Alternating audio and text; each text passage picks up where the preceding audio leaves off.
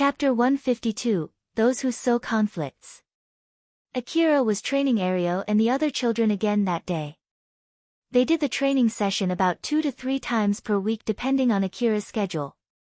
They would take a break if Akira was tired, or busy, or not in the mood, or just simply if he did not want to do it. While on the other hand, if Akira wanted to do it, they would do it all day. It was Cheryl's idea to treat Akira like that. Cheryl was planning to eventually reopen the relic shop, and it was obvious that she would be opening the shop even if Akira was not around.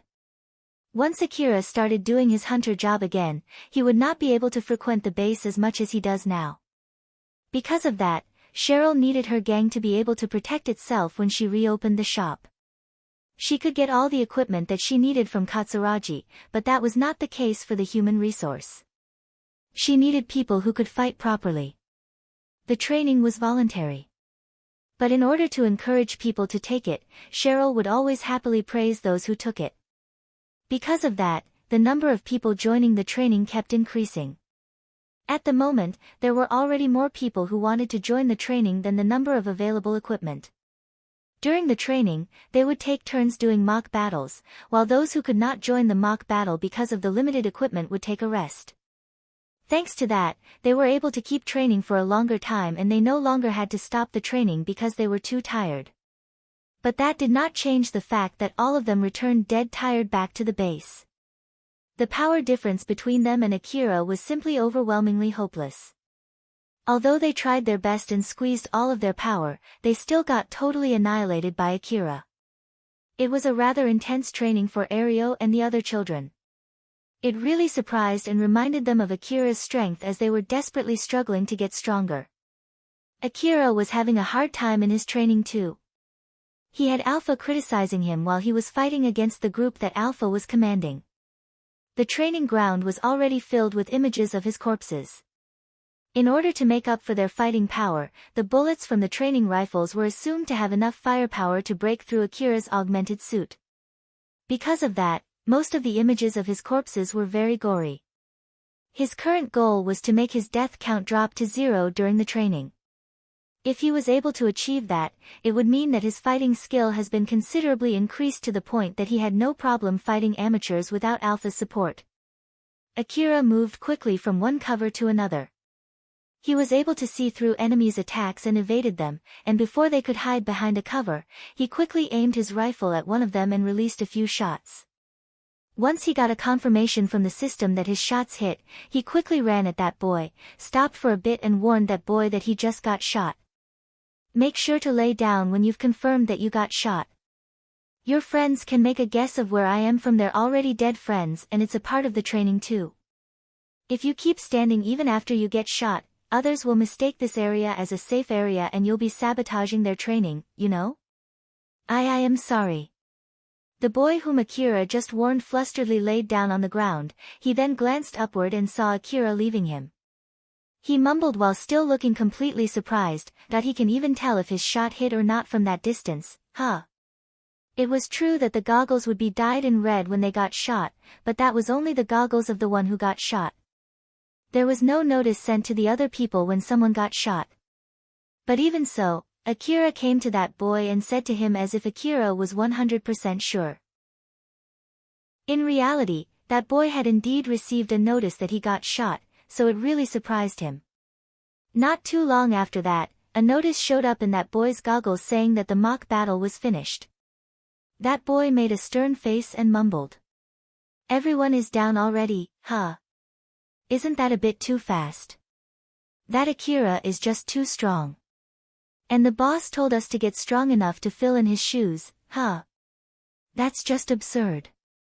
Well, it's boss order, so it's not like I have any other choice though. That boy smiled wryly as he pushed himself back up. It seemed that Cheryl's praises still had some effect on their fighting spirit even in that place. After Akira did a few rounds, he noticed something was bothering him. Alpha, it might be just my imagination, but don't you think that I've been winning a lot lately? I've been winning for a few consecutive rounds now. It's not just your imagination, you're really getting better. But it's not like I suddenly got better in this, right? It's true that your fighting skill has been slowly but surely getting better, but it doesn't make you super strong all of a sudden. So the reason for your consecutive wins, in this case, would be because they are lacking in their fighting skill. Lacking in their fighting skill? But they've been training just like me, right? So I bet it should not have that much of an effect on my winning rate. Well, if the reason is because they are tired, I can understand that. But they've been taking a rest in turns now, so it should be better than before. Alpha, have you been pulling your punches on me? Nope, as a matter of fact, I've been giving them more effective commands than before. Akira tilted his head, he looked genuinely confused. I see, so why then? Since they're starting to get used to fighting, I've been reducing my support to them other than the instructions. They lose their ability to see through the walls and covers if they get too far from you, or sometimes I stop showing them the bullet trajectory line. So other than my instructions, their fighting power is getting closer and closer to their real fighting power. And that's why the difference between you and their fighting skill is getting more apparent. Although Akira accepted that explanation as to why he had been winning a lot lately, he also felt a bit sad hearing it. It was training, so it would be meaningless if he was just overwhelmingly annihilating the other side. It might be still training for him to keep his guard up even when fighting weak opponents, but he thought that he did not have the time to be taking that kind of training. Can you return them back to their original state? If I continue giving them those kinds of support, their fighting skill would rely heavily on my support. Once their equipment and my support start getting in the way of the training, I would need to limit their usage. In the worst-case scenario, they might get even less useful than complete amateurs outside the training session. So considering the long-term benefit, I need to lower my support, and that's the reason why they can't even hold a proper fight against you right now. Akira smiled bitterly. That does hurt since I've been relying on your support. But Alpha smiled smugly and said, it's fine for you since I'm always around. Not to mention that you've been doing training like this where you don't rely on my support at all. In the first place, you almost got killed several times in the wasteland even with my support. So I honestly don't think you have the leeway to say that, you know? You can say something like that way later after you get even better at fighting. That's true. I need to get stronger first. But seriously, what are we going to do about this? It won't be much of a training for me if I keep one-sidedly beating them up. If this situation continued, Akira did not think that he might lose at all. He already had several overwhelming victories. So if they kept at it just like that, it would not be much of a training for both the parties. Alpha seemed to be thinking for a bit before she smiled amusedly and said, it can't be helped then. In that case, how about we put some handicap on you? Akira's vision suddenly changed. He could no longer see too far ahead and the sound around him was moderately damped, the sensitivity of his information terminal also significantly dropped. Akira looked a bit surprised. Alpha, is this the effect from the colorless mist? Yes. I'm trying to imitate the effect when you're in the middle of a colorless mist. It's just an imitation, so don't worry, it's not like you're really inside a colorless mist. Akira seemed relieved, it was just simply a handicap to reduce his winning chance and it was not like he was really inside a colorless mist. He then smiled bitterly and scanned his surroundings, he checked all the places that he had already checked in turns. Well then, let's get back on your training and give it your best. This way, your winning chance should be reduced, and if it doesn't change much, I'll increase the thickness of the colorless mist until it reduces your winning chance. Though, it seems that I don't need to do that. Right at the next moment, Akira's goggles were dyed in red. He got shot. Alpha smiled and pointed his finger to Akira's side. Akira followed the direction that Alpha was pointing at and saw a boy who shot him just now standing there looking completely surprised. That boy did not expect to be able to hit Akira with his shot. Akira sighed and looked down on the ground, that shot just now increased the number of the corpse images in that place by 1. He smiled bitterly at the image of his dead corpse lying by his feet. After that, thanks to his handicap, Akira's winning rate was indeed lowered. Akira and the other children would group up after 10 rounds for a quick Q&A session, and if there was no question, they would immediately move on to the next round. But that was not the case this time.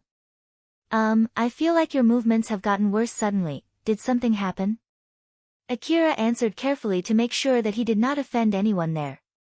I've been winning a lot lately, so I did a little adjustment. There's no need to worry about it.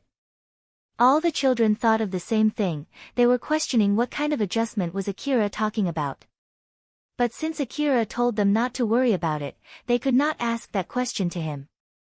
Not to mention, Akira himself did not look that happy since he had been losing a lot lately. It would be not wise to ask that question to Akira right now, so they just kept their mouth shut. They then continued the training. The other children who were taking a rest near the wreckages not too far from them were watching the ongoing mock battle. That was when one of them mumbled. But still, I wonder just how much stamina Akira-san has. He looks just fine when we're already dead tired like this.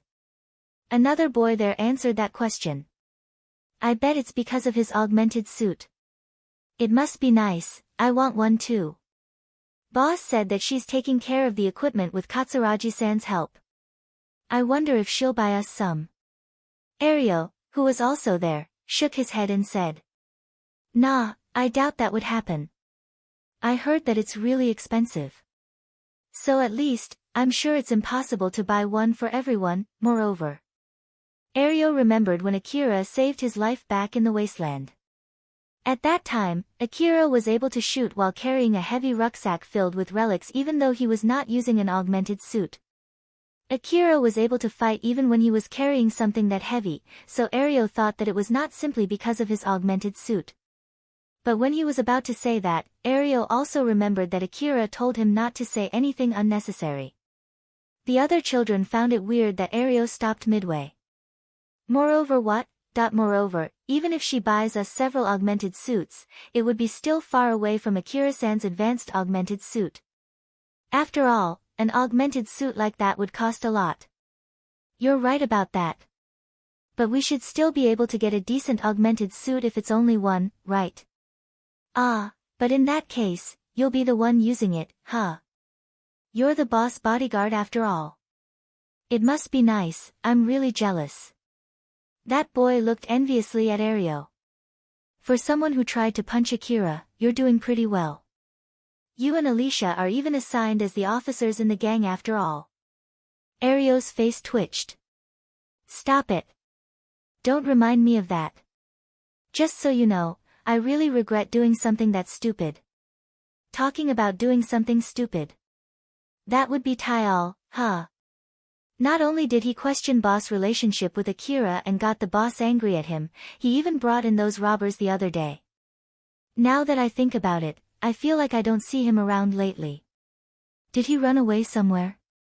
No, Alicia is still assigning him jobs, so he should be still in the gang. I feel like it's really only a matter of time though. If he doesn't run away, as long as he doesn't do anything big to make up for it, those mistakes would still weigh him down. For example. That's right, maybe like capturing that pickpocket. Ario thought for a bit before shaking his head. Nah, that won't happen. Akira-san did say that the pickpocket has a hunter stronger than him covering for her, remember? So, if he does that, in the worst-case scenario, that hunter might be coming for him this time. Just think what would happen if that hunter came to our base. So I'm sure it would only anger the boss if he does that. That's exactly why the boss also said that if we spot that pickpocket, we just need to report it later and there's no need to do anything more than that, remember? Now that you mention it, you have a point there. That guy really has nowhere to go, huh?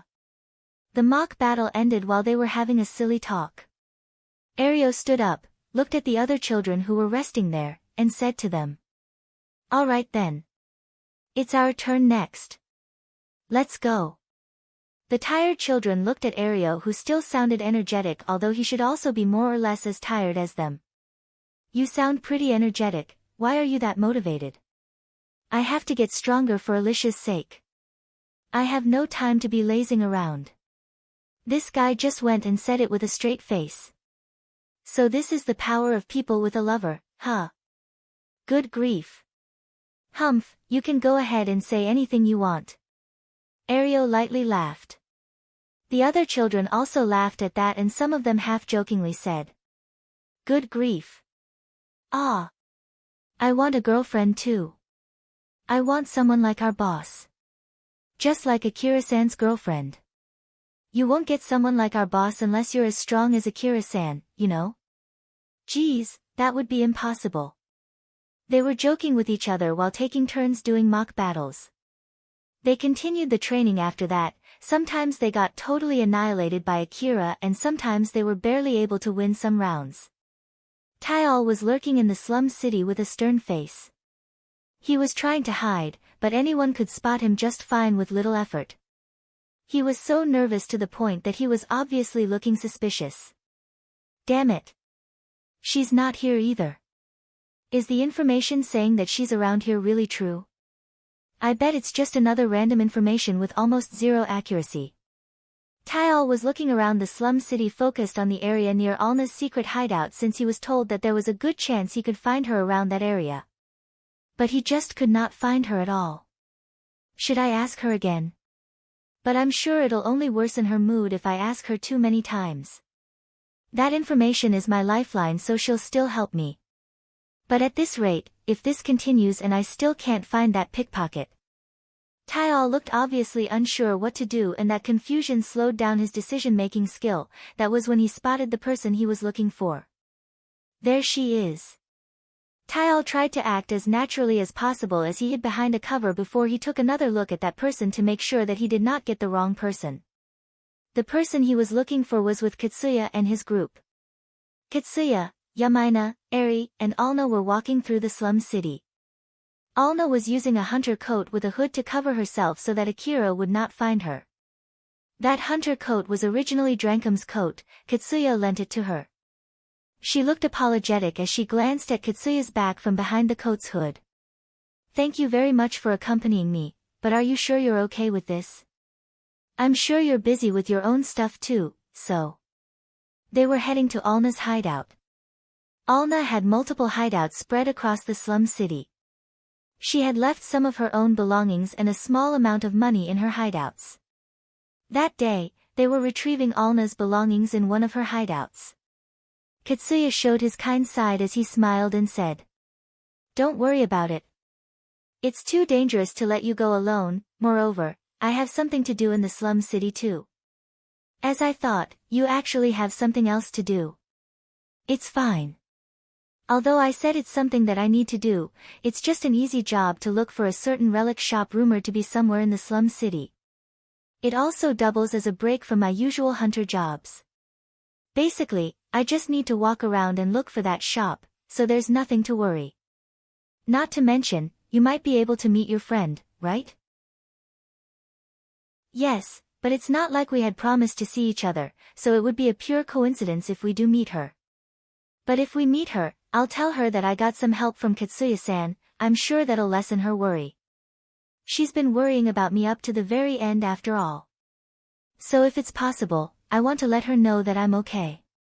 "I see, she must be a kind person." "Yes, I'm really proud to be able to call her my friend. And I always only bring her trouble."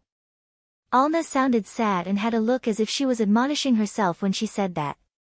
So Katsuya smiled at her and tried to cheer her up. "In that case, you need to make sure to return that favor one day. Don't worry, it'll be fine. And about that Akira who is chasing you, well, it might take some time, but I'll do something about it." "Katsuya." Alna stared happily at Katsuya with teary eyes. Katsuya just blushed and smiled back at her. Yamaina and Eri sighed simultaneously. They were thinking the exact same thing. Katsuya did it again. Katsuya tended to accept the request coming from girls and help them. Because of that, the number of girls who fell in love with him just kept increasing. More often than not, Yamaina and Eri had to help him solve those problems. And since both of them were in love with Katsuya, it was not like they could say no when he asked them. They would always just give up and exasperatedly help Katsuya. Both Yamaina and Eri noticed their sighing and looked at each other. Both of them understood what the other person was thinking about and smiled bitterly at each other. Tyal took out his information terminal and made a call. Yes, that's correct. I found Alna. Well, it is most likely her. The one that he was calling replied with a rather confused voice. Most likely. Make sure to confirm it first, will you?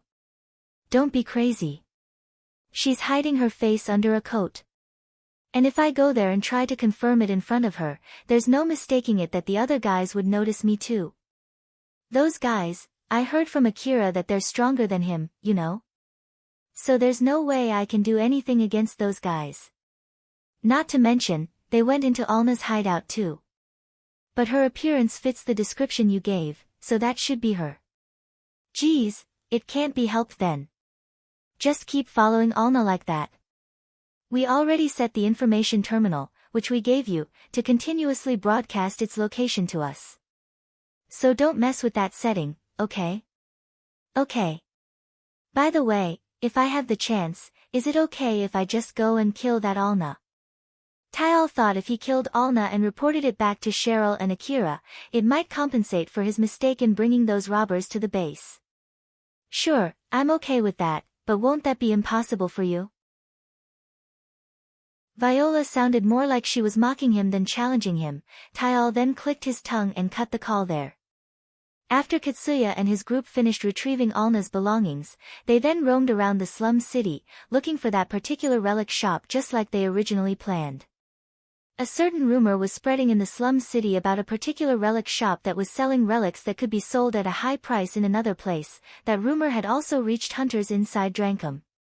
Lately, Katsuya's group had been doing jobs that were far away and were not gathering old world relics themselves. They had been mostly doing escorts for intercity transports or guarding certain facilities. Those jobs were more for the sake of building trust with the people that were employing them, and they were pretty effective in order to increase their hunter rank too. Guarding intercity transport was a relatively easy job if they were strong enough since they were able to check the danger beforehand. But there were many occasions where those transports were carrying important cargoes. So they could not employ just any hunters since those hunters might rob the cargoes instead. It needed trust, it was good for their track record, and it was easy to make sure that they could safely complete that request. Katsuya found that kind of job really pleasant. But being a hunter was synonymous with exploring Old World ruin and gathering Old World relics. Although he still had to go to the Old World ruin because of the request that was assigned by the gang, it was only helping the forward base in Kuzusuhara ruin, so it had nothing to do with gathering relics. Basically, he didn't get that much chance to work with Old World relics lately, so in order to make up for that, he thought of looking for the rumored relic shop. He then went to ask others to help him and it turned out into a pseudo-date. By the way, Alna, do you have any guess where that shop might be? You've been living around this area until now, right? I'm sorry, I did know there was that kind of shop in the slum city, but I don't know where it might be. Old World relics are expensive after all, so it's not a place for me who doesn't have money. Of course, it's a different story if you can find someone who has some relation with the people who manage territory. Moreover, most of them don't accept first-time customers. I heard that you'll need someone to introduce you to the place before you can get in. So I think it would be meaningless even if you know the location of that shop, that I thought that I will be able to find it if I just walk around the slum city, but it seems that it's not that easy, huh? I wonder what should we do so we can get accepted into that shop. Seeing Katsuya unsure about what to do next, Alna desperately searched through her memory for something, anything that might help him no matter what it was. It might be because she was rather desperate that she then said without much thinking. I heard that sometimes you can get recommended to that kind of shop from another shop if you have a good relationship with that shop and pay some money. And that shop doesn't have to be a big shop, it might be just a mere stand. So you can try being a good customer in some certain establishments. Or so I heard. Alna's voice was getting smaller and smaller before eventually vanishing. Because of that, Katsuya could not completely catch what she just said. What shop? Alna blushed and said, brothels. Most of the brothels in the slum city receive support from the gang overseeing the territories where they are doing their business, and it's not rare for them to introduce their customers to relic shops. Since their customers are often hunters who return back from gathering relics, they also often get paid with relics. So using that connection. But it has nothing to do with you, right? Katsuya blushed and flusteredly replied. Oh, of course. Yamina smiled menacingly at Katsuya and said to him. If you say you do, I'll deliver you a good punch, you know. Yamina was being serious, so Katsuya flusteredly said. Of course. I have nothing to do with that. Mizuha-san also warns me not to go to that kind of place, you know. Does that mean that you've gone there before Mizuha-san warned you? And no, I didn't mean it that way. Katsuya was wincing back from Yumina's intimidating aura. Eri suddenly interjected with a stern face. Katsuya. No, Eri, it's a misunderstanding. We're being followed. Katsuya's face immediately returned to its seriousness. Since when? At least for the last 30 minutes. Yamina also had a serious look as she asked Eri. Are you sure you're not mistaking it? I highly doubt anyone would be going in the same direction as us for 30 minutes unless they're tailing us. Katsuya, Eri, and Yamina immediately raised their guards. The one who was following them was Taial. Eri actually noticed him long back, but she was letting it slide for some time to make sure he was really tailing them. But Taial thought that it was simply because they had not noticed him yet. They then slowly approached Taial while covering Alna. Taial finally realized that they noticed him, but it was too late. Katsuya was already close to him. Taial was completely scared in front of the people who were way above him both in skill and equipment. He could not muster the courage to run away and stood frozen right where he was. Katsuya exuded an intimidating aura while staring at that Taial. What is it? Why are you tailing us? What are you talking about? Taial looked completely scared as he tried to dodge the question. Katsuya put some more pressure as he lightly threatened Taial. Sorry, but I already gathered some information beforehand. If you won't tell me anything unless I hurt you first, I don't mind doing that, you know? Taial immediately confessed. All right. I'll tell you everything. I was asked to follow you. I'm really sorry. Please just let me go. By who? There, that man over there. Taial pointed behind Katsuya as he said that. In truth, he was actually just pointing in a random direction to divert their attention. He was planning to run away the moment they looked away. Katsuya's group looked back to confirm it. Taial was about to use that chance to slip away, but he suddenly stopped. There were 4 men standing in the direction he pointed and all of them were looking in his direction. Those 4 people were Kadal and 3 other men from Shijima's gang. Chapter 153, Training Opponent. Kadal was comparing Alna, who was standing next to Katsuya, with the picture displayed on his information terminal. There's no mistaking it. That's her. It's the one with the coat. The other men looked at Alna and tensed up. So that's her, huh? Then who are the others? Her friends? No idea. And I honestly don't care. Our target is that girl. If it's possible, we need to capture her alive, if not, we're allowed to kill her. Let's go. Seeing Kadal and his men approaching them, Katsuya's group started to feel nervous.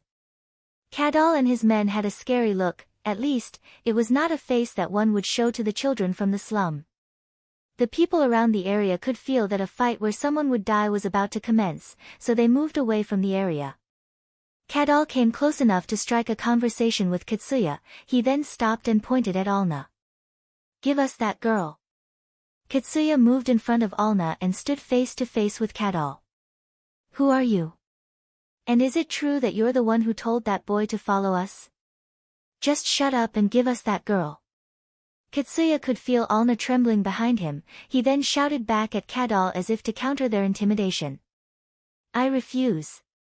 Normal people would back down from that pressure, but that was not the case for Kadal and his men. Instead, their expressions tensed up, they reached for their rifles and readied themselves for a fight.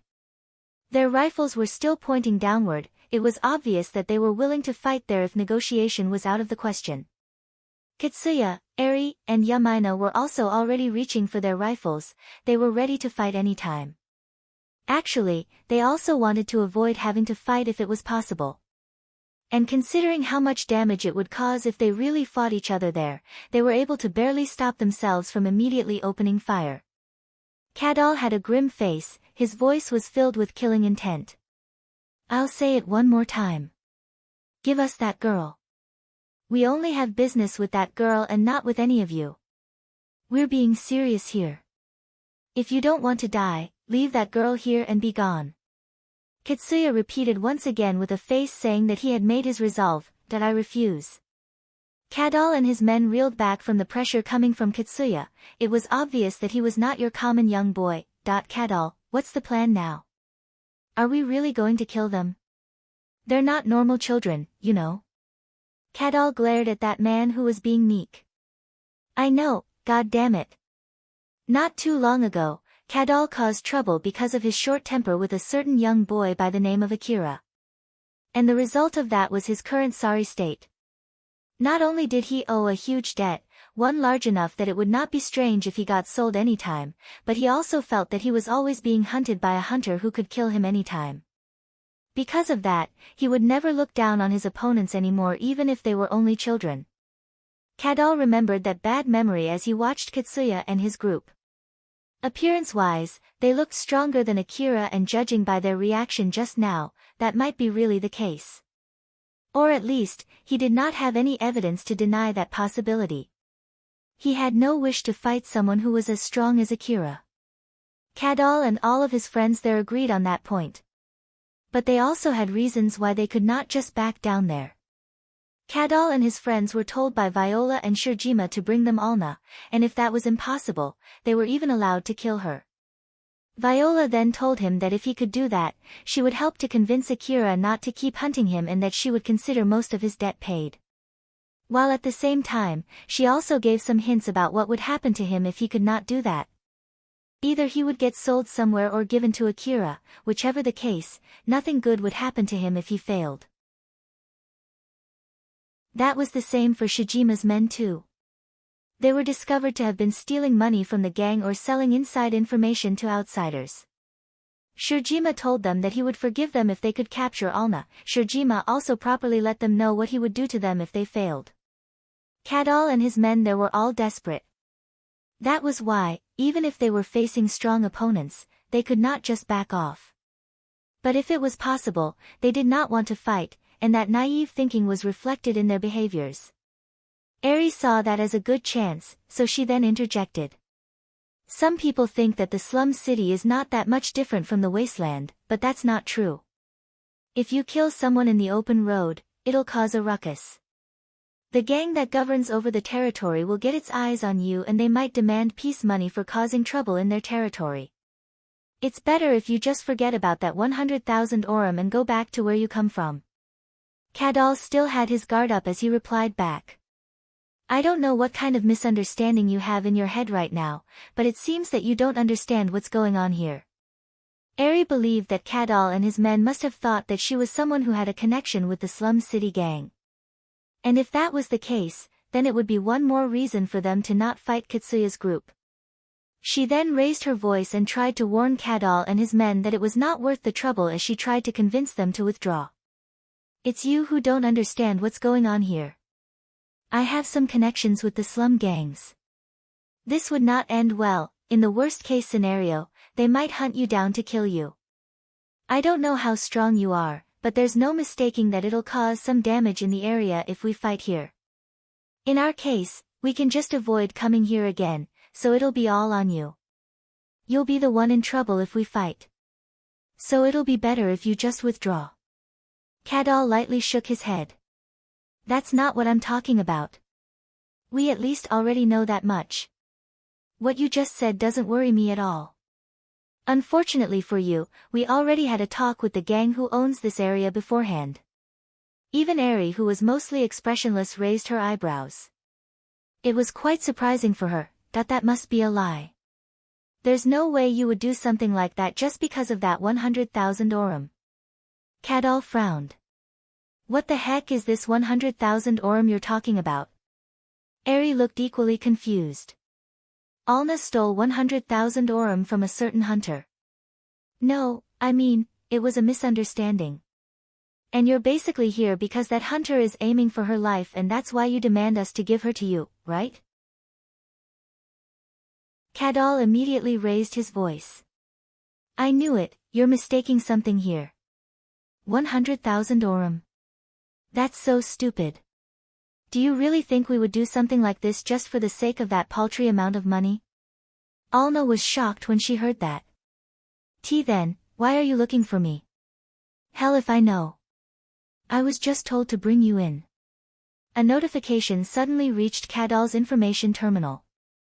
When he checked it, he was both troubled and surprised. He looked really troubled as he frowned and said to Katsuya, it was obvious from his face that he was equally confused as Katsuya's group. 20 million orum. If you give me that girl, I'll give you 20 million orum. What do you think? Katsuya could not help but gasp. Ha. You didn't hear it. It's 20 million orum. If you hand over that girl, I'll give you 20 million orum. I don't think there's any need to think about it, give her to us now. Kadal extended one of his arms towards Katsuya's group who were still dumbfounded. Alna quickly returned back to herself and grabbed strongly on Katsuya's back while trembling. It was a good amount of money just to hand over her after all. Katsuya could feel Alna who was clinging to him, he instinctively raised his voice. Do you really think I would fall for that? I'm being serious here. Are you questioning it? Well, that's understandable though. Kadal understood Katsuya's feelings. After all, even he himself could not believe what he just said. But that was what was really written in that message from Viola. He did not question it as he only did what he was told to. I'll give you some deposit first. Tell me your bank account, I'll immediately transfer the money. Or is it that you prefer cash? Kadal was waving, urging Katsuya to hand over Alna as he made his offer. That was enough to make Alna tremble even more. Katsuya could feel Alna shivering behind his back while there were Kadal and his men who urged him to hand her over to them in front of him. Katsuya, who was stuck in between the person that he had to protect and his enemies replied, or more like, yelled. I refuse. I won't give Alna to you. Kadal's expression was filled with shock and confusion. Why you? Are you right on your head? It's 20 million orum, you know. Are you seriously throwing away 20 million orum for that girl? It's not about money. I've promised her that I'll protect her. Kadal and his men who already relaxed, thinking that there was no need to fight, reeled back from the pressure coming from Katsuya's declaration. Katsuya then put more pressure on his voice and yelled. Go away now. Kadal and his men inadvertently took a step back. Although it was involuntary, once they made a move, it was difficult to change the flow now.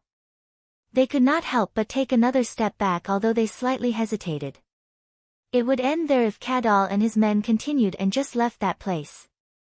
When everyone there thought so, a gunshot suddenly echoed. When Katsuya's group was talking with Kadal's group, Tyal slowly slipped away from that place and hid in one of the alleys.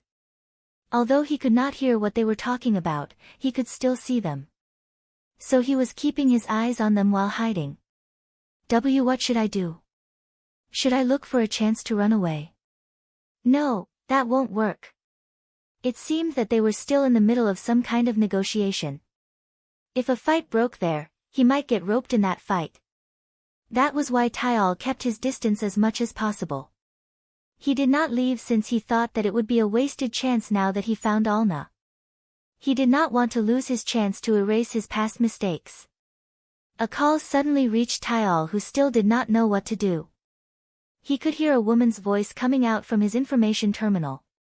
What's your situation over there? Can you tell me what's going on? Tyal told that woman what was going on there, then that woman replied with a cold voice. I see, I guess this will be the end of our connection. What? Why? Well, you can't make up for your mistakes, right? So basically you won't be able to stay in Cheryl's gang any longer, which means that you won't be able to give me any insider information, right? Then there's no benefit of keeping this relation. Wait for a sec. Nope, I won't wait.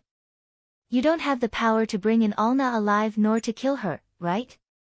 I don't know whether Cheryl would kick you out of the gang or Akira would kill you, either way, you're as good as dead now. Well, in the unlikely chance that you get lucky, just call me again. So, until next time. The call ended there. With this, Tyal also lost his support. He was filled with shock and anger. In that messy state of mind, he remembered a sentence from that call. In the unlikely chance if he got lucky. Those words ran on a repeat inside his mind as he looked at what was in front of him. Katsuya and Kadal were arguing about Alna. Tyal had no power against any of them.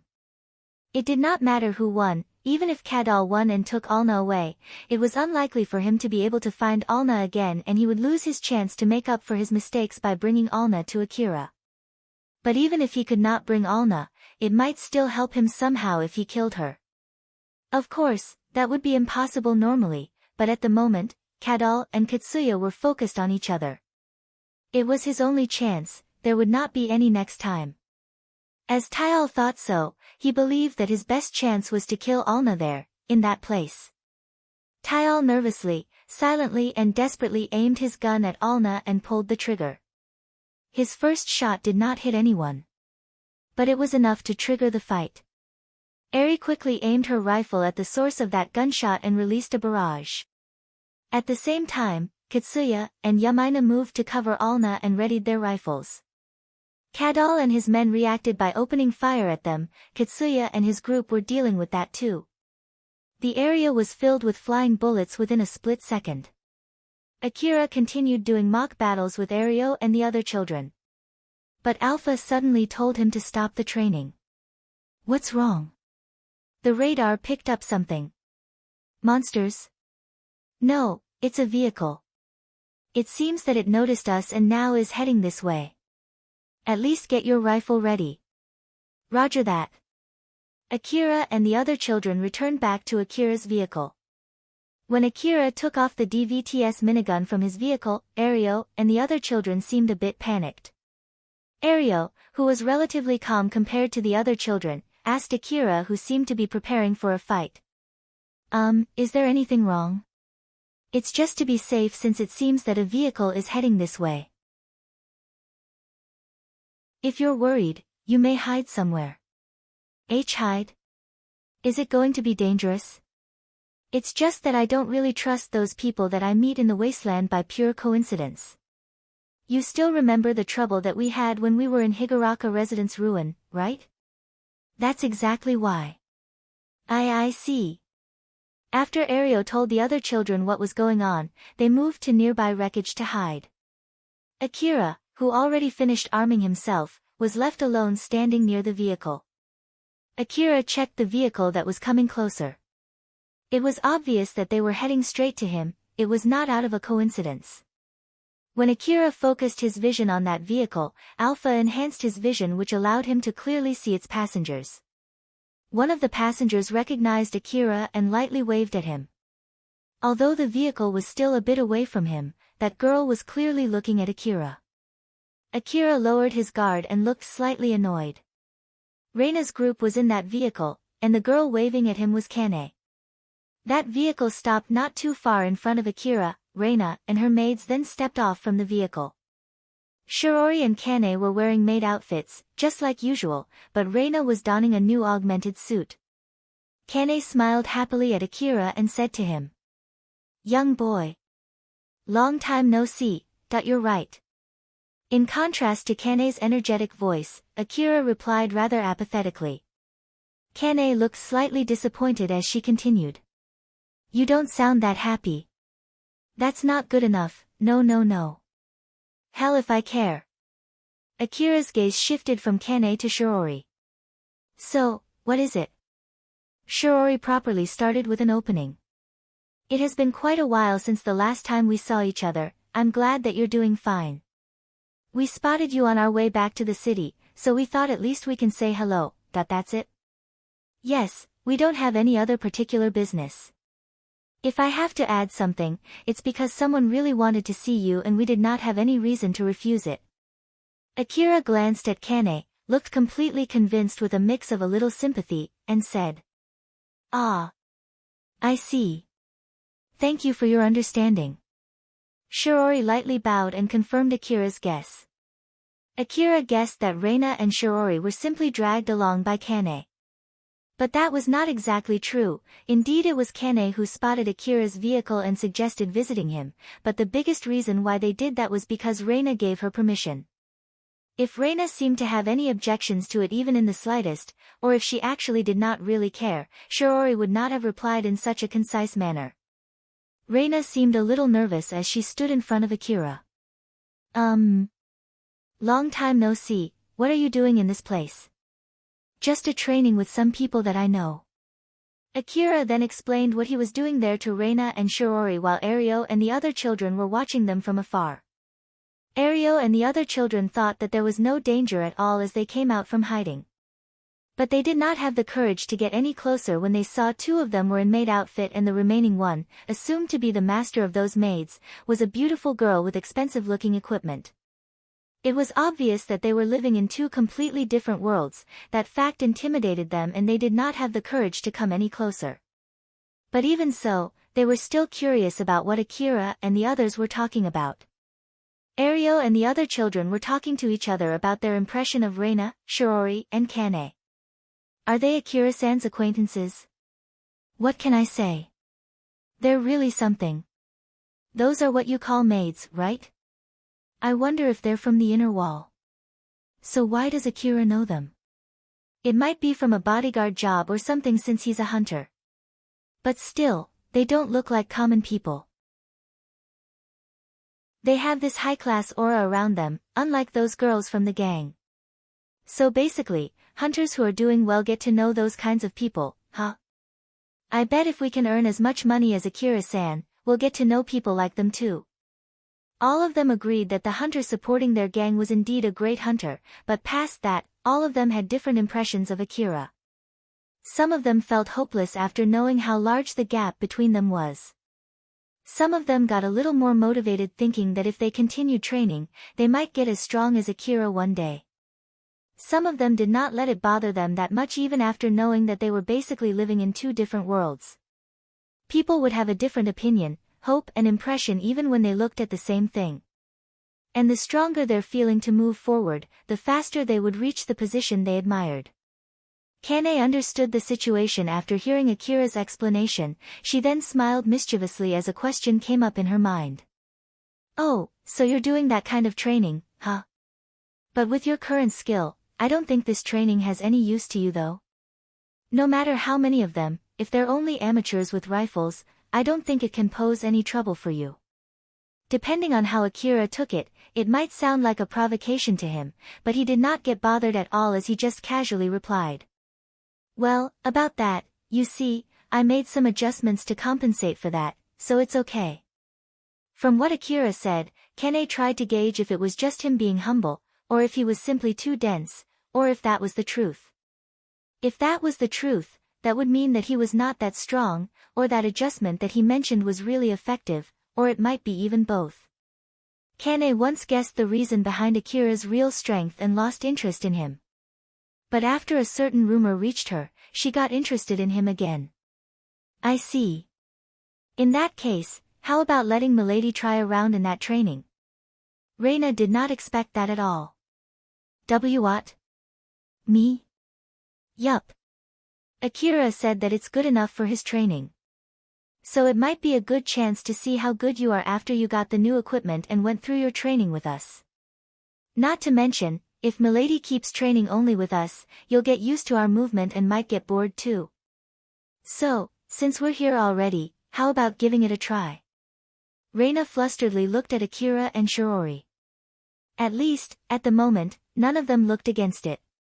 Akira then lightly warned her. I don't really mind, but just to let you know, I can't guarantee your safety. Shiori immediately asked a question with a serious face. Is it something dangerous? From what I can understand, you are using empty magazines with no bullets and the hits are only decided based on trajectory line calculation, right? I don't think that it's dangerous. But it's not like I gave all of their magazines a check.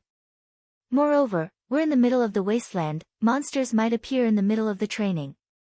So I won't take any responsibility for safety.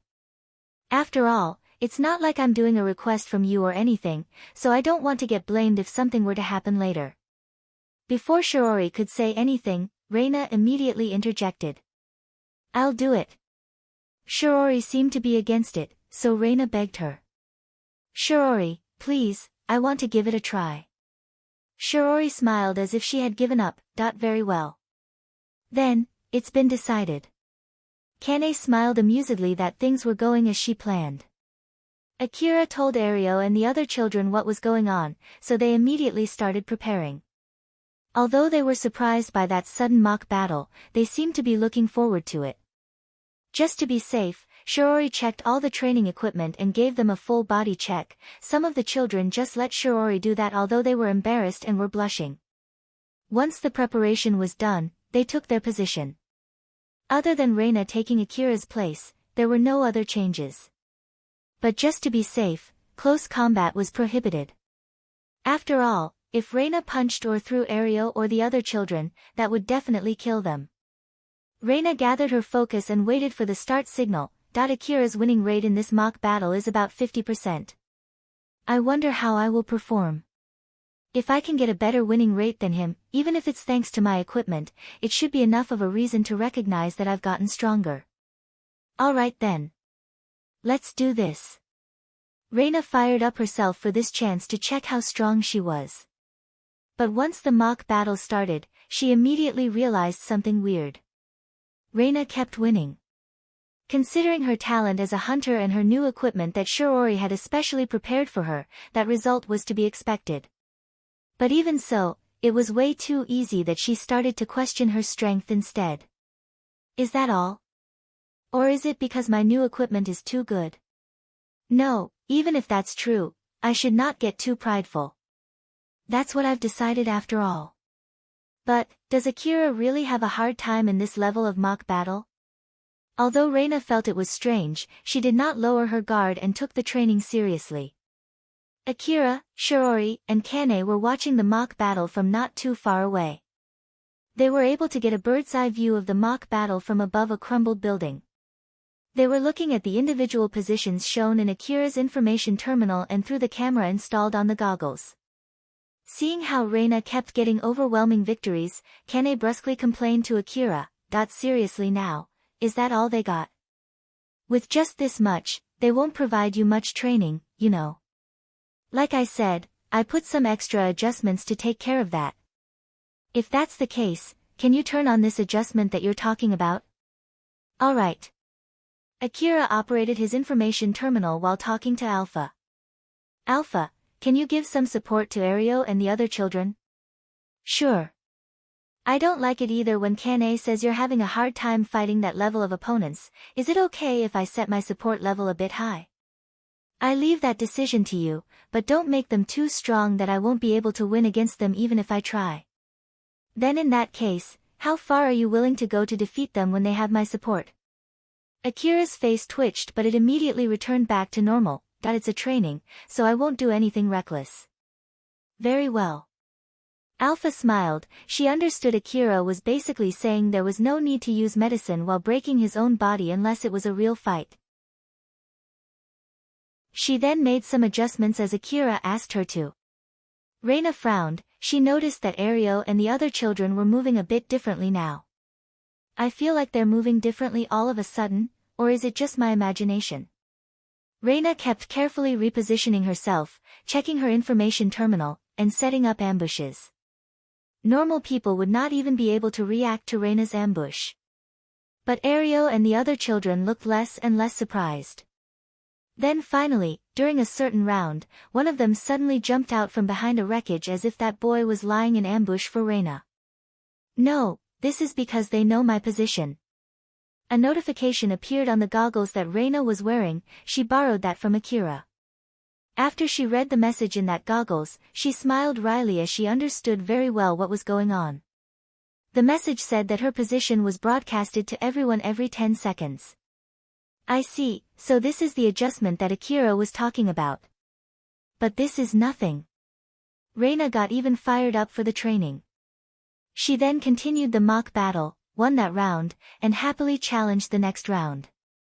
But that did continue for long. Every time Reina won, a new message appeared on her goggles. The handicap given to her was getting bigger and bigger. Her position that was originally broadcasted in a fixed interval changed so that it was broadcasted constantly. Her opponents had to take a proper aim to hit her before, but now, they could even just use one hand to hold their rifles to register a hit. Up until now, a hit would be enough to register a kill, but now she needed multiple hits and that number kept increasing. Her opponents started to get more bullets per magazine to the point that it was virtually unlimited. Moreover, her opponent's bullets started to pierce through wreckages and rubbles. Reina used her expensive and advanced equipment to the best that she could as she fought desperately, thus showing a fight that was worthy of those equipment. But just as expected, she got shot and lost. After her winning chance dropped way lower than 50%, some of the handicaps were removed and she finally got a victory after a long streak of losing. After that, her handicap got readjusted every time she lost or won until her winning chance was stable around 50%. Reina smiled bitterly and mumbled. So this is what he meant when he said that he only had 50% winning chance. But then she smiled as if she just decided to forget about it and said, "But well, I still can give a good fight with all of these handicaps. I think it should be enough as proof that I've gotten stronger. It might be all thanks to my new equipment. If I had these equipment back in the Saranthal building, I would have been able to fight better. I understand it very well now. It's all because of my stupid pride." Reina realized that her resolve to get stronger from back then was the correct decision and smiled. It was the right time to end the training. Since Akira did not tell her to rest, she kept on doing the mock battles, but as expected, she overdid it. As Reina thought so, she decided to return back to Akira and Shiori. When she returned back to Shiori, Reina was dumbfounded seeing Akira engaged in a fight with Kane. Chapter 154, A Weirdo's Way of Thinking. When Reina was desperately fighting the mock battles, Kane peeked at Akira's information terminal to see the details of the adjustment and lightly smiled. "Akira boy, isn't that too much?" "Is that so? But I think she's doing pretty well, you know. That's because of the equipment that Ain-san especially prepared for her. What about you? Can you win with those handicaps?" It's not about winning or losing, it's about whether it's a good training or not. Akira did not think that he had a good winning chance with all those handicaps. He would have to perform some reckless moves in order to win. But for some reason, he did not feel like saying that, so he just came up with a different excuse. Kane lightly laughed. She did not expect Akira would give such a childish reply. "Well, that's true. But if you use that level of difficulty as the base indicator, you'll need to do some reckless stuff to be able to win. And once you get used to doing something like that, you might also do some reckless stuff out of reaction during a real fight. Personally speaking, I recommend doing an easier training where you can more or less maintain a 100% winning rate." Akira looked surprised. He never expected that someone who looked so reckless as Kane would say something that prioritized safety. "What? Nothing." Akira looked away from Kane. Shiori seemed to be moderately amused by that exchange. Well, that doesn't really matter. By the way, Akira boy, are you free? Want to have a light spar with me? No. Now, don't say that. This is also a training, something like an equal exchange. Equal exchange? Yes, you can't do mock battles when Milady is doing mock battles. It can even be said that Milady is taking your chance to do training. So to compensate for that, you can have a CQC training with me. I bet even if you can have shooting training with them, you can't do CQC training with them, right? I'll be sure to properly train you. You can get training for free when you would normally need money to get this kind of training, you know. So, what do you think?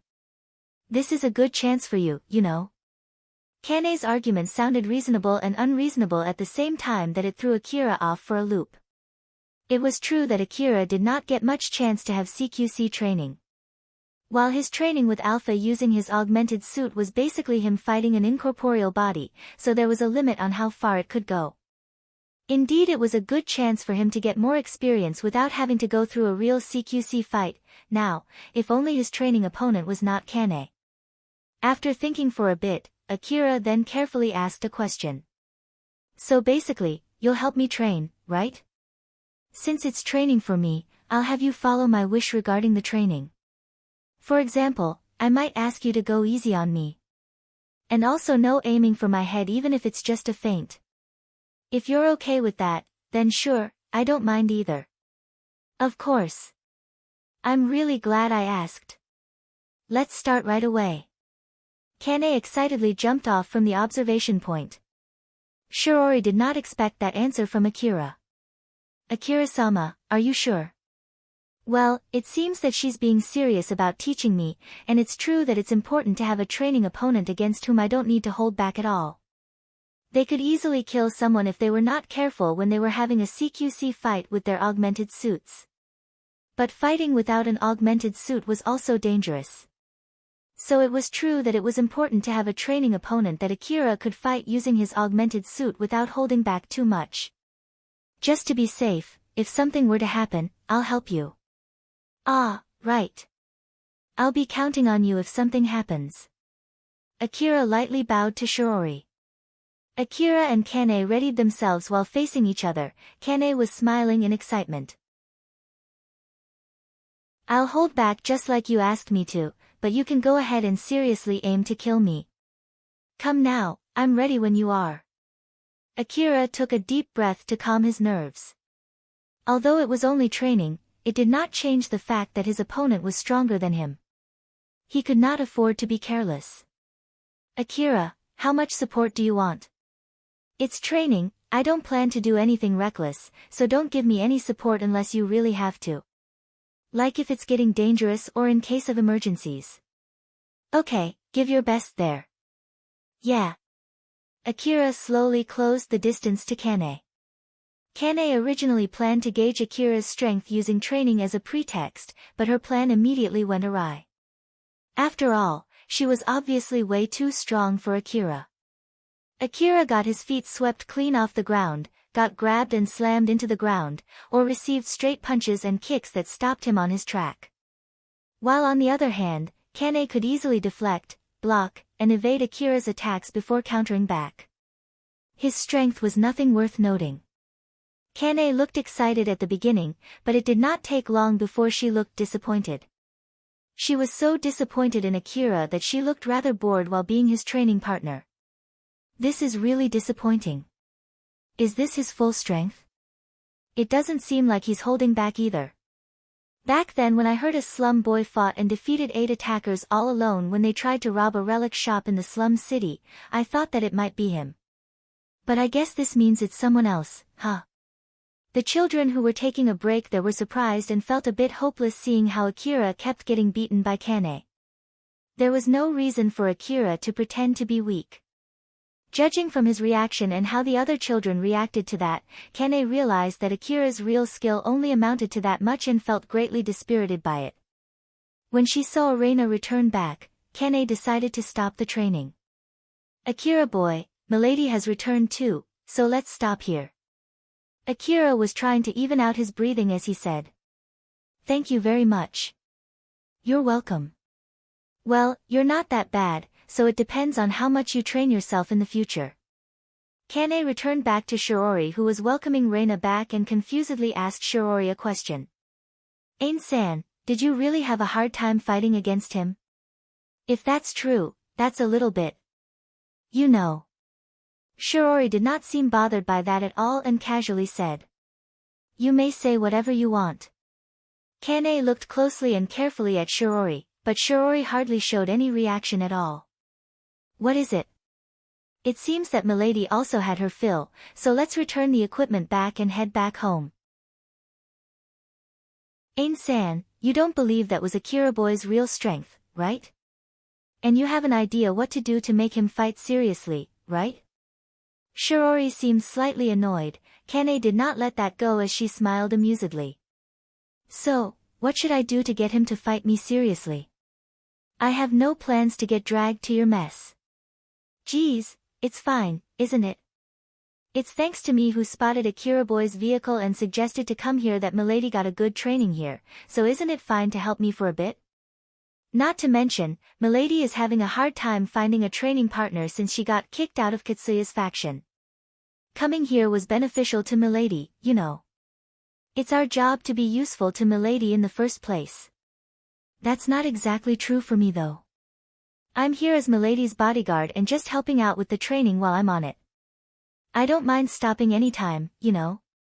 Shirori sighed. It was difficult for her to say no when Kane brought up Reina's training. But she honestly did not want to just help Kane out. So she decided to pick another option. In that case, I'll go and discuss it with Akira. So give me 1 million orum. Why you're going to make me pay? Of course, we're helping each other when it's out of our job description, right? I don't mind if you want to stop here. Ah, alright, I'll be leaving it to you then. Judging from Shiori's character, it was unlikely that she would keep that money for herself.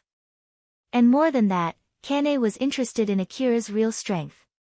So after a short consideration, she decided that she did not mind paying that much money. We have a deal then, I'll deduct it from your wage. You won't get your money back even if I fail, okay? Eh? That's unfair. Shirori just left complaining Kane behind to have a talk with Akira. Although it was originally a half-joke to make Kane forget about it, not that they had a deal, she only had one job now. She smiled at Akira and made a request to him. Akira-sama, can you please do another round with Kane? Consider it as a request for Akira-sama. Akira frowned. One more time. I believe that we did enough just now though. No, this is a little bit different. It's not Kane helping you train, it's more of Akira-sama helping Kane train. The reward will be 500,000 orum. It'll be paid in full upfront. The request will be completed once Akira-sama works hard enough to earn that 500,000 orum. That will be all, will you accept it? Akira slightly frowned since he felt like Shirori was able to see through him. He then started considering whether to take that request or not.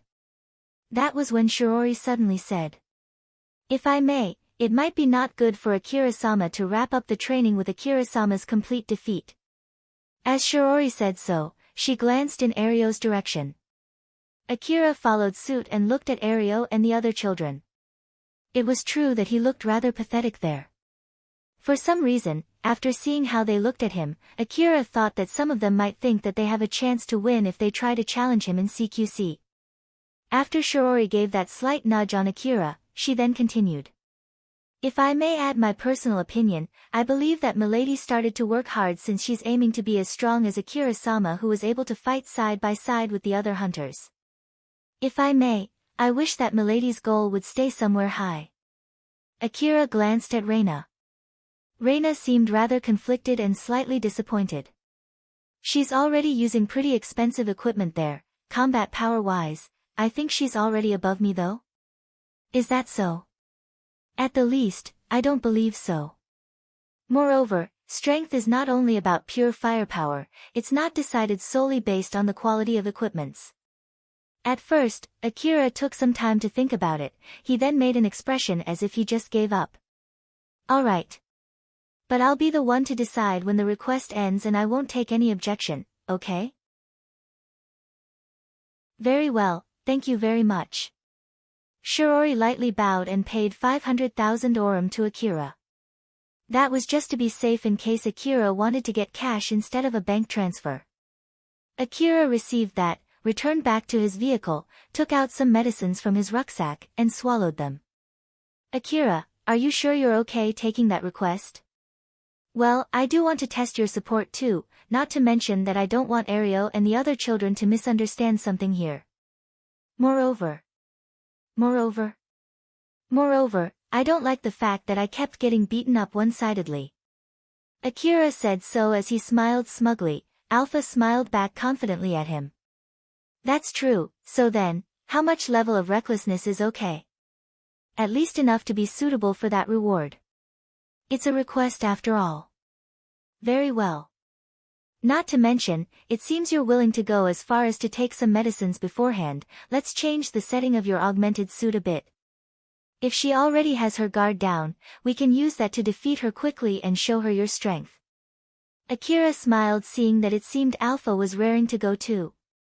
Akira and Kane were facing each other again.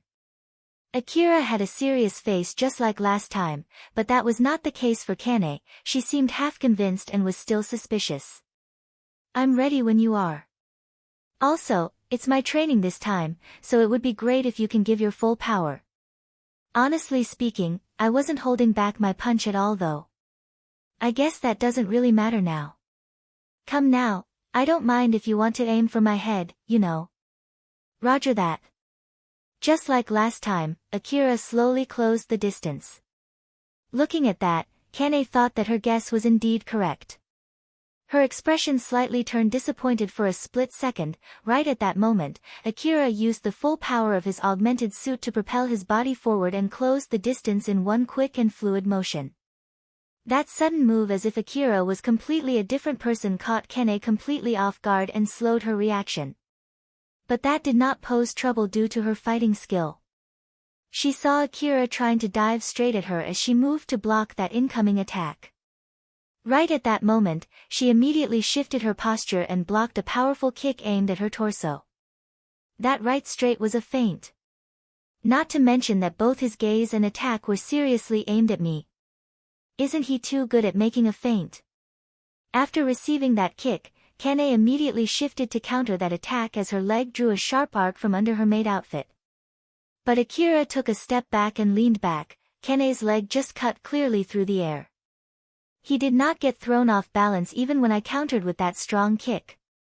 And that reaction time. He immediately moved away to evade my attack right after his kick. Or more like, he didn't even look at my kick, did he? Kane used the momentum from her kick to shift her posture and changed the trajectory of her kick. But Akira immediately ducked and evaded that too. Now that Kane had her both legs off the ground, Akira zoomed in to throw an attack. Still too naive.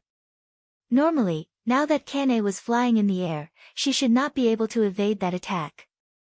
But both of Kane's legs were armed with force field armor.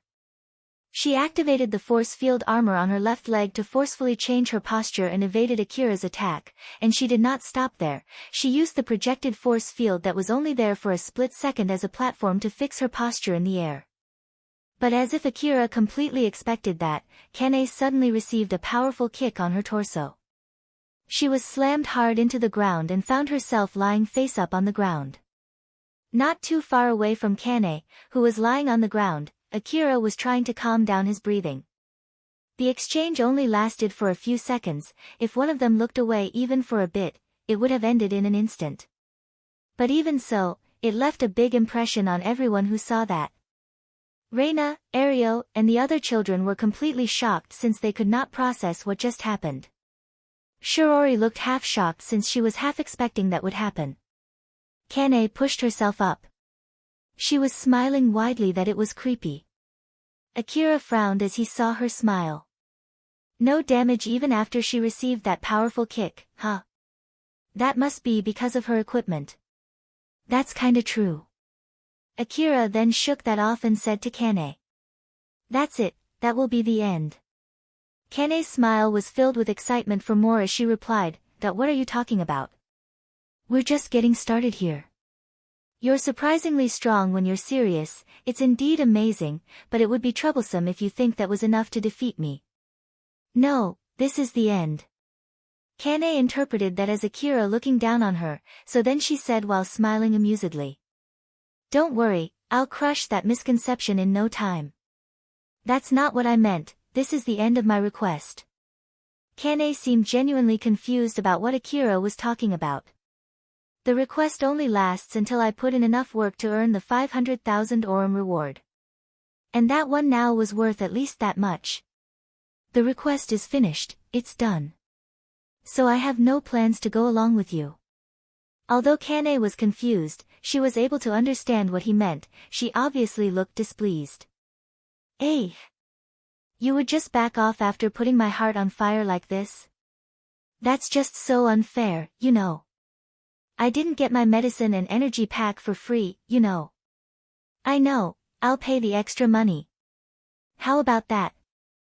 Still no. My augmented suit is in a rather bad state, you see.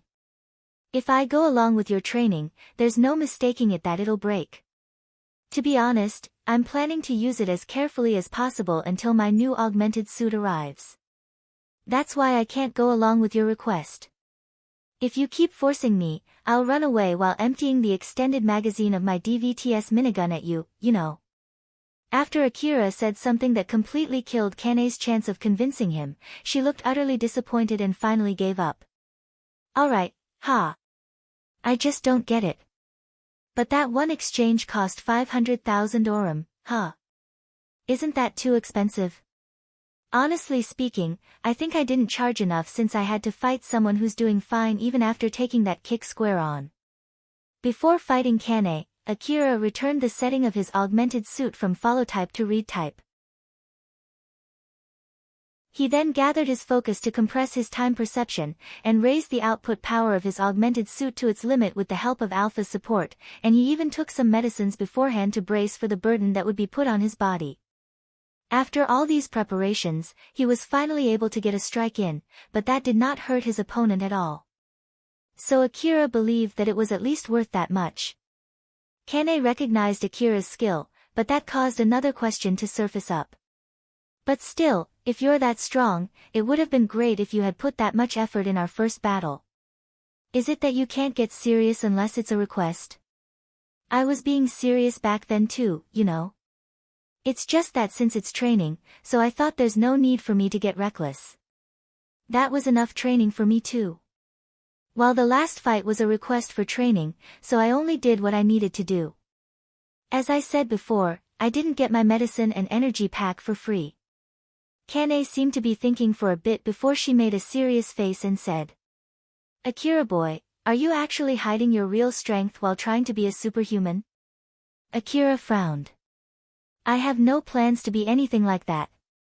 Someone else also asked me the exact same thing not too long ago, so let me say it again, that's not true. I have no plans to be strong enough to be able to throw a tank with my pure strength, that I see. Kane somehow looked amused. There was a trace of favorability toward Akira in her gaze, but it was much closer to a favorability toward a rival or someone who was of the same type as her.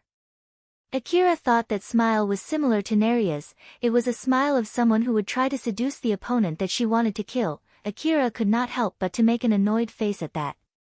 After that, Reina's group thanked Akira and left. Akira looked tired as he said, Alpha, I somehow feel tired. Is it okay if we finish the training here today? Sure, do you want to head straight back home? Or do you want to let Ario and the other children continue the training themselves? Let's see. I guess I'll let them continue the training themselves, huh? It's their precious opportunity to train, so I would feel bad if I send them all back just because I don't feel like doing it. Alright. In that case, let's break them into 2 groups and set them to fight each other, then I'll have you observe their fight and take notes. It's important to be able to do that kind of analysis too, you see. Ario and the other children continued the training by themselves for some time after that. Akira did not join them at all, and when the time was right, they decided to wrap up the training. That was the first training session where they finished before Ario and the other children got too tired to do anything. After they left, Akira, Reina, Shiori and Kane headed back to the city. Kane sounded rather happy as she said while driving the vehicle. Well, although it was rather unfortunate, I'm glad that we visited Akira boy. It served as a good training for Milady and I got to see how strong that Akira boy is. To be honest, I didn't expect him to be that strong. That explains why Ain-san had a hard time fighting him. So then, Milady, how was the training?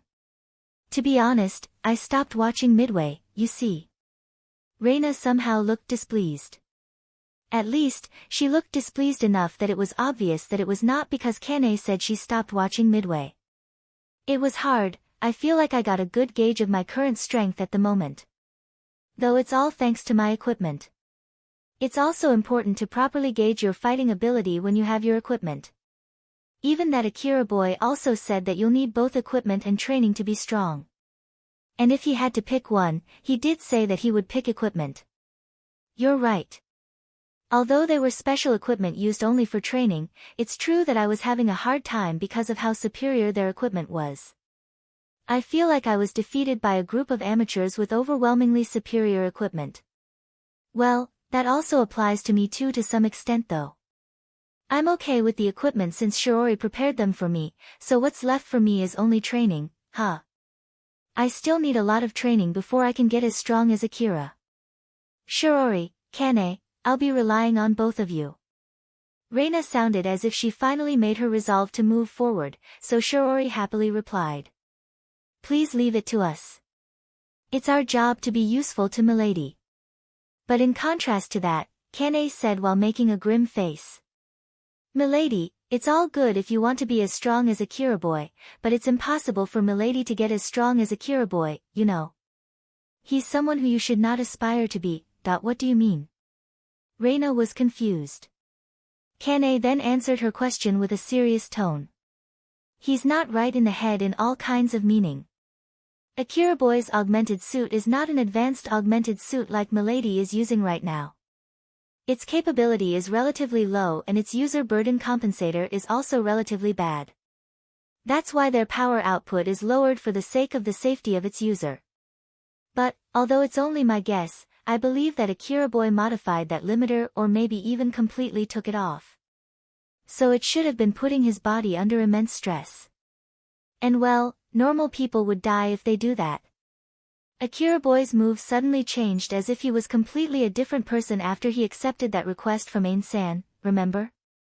Oh, did you even see that fight? I did, he suddenly became surprisingly strong. That's the difference when he was willing to put that burden on his body, you see. The reason why he took medicine beforehand was because he would die if he didn't do that. Is it really that bad? It didn't seem that bad though. In that case, would you like to give it a try? You should be able to try it if we change the setting on your augmented suit. Kane said that so casually, but Shiori immediately interjected as if she was scolding Kane. Kane, stop talking nonsense. Milady, it's really dangerous, so don't even think about it no matter what. Reina frowned, she understood the danger of doing something like that from how Shiori sounded there. Kane lightly giggled and said.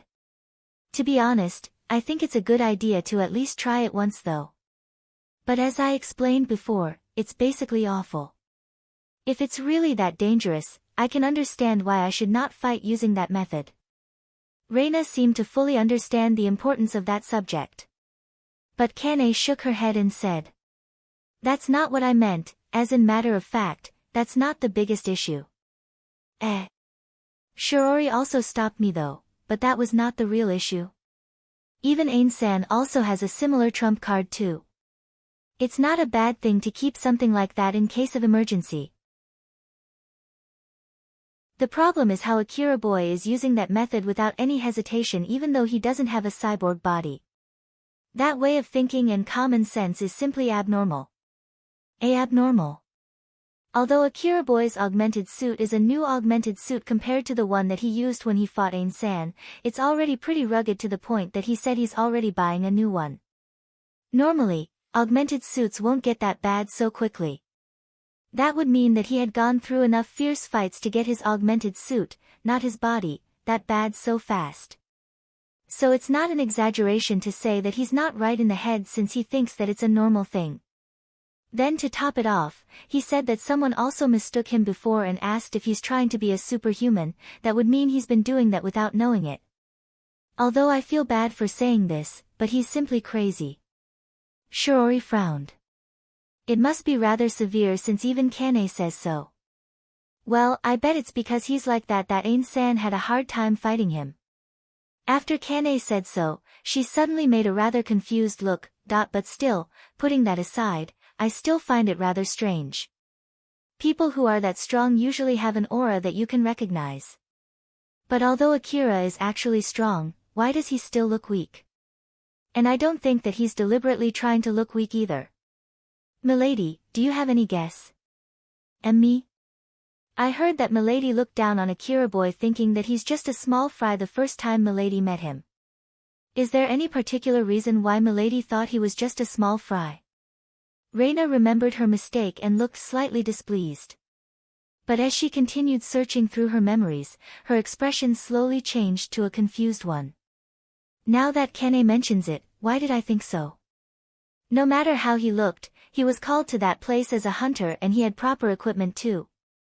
Was it simply because there was something that I did not like about him? No, I only felt so after I talked to him. I thought that he looked weak even before I spoke to him. That's why when he refused our offer to work together, I got irritated and... Is it because Akira is just a small boy? But I think he's more or less of the same age as me though. Shiori was also searching through her memories as to why she misjudged Akira's strength. She then remembered Shikarabe's answer when she inquired about him and realized that Shikarabe also had made the same mistake as her. This could not be just a pure coincidence, there must be something behind it. Although Shiori could not identify what this something was, there was no mistaking it, something was causing it. As she thought so, she decided to be more careful with Akira. Ain-san, did you get anything? What are you planning to do with that information? As Milady's bodyguard, it's so that I won't lower my guard even if my opponent looks weak. But then Shiori replied back causally. Nothing in particular came to mind except the shame from the mistake I made. So you should be careful too. Yes ma'am. Kane noticed that subtle change in Shiori's attitude and smiled excitedly. This Akira boy is really an interesting boy. The more I know about him, the more questions come up about him. I wonder if I can get a chance to properly fight him soon. And so, her interest in Akira got even deeper along with her smile.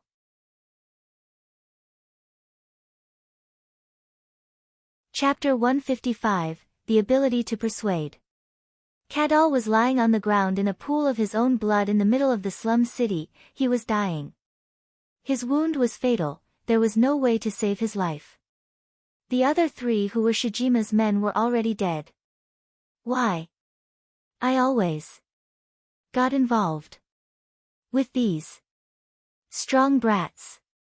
If he had not met Akira that day, he might have not been in this situation right now.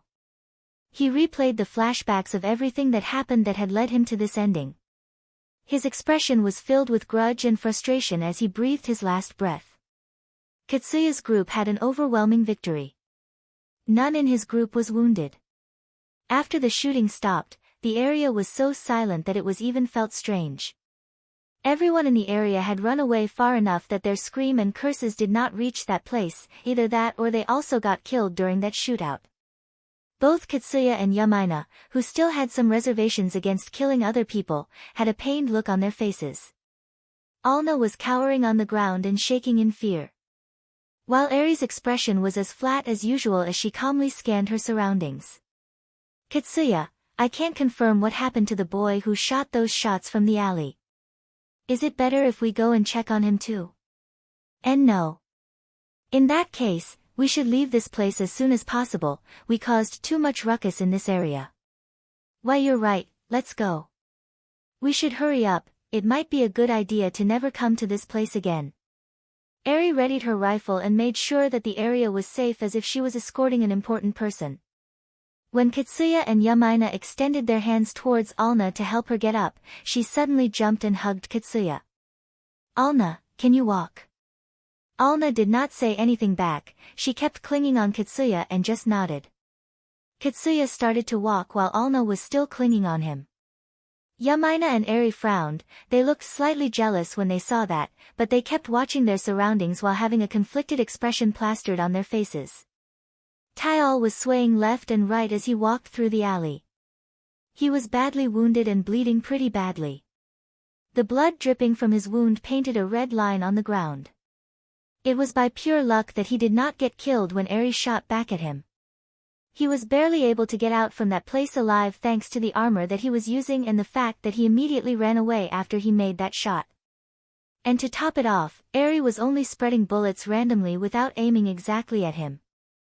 Tyal kept on walking through the alley with his fading consciousness, but it did not take long for him to hit his limit as he collapsed into the ground. He did not have the power to push himself back up. Both his consciousness and his life were fading away. In the middle of the terror that he felt from the approaching death due to the bleeding, he could see through his blurry vision someone walking toward him. He then heard a man's voice. "HM. If I'm not mistaken, you're from Cheryl's gang, right?" Tyal squeezed out his voice to beg for help. Help me." Tyal knew that man was Yatsubayashi. "Ah, if I'm not mistaken, you're that boy, right? The one who took those attackers into Cheryl's base? The guys that I treated were complaining about you. I don't know what happened to you, but you're not looking good at all there. Help. I don't mind fixing you, but just how much do you think that would take? Can you really pay for it? Or is it that Cheryl will pay for it? That doesn't sound like a yes." Tyal was filled with hopelessness. Looking at that, Yatsubayashi lightly smiled and amusedly asked him a question. "In this case, since you can't pay for the treatment fee, it won't be a treatment, but an experiment. I won't force you to take it though. I'll take it." Tyal was barely able to squeeze out his answer and immediately fainted after that. Yatsubayashi did not panic at all, he lightly smiled and said, "We have a deal then." Yatsubayashi took out a syringe from within his pocket and injected its content into Tyal's neck. The syringe was filled with a glowing green liquid and that liquid was injected into Tyal's body. "Don't worry. I can still save your life. We're both lucky here, don't you think so?" Yatsubayashi was indeed lucky to find Tyal in that situation, but that might not exactly be the case for Tyal, or at least, it was still unclear if he was really lucky or not for meeting Yatsubayashi there. Cheryl was giving Akira a short report from what he asked her to do. The reason why she was being nervous was because of the contents of the report. It was about Alna and it seemed to be immensely annoying Akira.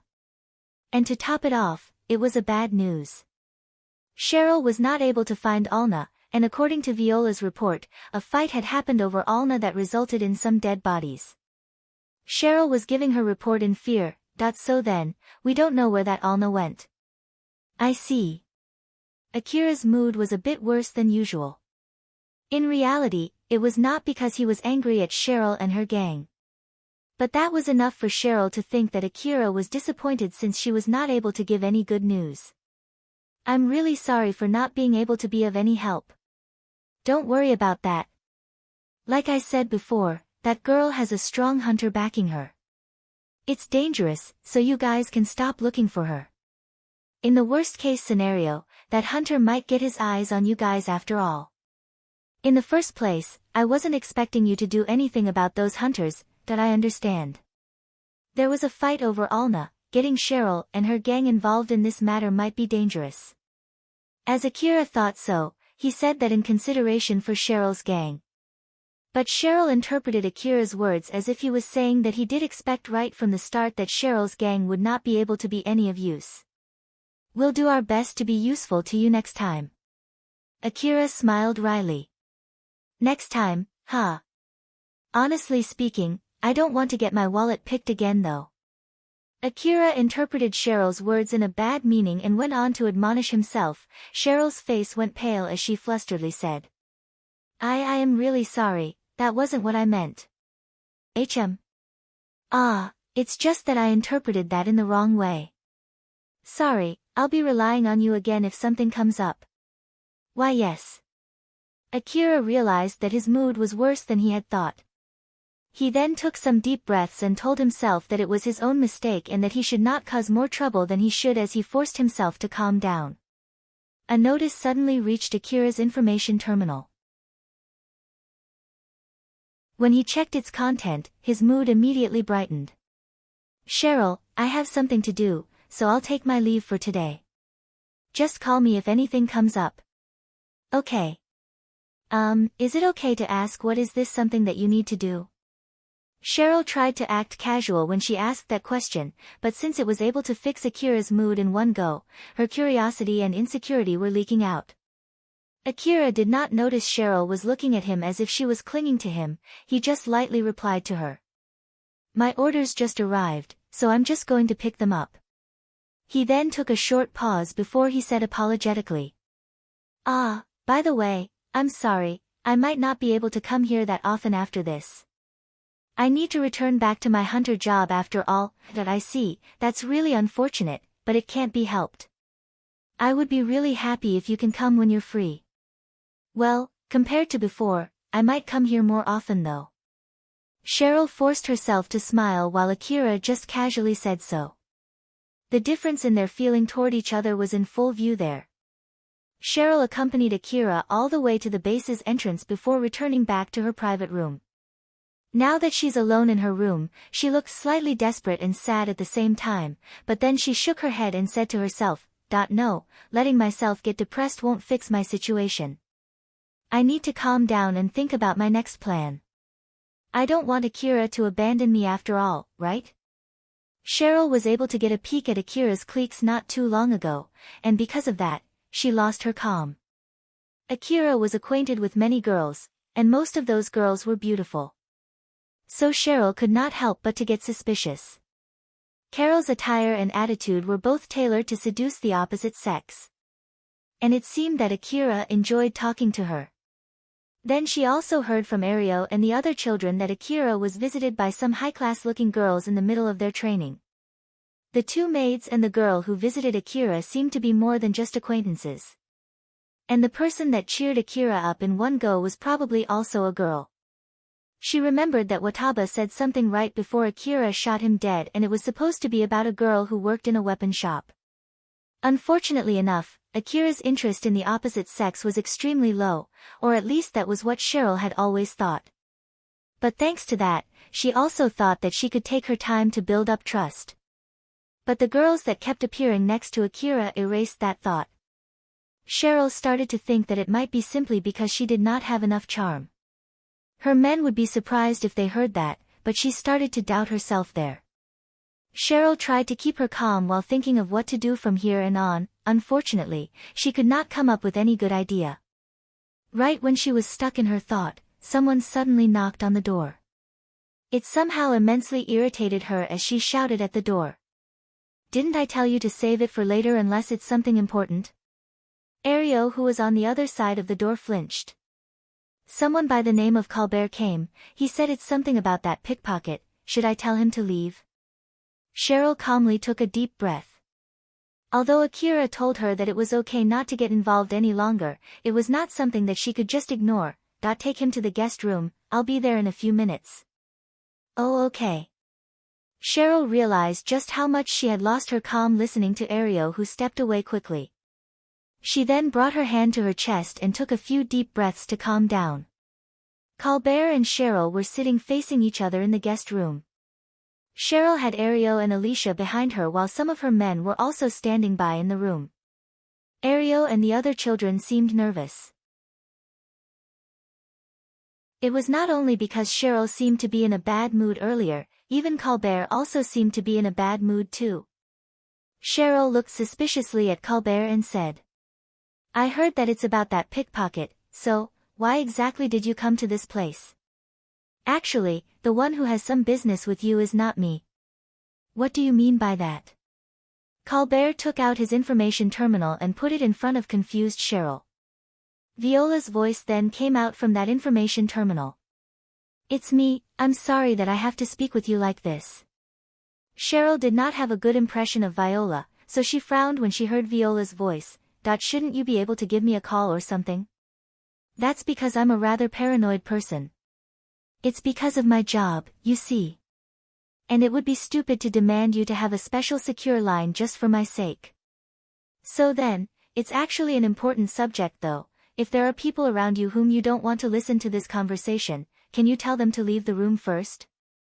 It depends on what are we going to talk about. It would be too late if I tell you now. I hope you can understand how much trouble this subject is from the fact that I'm speaking to you like this. Cheryl thought for a bit before she sent a glance to the other children in the room, signaling them to leave. Colbert, who saw the other people leaving the place, then said to Viola. Viola, I'll leave too. Oh. I'm okay with you listening though. You didn't say don't leave either. Colbert stood up and was about to leave following the other people in the room, but before he left, he warned Cheryl. Be careful, that girl is one crafty witch. She can casually bring up something herself just to make her negotiation opponent refuse it, and that's also true for the opposite case. Oh my, that's pretty cruel of you considering that you're working for me. I don't want to be responsible for tricking Akira's lover without even realizing it. I have nothing to do with this, okay? Colbert then left the room after he said that to both Viola and Cheryl.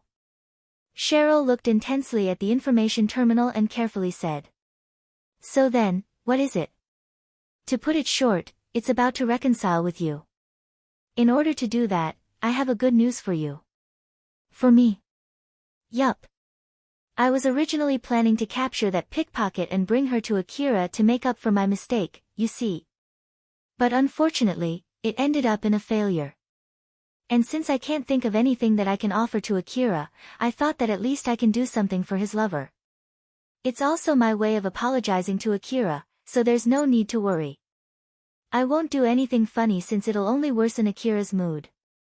That was enough of a reason for Cheryl to accept that explanation, which also caused her to lower her guard. Very well, let's hear it. Viola could notice that subtle change in Cheryl's tone as she happily continued her explanation. After Akira left Cheryl's base, he immediately headed to Shizuka's shop. He looked quite happy as he was filled with expectation. I can finally return back to my hunter job, huh? Alpha, what should we do after this? Are we going to look for undiscovered ruin again using that information we still have from the Lion Steel Corporation's information terminal? I don't mind doing that, but I think it might be a good idea to go to Kuzusahara Ruin again, you know? Alpha casually replied. If you want to do that, then sure, but can you at least tell me your reason? Well, there's this knife that I found in Kuzusahara Ruin before, right? That one that I used to cut the wall after I destroyed its safety device.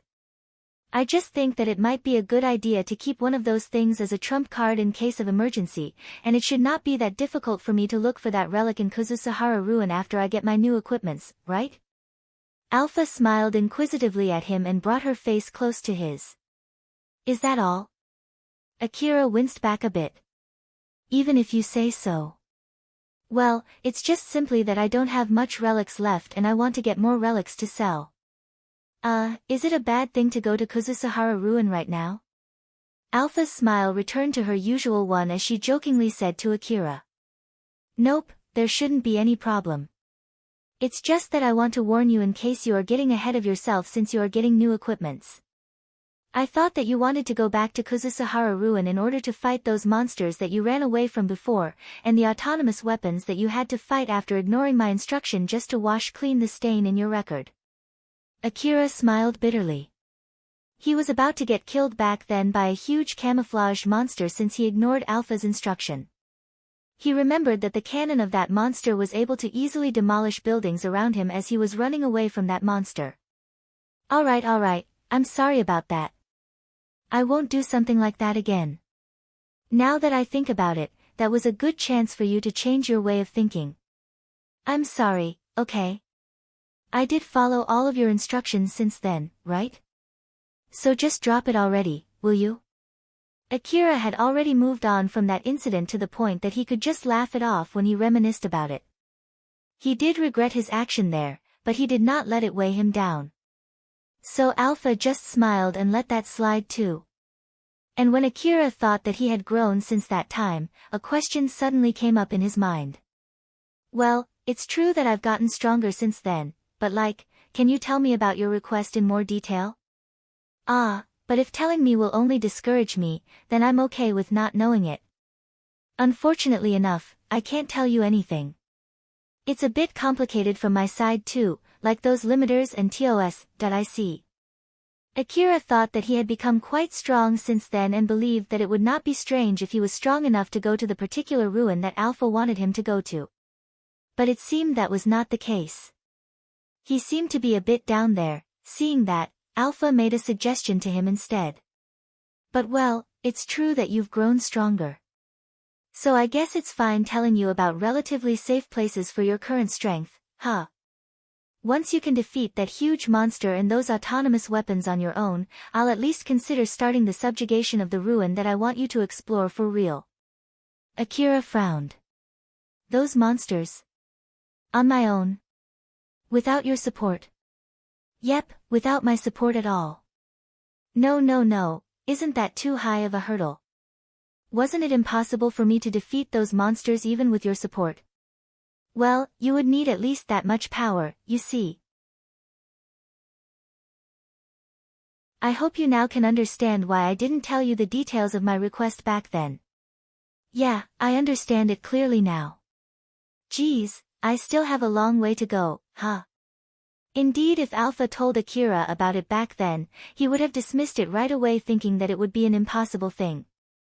But when he thought about it, he once again realized how much he had grown since he now believed that it was not completely impossible. But still, I at least got a good gist of how far my goal is, huh? Akira's face was not filled with mockery, instead, it was filled with confidence and excitement. Looking at that, Alpha smiled and cheered for him. It seemed that completing my request has been shifted from utterly impossible to extremely difficult. Once it's changed into a risky exploration, I'll tell you the location of the ruin. We'll only start exploring the ruin for real once you have a good chance to come back alive. I see. I'll also give my best without getting too reckless. I'll be in your care until then. Of course, just leave it to me. I'll be in your care too. Akira smiled faintly at Alpha while she smiled confidently at him, expressing their trust in each other. But Akira's expression immediately turned sour when he saw Katsuya in front of him. It was rare for Katsuya to be moving alone that day, and when they noticed each other, their faces turned stern. Their inner feelings were expressed right on their faces. Akira only looked at Katsuya as a troublesome guy with a mix of irritation, but that was all there was to it. Akira's hatred was solely directed at Alna, who stole his wallet and got away. Compared to that, Akira's hostility toward Katsuya was close to non-existent. As a matter of fact, it was small enough to the point that Akira could keep his calm thinking that Katsuya was also a victim who got tricked by Alna. Akira, calm down, okay? Although I won't tell you not to fight him and I'll even give you my support this time, you should be able to get an easier and safer victory once you get your new equipments. So I hope that you would not throw away the better winning chance. Not to mention that it's a bad place for a fight too. This isn't the place where you can freely fight without any repercussion like in the slum city. I know. In the first place, it's not like I have any grudge against him anyway. Akira leaned to one side of the road as if he deliberately took a detour to avoid Katsuya and kept walking past Katsuya. That action was also showing that he had no wish to cause a commotion with Katsuya there. But Katsuya ignored that gesture. When Akira was about to pass him, he walked straight in front of Akira and stopped him with a stern face. Wait. Katsuya's face was clearly expressing hostility against Akira, his voice also contained the intimidation and the commanding power of a hunter. Now that Akira's way forward was blocked by Katsuya, he looked at Katsuya annoyedly and said. What? Stop messing with Alna. To think that you would even pay some people to bring her to you, do you really think I'll back off just because you did that? Pay people? What do you mean? Stop playing dumb. I know that you offered 20 million orum for surrendering Alna, what's the big idea here, huh? Seriously though, what are you even talking about? Akira seemed to be honestly confused, so Katsuya, who thought that it was all Akira's fault, started to question his own guess. Back in the slum city, about 4 or 5 people who looked like hunters came to me and told me that they'll give me 20 million orum if I surrender Alna. That wasn't your doing. Weren't you the one who told them to look for Alna? It's true that I asked some people that I know to tell me if they spot Alna somewhere, but like hell I would pay them 20 million orum for finding her. I never promised them money. In the first place, who in their right mind would pay 20 million orum just for a pickpocket? Well, that's... Katsuya reeled back from Akira's logical argument. Akira sighed, stepped aside, and walked past Katsuya. When he did that, Katsuya immediately returned back to himself, turned around, and yelled at Akira again, Wait. I'm not done yet. What now? You have no more business with me, right?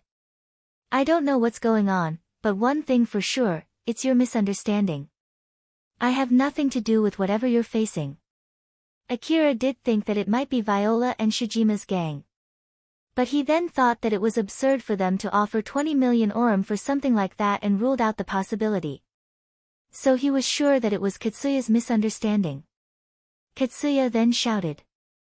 That might have nothing to do with you, but that doesn't change the fact that you're targeting her. Yeah, so what? Just keep your hands off her. If you do anything to her, I won't forgive you. I see, got it. Akira casually replied as if it was nothing. Katsuya was doubtful of that answer, so he asked Akira one more time. So, you won't do anything to mess with her anymore, huh? Akira then replied with the exact same casual tone as before. Nah, I'll kill her if I find her. Katsuya was so surprised his face was tinted with the color of anger. Do you think that I'm joking here? Akira's expression suddenly turned serious, he sent a sharp gaze filled with hostility toward Katsuya. I was only answering your question. Or more like, right back at you, are you being serious here? You won't forgive me. Do you really think I need your permission to kill the pickpocket who stole the money that I gathered by risking my life? Or does it mean that you'll kill me if I don't stop?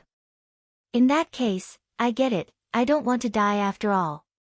Katsuya was suspicious since Akira said something that sounded as if he just obediently accepted Katsuya's demand. But Akira's next words completely wiped off his suspicion. That's why you'll have to die too. Both of them looked at each other with hostility. The only reason why they did not pull out their rifles yet was simply because both of them knew it was not a good idea to fight there. Last time, I backed off because the difference in our fighting power was too large. But don't expect me to back off again next time. Alpha exasperatedly warned Akira. Akira, stop provoking him, okay? I'm just answering his questions. I don't want him to misunderstand, after all.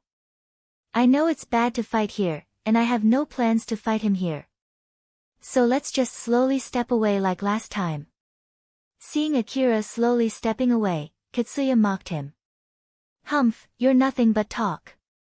In the end, you're still going to run away, huh? It's not like I have any reasons to kill you right here right now after all. If you want it so much, you can go ahead and point your rifle at me, that would make things way simpler and I would be happy to oblige. Although both of them were just young boys, both of them were properly armed as hunters. People around the area started putting some distance from them. In contrast to that, people who were there from the private security company and were stationed there to stand guard in the area started checking what was going on.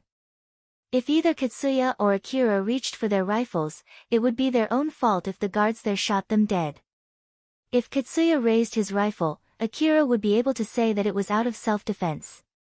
The guards would then focus on apprehending Katsuya instead. And this time Alpha would also give her support. Even if he got caught off guard, Akira should still be able to fight back. Akira's intention was fully conveyed in his gaze and Katsuya fully understood it as he clicked his tongue. The guards in the area started to slowly but surely approach Katsuya and Akira to check if it was only a quarrel between hunters or that they needed to defuse the situation with force. That was when two hunters approached Akira and Katsuya. Those two hunters were Sarah and Elena. Elena raised her voice as if she was scolding them. Akira, Katsuya, what do you think you're doing in this place? When Katsuya and Akira heard Elena's voice, the tension between them suddenly died down as both of them lowered their guard and looked in Elena's direction with a troubled face. Akira was not sure what to do there, so Alpha made a suggestion to him. Akira, let's use this chance when he's focused on Elena to withdraw from this place. But... Akira hesitated to leave that place without giving his side of explanation of what was going on to Elena and Sarah. But Alpha then said to him with a serious face. Are you going to get them involved in case if something happened in this place? The fastest and most effective method to make sure not to cause a commotion there was for Akira to get away from that place. He himself knew that much. Although he hated the idea of leaving that place as if he was running away, for him, it was thousands of times better than getting Sarah and Elena involved. As he finally reached his decision, he lightly bowed to Elena and Sarah and said, I'm sorry, but I have an urgent business to take care of. Wait, Akira. Elena was taken aback, but when she tried to stop him, Akira quickly left the place. Sarah also did not expect that from Akira as she looked obviously surprised. While Katsuya only glared at him as Akira walked away. Elena and Sarah were actually there to see what was going on since they spotted two hunters whom they were familiar with confronting each other. If they caused a ruckus there, it would definitely cause them a lot of trouble later. Both of them were hunters. If they fought there, it would definitely cause big damage to the area and the common people around them. If it was something that they could stop, Elena and Sarah were thinking of stopping them, but now, one of them had run away. Since it was not like they could do anything about Akira who was leaving the place, they decided to ask what was going on to the one that was still present. Sarah then casually asked Katsuya. It seemed like you were having a fight there, what happened? Sarah smiled gently. There was no trace of reprimanding in her voice, it seemed that she was genuinely curious. She deliberately did so to calm down Katsuya as well as to express her wish that it was not anything big. But although Katsuya was able to calm down to some extent, he then answered with anger. I was stopping that guy from killing my friend. Elena and Sarah frowned and looked at each other. It was a bigger issue than Elena had thought. Elena then made a stern face and spoke to Katsuya as if she was having a serious discussion with him. Can you tell us the details? Katsuya nodded and explained what happened to Elena and Sarah. Of course, his explanation was biased and mostly mixed with his personal guesses. Elena and Sarah's expression obviously turned cloudy when they heard his explanation.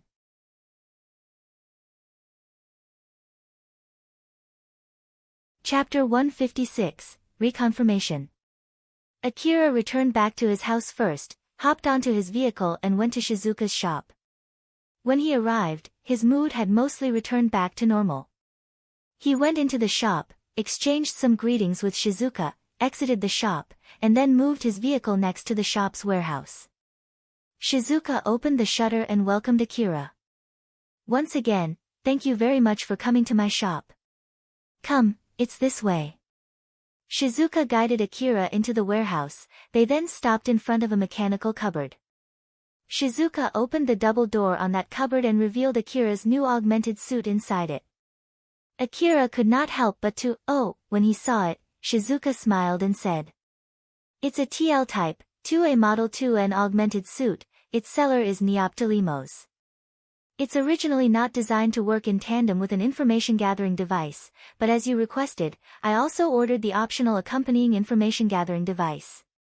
It was a thin body suit type augmented suit, its basic color was black. It also had a headgear-like device which doubled as a display device, while it had some protrusions on its neck, back and torso. Besides that augmented suit, there was a coat which was also made with the same metallic fabric that made the augmented suit. The coat's size was relatively bigger than the augmented suit, it might be made with the consideration that its user would be carrying rifles and magazines under that coat. Its size readjustment function is also equipped with a simple automatic self-maintenance feature. Do you want to try it now? Yes, please. Akira took off his augmented suit and his clothes down to his underwear, and just like last time, Shizuka scanned his body to take his measurements. When she did that, the augmented suit's size automatically recalibrated according to his measurements as it started looking more and more like a human body. Akira watched on with curiosity. It's automatically recalibrating itself, huh? That's really convenient. But there's a limit on how much it can recalibrate itself though. With this, it can readjust its size with body's changes, so I think it's perfect for you. Is that so? Akira seemed to be a bit confused. Shizuka smiled amusedly at him and explained. So, you haven't noticed it yet, huh? Your body has changed a lot since the last time I took your measurement. You've grown taller and your muscle composition is getting better. I wonder if it's because you're in a growth spurt. Well, I've been earning well, so I've started eating more without caring much about the taste. That might be the reason. Akira said that casually, but Shizuka understood well the hardship that he had gone through so that he could say so. Akira had casually spoken about all kinds of stuff that he had gone through in the middle of their usual daily conversations, which included all the dangers when he almost got killed. Not to mention, the stories that she heard from Elena and Sarah too. From there, Shizuka could understand what he had gone through in such a short time. Akira spoke nonchalantly and indifferently, although all of those hardships he had gone through could be interpreted as a curse if he could not face them. Indeed, as long as he could face them, the fact that he could do that could be interpreted as a blessing. It was all a matter of getting used to it or not. The way Akira said it, spoke of just how far he had gone through all kinds of hardship again and again. If Shizuka had to make a guess, that must be because even before Akira had started being a hunter, he was so used to hopelessness and the feeling of resignation to the point that he got used to facing hardship without him realizing it. As a matter of fact, her intuition was telling her that her guess was correct. But at the same time, Shizuka also did not think that Akira should stop being a hunter. Position-wise, feeling-wise, economy-wise, she could not take over that burden from Akira. That was why, in place of that, she could only smile gently at Akira and remind him. They say that a hunter's main asset is his or her body. So make sure to take good care of your body, okay? Okay. Akira was a bit weirded out by that strange sudden change of attitude from Shizuka, but he just frowned and nodded without knowing the reason behind it. Akira then put on his new augmented suit with Shizuka's help and put on the coat, which also doubled as protective armor. After that, Akira was rather surprised. It's lighter than I thought. Akira thought that the augmented suit would weigh him down like a lead armor before it was turned on, just like his previous augmented suit. But he was glad to find out that it was not true. As in matter of fact, it felt even lighter to move in compared to normal clothing. Since the suit readjusted its form to fit perfectly with his body, the weight of the augmented suit was evenly distributed on his body. Shizuka, who saw a surprised Akira, found it amusing. She then smiled and said, "It's an expensive augmented suit after all. It's made of a light and strong but expensive material. It might be so that you still can remove it yourself even after it runs out of energy. Although I was the one who offered you that augmented suit, it's still hard to believe that you spent 350 million orum for an augmented suit." This also meant that Akira had used most of his 400 million orum budget to buy goods from her shop. Of course, Shizuka took a part of that as her service fee, but it was nowhere near the profit that the shop which originally sold that augmented suit could get. Shizuka wished that Akira would spend that much money for buying stuff in her shop one day. She could not help but smile bitterly when she thought so. Akira saw that bitter smile and panicked. "Ah, I'm really sorry. I was really at a loss on what to buy, and after thinking about what is the best thing to buy to increase my overall fighting power, I concluded that an augmented suit is the best choice. So please wait until the next time I get a lot of money." Getting a better augmented suit was the most effective method to increase the effectiveness of Alpha's support. After all, Akira did not want to get his bone broken every time he fought. So he decided to prioritize on increasing the basic strength of his body instead of his firepower and ended up investing most of his budget on an augmented suit. Seeing Akira, Shizuka just smiled and said, "Don't worry about it. Like I said, a hunter's main asset is their body. Since it's a rather expensive augmented suit, it is to be expected, it's a high-quality augmented suit. It should be able to greatly reduce the burden on your body from the kickback from using powerful guns. Moreover, from my point of view, I think you're someone who would do reckless things without realizing it. So if you spend your money on firepower, you'll get more and more used to fighting more powerful monsters, and I feel like you'll be doing more reckless things at that point. That augmented suit is designed to put more focus on reducing the burden and protecting its user. It should be able to reduce the number of occasions when you have to act recklessly. I'm sure it'll reduce your medicine consumption too. Shizuka said so with a smug smile. Seeing that, Akira flusteredly smiled back. To be honest, it was not like he did reckless stuff because he wanted to, but he could not think of any good excuses to give to Shizuka either. Akira put his old augmented suit in a box and left it inside the warehouse to be sent for repair. As for how much it would cost, Shizuka said to him that no one could tell until he sent that augmented suit for repair first.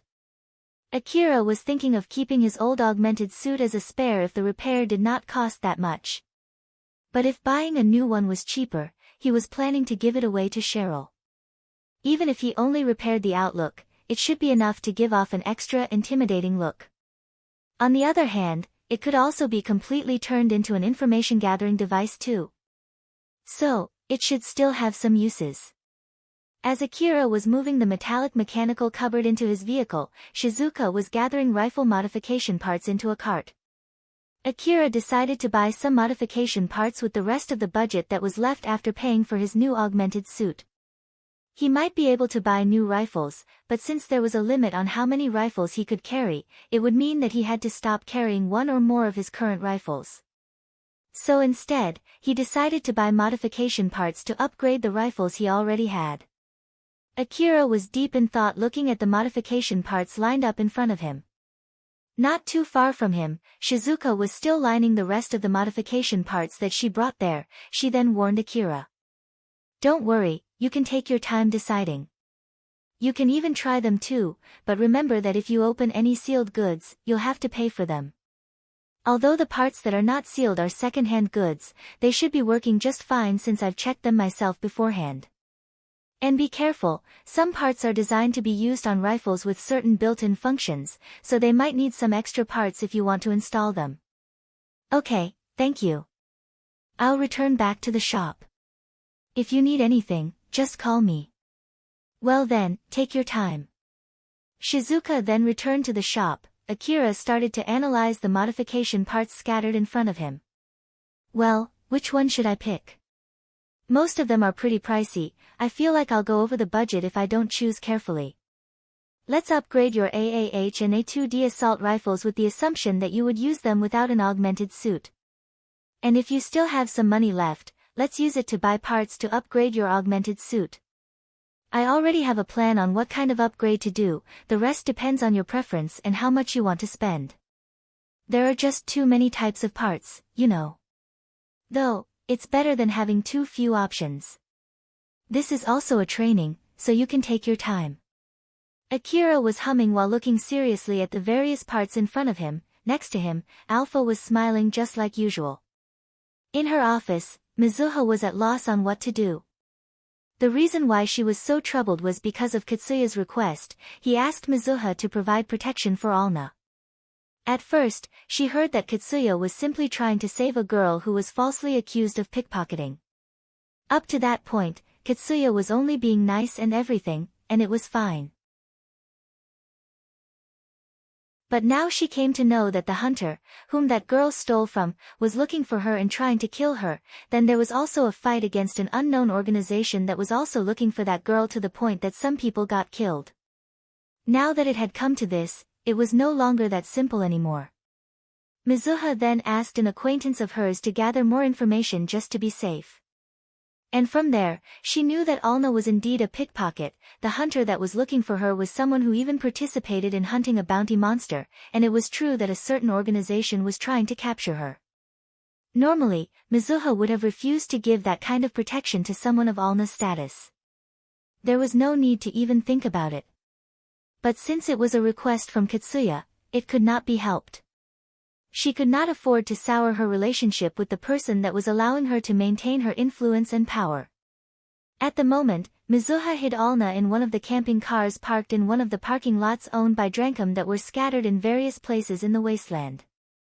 It was at least able to satisfy Katsuya for now and bought her some time. With Alna staying inside one of Drankum's facilities, outsiders would not be able to freely come after her, but at the same time, she could also not afford to let Alna, who was an outsider, stay in Drankum facilities for too long. She might be able to do something about it if Katsuya accomplished something that would give her more influence. So, she decided to stall for time, hoping that something like that would happen. To be honest, Mizuha did not really care about Alna. As a matter of fact, she was a bother. As someone from the inner wall, there was nothing she could gain except scorn if she associated with a pickpocket from the slum. Whether she sent Alna to work as a hunter or as a helper in the office, depending on how people looked at it, it might seem like she was providing Katsuya's lover with a shelter using Drankum's money. If the news got out, the critiques from both inside and outside the gang would be severe. And if the opposing faction got their hands on this information, they would definitely use it as ammunition. Now that she thought about it, it was nothing but a hassle. Mizuha seemed extremely annoyed as she said to herself, as if giving an excuse. "That I guess there's no other way out, huh?" She took her information terminal and made a call. Her call immediately connected and a woman's voice came out from her information terminal. "Oh, it has been quite a while.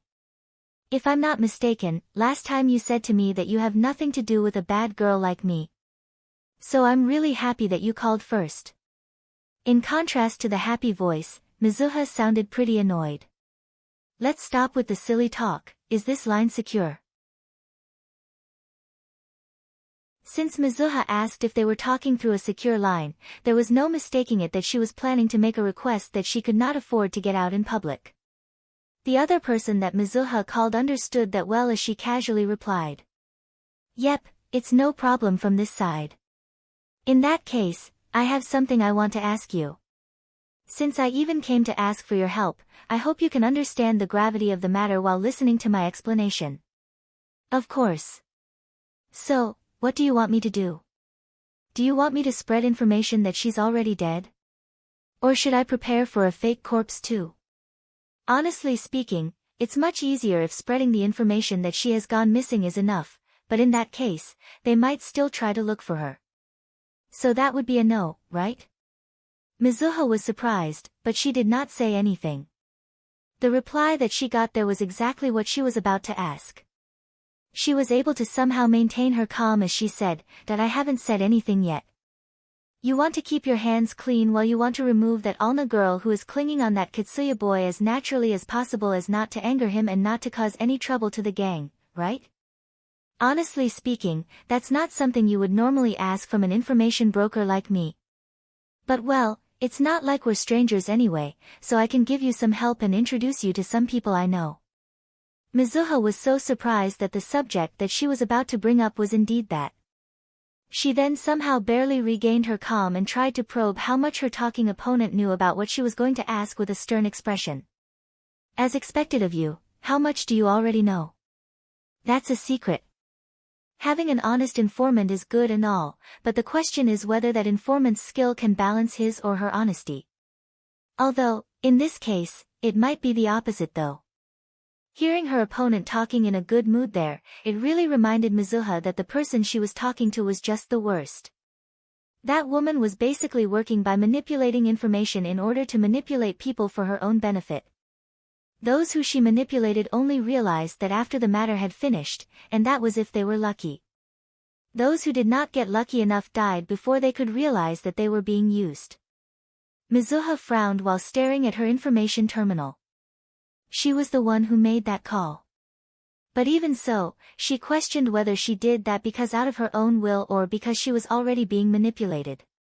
Since Mizuha did not say anything, the other person continued. "So then, what should I do?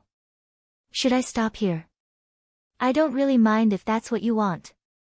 No matter what reason you have, doing bad things will always leave you with a guilty feeling. I haven't said anything yet." You're right, I'm just speaking on my own, right? Just send the reward through the usual bank account, I'll decide how far I should go depending on how much money you transfer to me. Later then. The call ended. Mizuha just sat there with a stern face, thinking for about 5 minutes. She then finished the administration needed to transfer money to a certain bank account. Akira was still trying the modifications for his rifles. No matter which parts he chose, all of them increased the power of his rifles. If he had the leeway, he wanted to modify his rifles to the point they did not resemble their original forms at all. But of course, that was impossible with his limited budget. Maybe I should add another 10 million orum? If he wanted to, he could add more money into his budget. That leeway started to make him seriously consider increasing his budget. Since it seemed that Akira would really do that at this rate if he was left alone, Alpha warned him. I won't stop you, but don't keep repeating yourself. The better equipment that you get, the bigger its maintenance cost would be. Or at least, your augmented suit's energy consumption has already increased with that new augmented suit. Not to mention, we still don't know how much the cost for fixing your old augmented suit is. It's important to make sure that you have enough reserves to rise up again in case if something were to happen and you lose all of your equipments. I know. And also, it would be okay as long as I try not to get in a situation where I might lose all of my equipment, right? Honestly, I think the moment you know that you might lose all of your equipments would mean that you're already in a situation where you can't avoid it though. Akira recalled through his memories, there were too many occasions where that situation applied to him. When he imagined himself back doing hunter work with nothing but his AAH assault rifle, he immediately said with a serious expression, "For now, let's build a rifle with the original budget first and decide after that." Yup, you should do that. Even with the help from Shizuka in order to get better deals, Akira's last equipment set cost 80 million orum in total. So he decided not to increase his budget just to be safe in case he got himself in a situation where he would lose all of his equipment. Shizuka then returned back to the warehouse. Akira, how is it going? I'm sorry, I'm not done yet. Should I hurry up? It's okay, I don't mind you staying here until I close the shop. Just take your time. Thank you very much. Akira then noticed Sarah and Elena behind Shizuka, so he greeted them. Elena-san, Sarah-san, I'm sorry for what happened. I was in a bit of a hurry.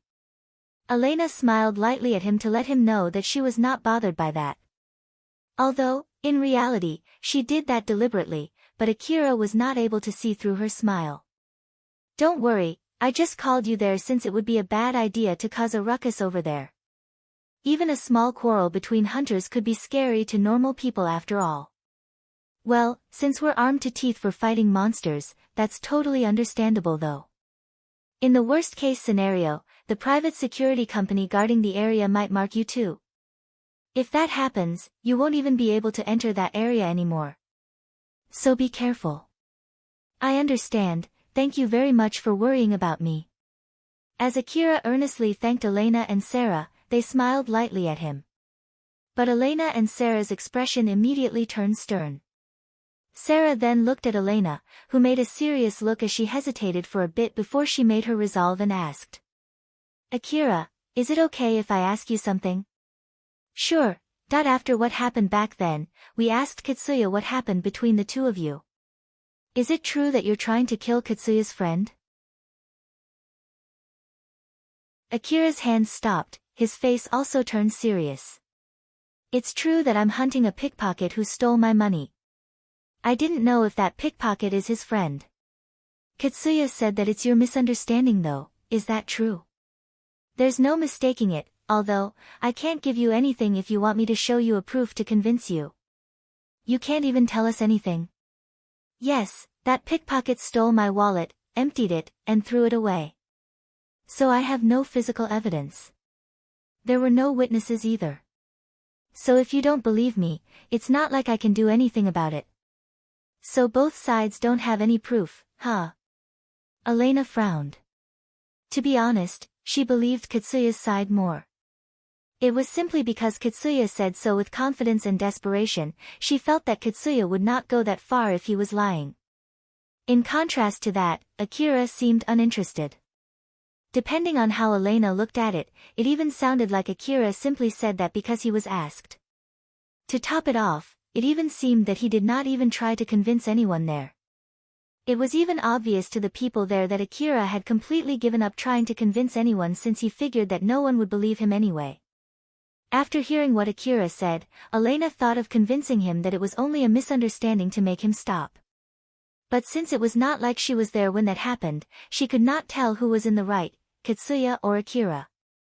But it did not even matter, after all, she only thought that it was not worth getting into a fight with Katsuya just because of a few 100,000 orum. But seeing from Akira's reaction there, it seemed that making Akira back off by pointing out the possibility that it was just a misunderstanding would be difficult. As she thought so, she started to think of another solution. This time, Sarah was the one who asked a question to Akira. She sounded a little hesitant when she asked him. Akira, why do you want to kill that pickpocket? It's not like I'm going to chase her to the end of the world. But if I can find her with a little bit of effort, I'll kill her. Of course, if I find her in front of the hunter office, I would let her go since it would be too much trouble. But if it's in the middle of the wasteland, I'll definitely kill her. And if I see her somewhere else, well, it depends on the location. I see. Akira answered back casually. But that was exactly the reason why Sarah knew that he was being serious. Sarah and Elena both knew how he felt nothing about killing others. Although they did not know exactly how willing Akira was in killing people who were related to that pickpocket, people who got in his way, and people who got involved in that incident, they knew well that Akira would not hesitate that much when it came to killing them. Akira frowned and showed an expression that he had almost never shown to Elena and Sarah. Elena-san, Sarah-san. I have no wish to tell you to believe me, I won't tell you to take my side either. So, can both of you please stay away from this matter? Elena had a worried look on her face as she frowned and said. No, I can't do that when I know that two of my friends might try to kill each other because of something like that. She could not take Akira's side and demand Katsuya and his group to hand over Alna. At the same time, she also could not take Katsuya's side and pressure Akira to back off. Not to mention, it would be super difficult to convince Katsuya to hand over that pickpocket when they knew that Akira would kill her. As Elena thought so, she made a suggestion to probe the situation further. If I'm not mistaken, the main problem is that pickpocket stole 100,000 orum from you, right? It would feel wrong if I just gave you 100,000 orum to take its place. So let's see, that's right. Since this matter left a bad aftertaste, so in order to clear up that bad aftertaste, how about I treat you to something around 200,000 orum? So let's calm down, okay? I know a pretty good restaurant, you know. Akira's face stiffened and slightly turned emotionless. No, that in itself still feels wrong. So I'll have to refuse. Oh, so it's still a no even if it's my invite, huh? That's just too bad. Honestly, I have some confidence in myself, but I still got rejected, huh? It feels pretty disheartening. In that case. Elena was trying to act coy to reduce the tension in the air while she was smiling and thinking what to do next. But Akira suddenly said with a rather stern tone. Elena-san. Akira's expression returned back to normal after a few seconds. If Elena-san and Sarah-san want me to stop no matter what, then I will stop hunting for that pickpocket. Sarah was surprised, she found it weird that suddenly Akira sounded like he would obediently follow what she and Elena said. Are you sure? Yes, both of you have helped me so much until now, so I can at least do that much. Elena and Sarah looked at each other. Although it still felt a bit forced, it was still better since Akira seemed to be willing to go as far as to fight Katsuya just to kill that pickpocket, which, in the worst-case scenario, might cause a full-blown fight between him and the whole Drankum gang. Both Sarah and Elena agreed on the same conclusion there. In that case. Elena was about to say that she wanted Akira to stop no matter what, but Shizuka suddenly interjected rather forcefully. In my opinion, it's better if you think carefully first before saying anything. Shizuka jumped into their conversation abruptly, so everyone redirected their attention to her. She confirmed that everyone present was looking in her direction before she continued. Akira, I understand that you have your reason to kill that pickpocket, but it's not like you have to kill that pickpocket right away, right? And it's not like you'll get killed unless you kill her first. So if you can afford to wait, I want you to use that time to think carefully about it. There's no need to rush yourself to make a decision. Shizuka said so while looking straight at Akira with a serious expression. Akira thought for a bit before he mumbled. Think carefully about it, huh? Shizuka then continued as if she was reminding Akira. Yes. Making you believe that it would be too late unless you decide now without giving you the time to think about it is how some people usually trick other people. As long as you have the leeway, use it to think carefully.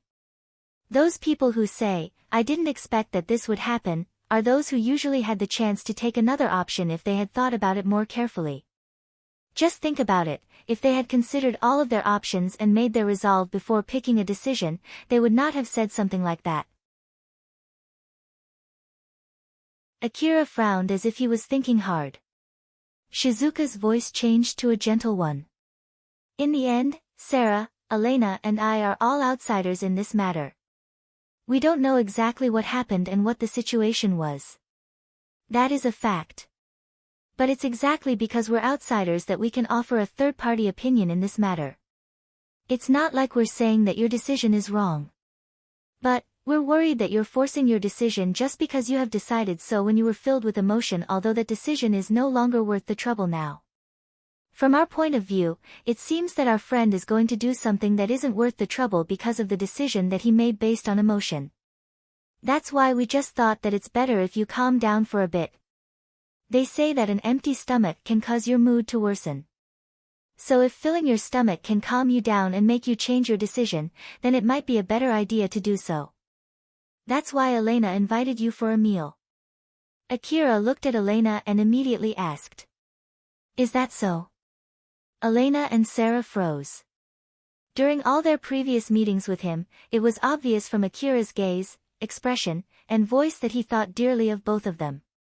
They had saved each other in the past, they had worked together as hunters too, it could be said that they were close to each other.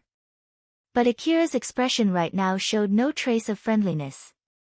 He was looking at both of them as if they were only strangers to him, like people who he did not know that might pose danger to him.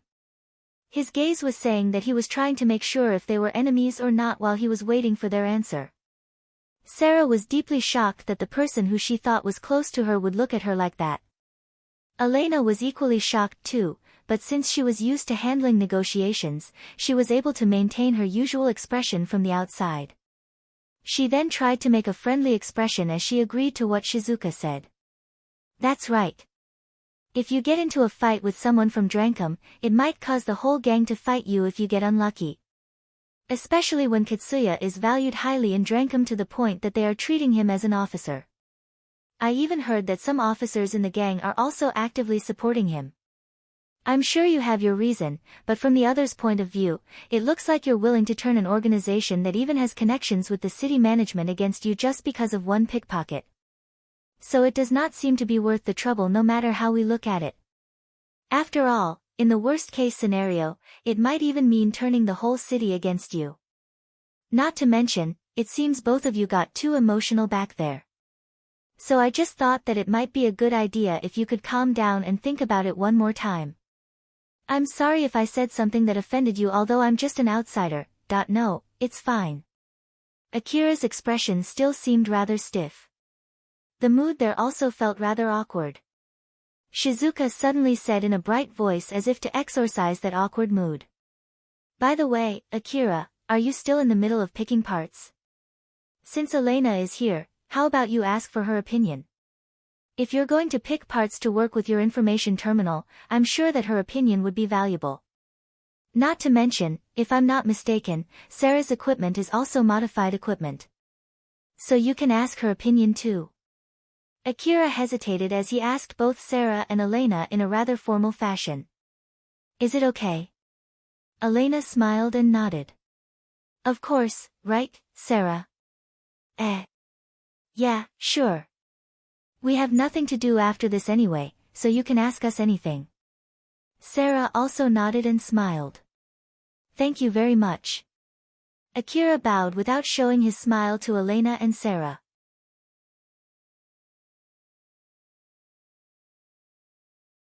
Chapter 157, People Who Sow Conflicts. The lower district of the Kagamayama city was vast, the public order was more or less as bad as the wasteland. And in the area that had even worse public order, there were some organizations with strong economic power doing illegal businesses.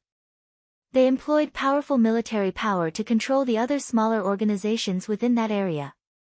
Izant family was one such organization. Its territory expanded from the slum city all the way to the lower district. Izant family's base was located in a certain mansion that was in the boundary between the slum city and the wasteland. That mansion demonstrated the power of the organization, and the most important thing was not the size of the mansion. There was no shortage of land in the eastern district, and with the advancement of technology, people could build mansions relatively cheap. But it was a whole different problem whether it was safe or not for them to do so. The main reason why the land inside the inner wall was expensive was simply because it was safer. Having a mansion right next to the wasteland meant exposing it to monsters' attacks. It showed that they had enough money to pay for the people to guard that mansion, unlike those countless small gangs scattered inside the city. In a large guest room inside that mansion, the boss of the Izant family, Rogolt, was sitting while thinking hard.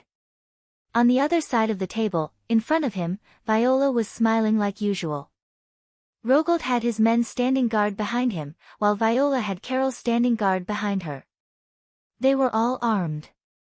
Rogolt looked at the 4 pictures on top of the tables while immersed in his thoughts. His gaze then returned to Viola. Viola tried to analyze his gaze, if it was saying that there was a chance for negotiation or not, as she happily said. So then, what do you think? It's not a bad offer. 2 of the pictures were of Akira and Katsuya. Akira looked slightly annoyed in that picture, while Katsuya was smiling as if that picture was taken for publicity. We also did some investigation about those 2.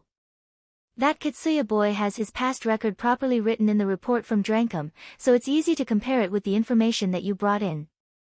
His hunter rank is also pretty high. Well, basically, I'm sure he's indeed a strong hunter. While that Akira boy, he has a rather low hunter rank.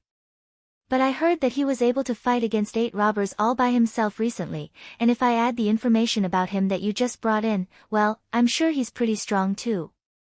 If I can get both of them working for me, our battle against Horias would definitely be easier. We're thankful that you even prepared a way to make them work under us. I'm glad that you found it interesting. Viola said that with a bright smile, but Rogolt suddenly put some intimidation in his voice. So then, how much of it was your plan? Viola tilted her head and looked confused, but she looked rather exaggerating. What do you mean? Don't play fool with me. Even I at least know that you're not a decent human. It's your usual modus operandi to spread information that doesn't seem connected to one another at a glance in order to manipulate the situation for your own benefit, right? That's a big misunderstanding. It's just that those people who bought information from me made a blunder and pinned the blame on me. They're really giving me a lot of trouble. Misunderstanding? Rogolt snorted. The method to control these Katsuya and Akira that you offered is basically taking hostage the girls they love. It's all good up to their guys, after all. It's not strange for them to go that far for the girls they love. The other 2 pictures on the table were of Alna and Cheryl. According to Viola, Akira was emotionally invested in Cheryl, whereas Katsuya was in Alna. But, I highly doubt that everything is a coincidence. Rogolt started questioning Viola. He was suspicious about the information she brought in. It was hard for him to believe that it was all out of pure coincidence. It took an unnaturally short time for people to misunderstand that Cheryl's relic shop was selling expensive relics, and the robbers even misjudged Akira to be a small fry. Cheryl wanted to take her chance with her relics shop, so she wanted to eventually reopen it, but now that Akira was going to return back to his hunter work, she needed other people to guard her shop. If Cheryl joined Izant family, she could have the gang guard her shop, and Rogolt would be able to use Akira through Cheryl. After all, Akira was so invested in Cheryl to the point that he had bought an expensive dress for her and made her the boss of a gang. As for Katsuya, he seemed to be abnormally interested in Alna, who should have been just a common pickpocket. He even used the power of Drankum to protect Alna, who was being hunted by Akira, but of course, that could not stay for long. If the Izant family gave shelter to Alna, they could make a deal with Katsuya, or if they took Alna hostage, they could use it to control him. With all of these things mixed together, Rogold found himself in a situation where he could easily manipulate both Katsuya and Akira. But Rogold could not ignore the feeling that someone was setting this up. I admit that the information from you is accurate. But, the reason why those robbers aimed for Cheryl's shop as well as them mistaking that Akira as a weak hunter, they're all because of the information that you spread. You manipulated them into attacking Cheryl's shop, didn't you? It's just a coincidence. Another relic shop asked me to gather information about Cheryl's shop, and Shirjima asked me to check Akira's real strength. So it's not like I did that because I wanted to. Then, how do you know that Alna is staying in one of the Drankum's mansion when it should be restricted only to Drankum members? And why have you even made some preparations to get her kicked out from there? There are people inside Drankum who don't want Katsuya to get involved with a pickpocket from the slum for the sake of keeping their reputation with their sponsors in the inner wall. You should be able to at least guess that much, right? If Akira is really as strong as you make him out to be, it's strange that Alna could steal his wallet. If he's really that strong, he should have been able to stop her. And even if it is because he was caught off guard when that happened, he should still be able to get it back if Alna was somewhere near where he could still track her down. It's also strange that Katsuya would go that far to protect that Alna. She's just a stranger to him, right? And it's not like Alna was wearing an expensive dress that might make people mistake her as a rich lady either. Not to mention that the person hunting for Alna is not just a common hunter, Akira has even participated in hunting bounty monsters. Is this Katsuya really risking a fight against that hunter just to help a mere lowly pickpocket? I know that he's weak with girls, but it's still unnatural, you know?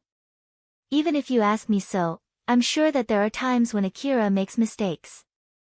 His money might have gotten stolen because of that.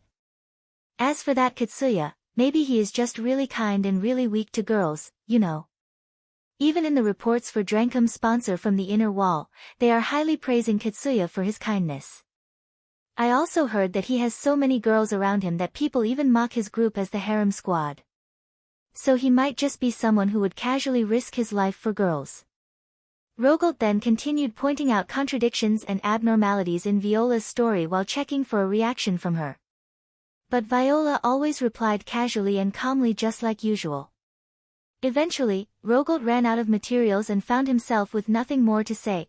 Seriously now, can you really say that you didn't do anything else other than just gathering information?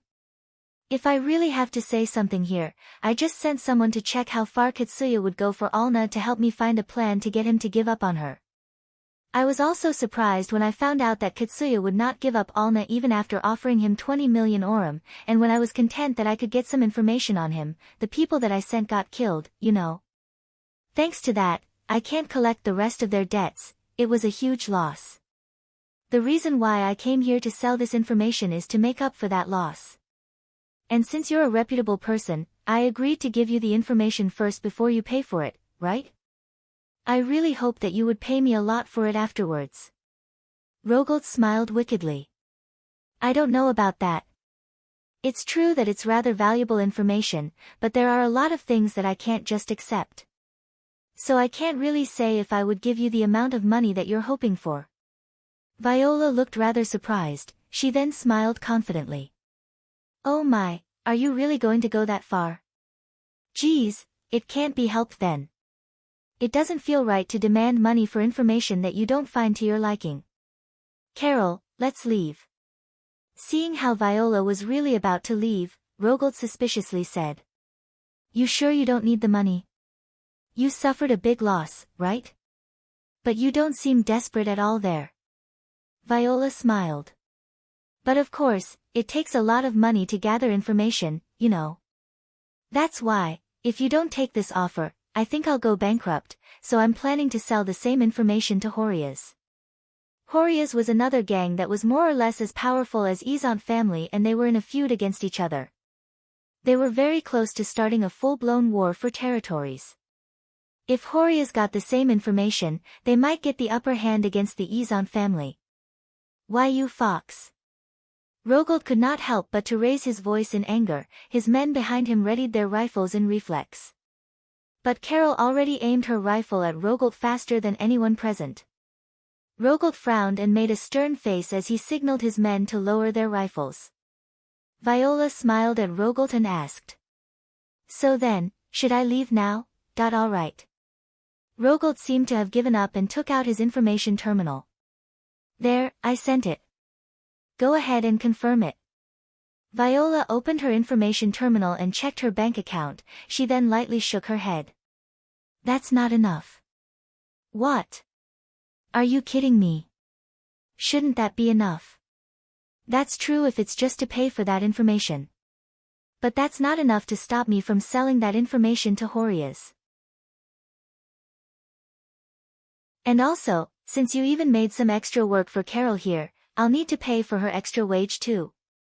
It's your fault, so you have to pay for that too. So with all included, let's see, you'll need to pay me 50% more than what you just transferred." In contrast to Rogold, who looked pretty angry, Viola was smiling as if she just confirmed her victory. "That's your fault for doing something that you shouldn't have back there. Or is it that you want me to demand more money?" Rogold clicked his tongue and sent the demanded amount of money. "Yup, I've received it. Don't worry, as an information broker, I won't sell it to other places. I can promise you that, Humph, I bet that you made the same offers to the other people too. You won't live for long, you know. I'm already used to hearing that from other people, but for some reason, they always die first. So you better be careful, okay?" Viola only left that threat and smiled wickedly before she left that place with Carol. Rogold immediately yelled at his men as if he was venting his anger. "Get moving. Now!" While he saw his men flusteredly scurrying to get on with their jobs, he promised himself to vent his anger on Horias first before venting it on Viola. Akira finally finished choosing modification parts for his rifle with some help from Sarah and Elena. Akira, who took a long time deciding which one to choose, was able to finish choosing relatively fast with the help from Elena and Sarah. He even finished installing the modifications there. Now that his new rifle was modified to the point that he had to use special types of bullets, plus the modification parts too, he had to pay 60 million orum in total. Although he ended up spending a little more money than his original budget, he was satisfied with the result. Akira packed everything he bought into his vehicle and thanked Shizuka, Elena and Sarah, who saw him off, especially to Shizuka. "Thank you very much for everything." Shizuka noticed that Akira directed his thanks mostly at her. She then smiled and said, "I'm a merchant after all. It's my job to serve customers. If you want to thank someone, you should thank Elena and Sarah. They helped you although they're not obliged to do that." "That's true. I'm sorry for taking your time." Akira lightly bowed to Sarah and Elena. Elena noticed the same thing that Shizuka also noticed, but she didn't show that on her face as she smiled at Akira and said, "Don't worry, it's not like we have something else to do anyway, not to mention that you helped us a lot too in the past, we can at least help you that much." Sarah also smiled as if to dispel something that was worrying her. "Although I'm sure that they'll work just fine, if you have any trouble with the parts that we picked for you, please tell us. I might have picked some parts based on my strength, you see. So the kickback might be rather strong, though I think it should be okay with that augmented suit." "I'm sure it'll be okay, I'll take my leave then." Akira hopped onto his vehicle and left the shop. Elena and Sarah were lightly waving at Akira as he drove off, but the moment Akira was no longer in their views, their expression turned stern. Elena understood that Shizuka interjected back then for their sake. "Did we say something that we shouldn't have back there? Shizuka, what do you think would have happened if I went and told Akira that we wanted him to stop hunting for that pickpocket no matter what? I think he'll really stop hunting for that pickpocket for real. But in exchange for that, I bet he'll stop maintaining the close relationship that he has with both of you until now. In the worst-case scenario, he might even cut any relationship with both of you." The word, severance money, came up in the back of Elena's mind. That time, if she had told Akira that she wanted him to stop no matter what, Akira would have really stopped hunting for that Alna. But she would have had to pay it with the relationship that they had built up until now as the severance money. Considering that Shizuka even interjected there, Elena thought that her guess might as well be true. Elena tried to remember what she had said while making a grim face. But she could not think that she said anything that bad. Did I say something that really angered him? Sarah, I'm sorry, it seems that I really soured our relationship with Akira because of something I said. Sarah looked rather dispirited as she shook her head. It's not your fault. I didn't notice that I said something pretty bad back there as well. Sarah lightly sighed, that if you hadn't cut in, our relationship with Akira might have ended then and there. Shizuka, thank you, you really saved us. Sarah smiled and thanked Shizuka, but this time, it was Shizuka who made a stern face. Though it might be too late, are you sure that was fine? Of course, why did you ask? As long as Akira is still hunting that pickpocket, there's a good chance that he'll get into a fight with that Katsuya, you know. I did tell him to think carefully about it, but it'll only buy some time at most. Moreover, if he still decides to kill that pickpocket after he thinks about it calmly, this time, he might really hunt for that pickpocket to the end of the world. Ah, you have a point there. I wonder if that was a mistake. It might have been better if I was able to come up with something else to calm him down back there. It seemed that Shizuka doubted her own choice there, but Sarah could not think of any better solution than that. Moreover, she did not want to think that Shizuka made the wrong decision. After all, had Shizuka not cut in, she would have asked Akira to stop no matter what. If that had happened, Sarah felt that Akira would have cut any ties with them. Their relationship would turn into acquaintances who were frequenting the same shop, and if she tried to invite him to go to the ruin again, Akira might casually refuse without even considering it, and Sarah would not want that. Elena and Sarah knew that they were thinking of the same thing and told themselves not to make the same mistake ever again. Shizuka, do you have any idea why Akira reacted that strongly? I don't mind even if it's just your guess. A guess, huh? Now that you mention it, there was a time when he sounded really in a bad mood. I wonder if it has something to do with that. Shizuka then told what had happened to Elena and Sarah. Elena and Sarah's expression turned even more cloudy after they heard Shizuka's story. Elena lightly hung her head, so, he got that annoyed even when he was able to contain the damage, huh? That explains why he got annoyed when his money got stolen. Although it isn't worth that much. Judging from how bad his mood got back there, he must have thought that we seemed to believe more in Katsuya's story to the point that we're willing to pay to help him. Geez, what a disaster. Shizuka looked at Elena as if she was pitying Elena. I bet there were many occasions where people didn't believe him at all in the past to the point that he did not expect anyone to believe him from the start. It exactly felt like that when you asked him if Katsuya's explanation was true or not. Elena made a stern face and said, I should have been able to notice it if only I paid more attention to him. I guess I put too much trust in the information that I got beforehand, huh? And that happened to me, who usually handles negotiations too. What a big blunder.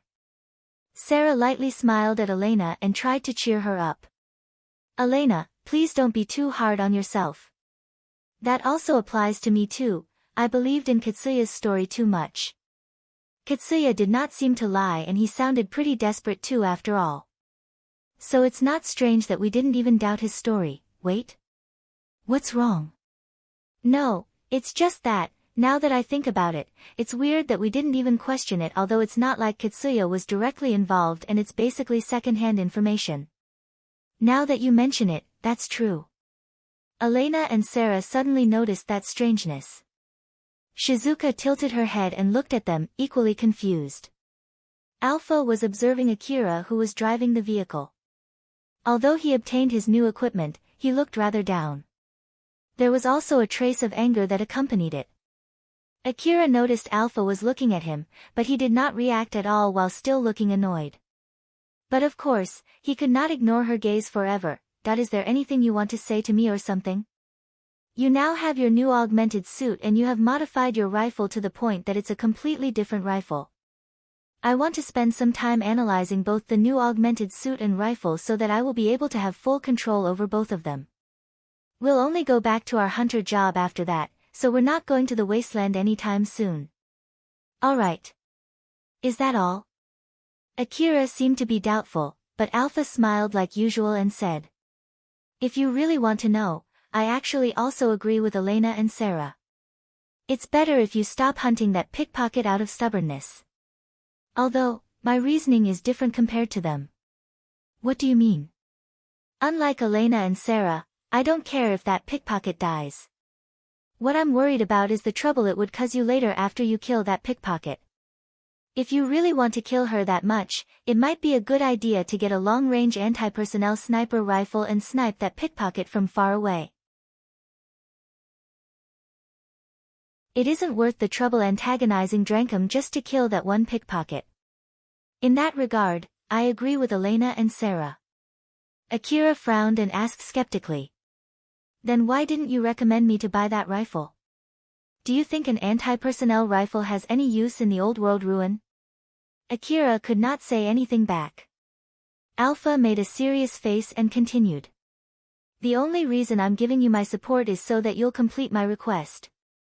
Of course, if you ask me, I might help you with other things too, but things like this are normally outside my support. So don't forget about that. Akira did not say anything back for a while, but he suddenly sighed and lowered his shoulders. He did think of killing Alna and fighting Kitsuya and his group, but he assumed that he would have Alpha's support when he considered that. It was true that Alpha was not obliged to go that far to help him, so him thinking that it was given for Alpha to help him was nothing more than him being too naive. Akira thought so as he mocked himself. You're right, I was too naive. He might have gotten a little bit too stubborn without him realizing it. Akira thought so as he took a deep breath and let it go. It might be just a self-suggestion, but he did feel lighter after he did that. Alpha's expression returned back to its usual gentle smile. I don't mind if you want to take advantage of my support, but do remember that I won't help you if you're going to do something that would put your own life at risk. If there's no danger in it, I won't stop you. If you want a sniper rifle, let's buy one next time, a long-barrel one with super long range. Well, I'll think about it again once I earn more money. There's no need to rush, I'll think about it carefully. Indeed, you better do so. Alpha smiled at Akira as if to look over him and thought. The reason why Alpha urged Akira to get away when Elena and Sarah called him right when he was quarreling with Kitsuya was simply because she thought that it would cause a crack in their relationship. But after analyzing the result of doing that, Alpha thought that she should have let Akira stay. If it was not for Shizuka, Akira would have seriously decided to stop aiming for Alna and risk a fight with Kitsuya and his group, while at the same time, his relationship with Elena and Sarah would have significantly soured. That way, Akira would have been less likely to do something that might cause more trouble. As Alpha thought so, it was not an exaggeration to say that she had made a wrong decision there. The boss of Izan family, Rogolt, was sitting in the guest room inside his mansion. He had his men standing guard behind him. He was directing a rather stern look at the person in front of him. You refuse, you say? Cheryl was lightly trembling, but her expression was filled with determination. Why yes, I can't accept that offer. Do you really understand the situation that you're in right now? Rogolt glared at Cheryl. Cheryl shivered, her expression stiffened. She was there alone, without any bodyguard. If Rogolt wished it, he could easily kill her there. Rogolt sighed. Cheryl refused his offer although she understood well the content of the offer. She did not have the ability to make sure that her men would take revenge if she got killed, and it did not seem she had any chance to even make a bluff. She did not seem careless, nor mocked Rogolt and his men. It was also true that she was trembling. Rogolt just could not understand why she refused the offer. Think again, I have my reputation to uphold. If a small weak gang like you opposes us, it'll hurt our reputation. Or is that you already have a deal with the Horias? And no, I don't. Then, is there anything that you don't like? Don't worry, I have no plans to take over your gang or anything like that. I'm just offering you to work under my gang. And since that would mean I'll be your boss and you'll work for me, you'll properly get paid, and of course, I expect that you would obey my orders. Though I might give you some orders just out of spite from time to time, considering the profit that you can get from working under me, I think you'll get more than you lose, you know? You'll be able to reopen your relic shop and you can use that to gather money. Your men will also feel much safer since that attack. It's nothing but good things. If I was in your position, I would have definitely accepted it. Although Rogolt looked calm on the surface, he was actually pretty surprised as he kept thinking at the back of his mind. Why did she refuse? There should be no reason to refuse it considering her situation, position, and power. She knows well that she will only be killed if she refused, but even so, she still refused. Did we kill someone close to her in the past or something? No, it doesn't seem that she has any grudge against us. Rogolt lightly raised his hand. His men immediately aimed their rifles at Cheryl. Cheryl trembled even more and her expression was filled with terror. Rogolt said with such pressure as if he was telling Cheryl that it was her last chance. Think again. Cheryl did not say anything while still shivering. After a short silence, Rogolt clicked his tongue and signaled his men to lower their rifles. She still won't say yes in that situation, what the heck is wrong with her? I just can't understand. Now that she was no longer in immediate danger, Cheryl started breathing again, albeit roughly. Rogolt exasperatedly looked at her and said, "Your courage is commendable. If there's anything you don't like in my offer, go ahead and tell me. I might consider it in respect of your bravery." But Cheryl still would not say anything. Rogolt clicked his tongue and told his men, "Take her away. Lock her up until she changes her mind." Two of his men grabbed Cheryl by her arm and dragged her out. Cheryl did not even fight back at all. Rogolt hung his head low. He thought that it would be a simple negotiation, but that did not seem to be the case and he did not know the reason why. He did not understand why Cheryl reacted so differently than what he expected, and that caused him to feel anxious and irritated. He started to think that the thing he had ignored until now, thinking that it was unlikely, might actually be the reason why. The person who brought that plan to him was Viola. He started to worry if this was also because of something that horrendous woman had planned. Now that he thought about it, he could not just let it off his mind, that I guess I'll try to check it out. Rogolt then went to the other person that his men had locked in the base before Cheryl. In order to fix Akira's mood, Viola told Cheryl about that offer from Izan family. Normally, for a weak gang without a connection like Cheryl's gang, it was a good enough offer. After that, Rogolt's men who Viola called in, guided Cheryl to Izan family's base. Rogolt then told Cheryl the details of the deal in the guest room. Although Cheryl only heard that if she accepted that deal then her gang would work under Rogolt's gang for the first time there, that in itself was not a bad offer. If that was all, Cheryl would have happily accepted that offer.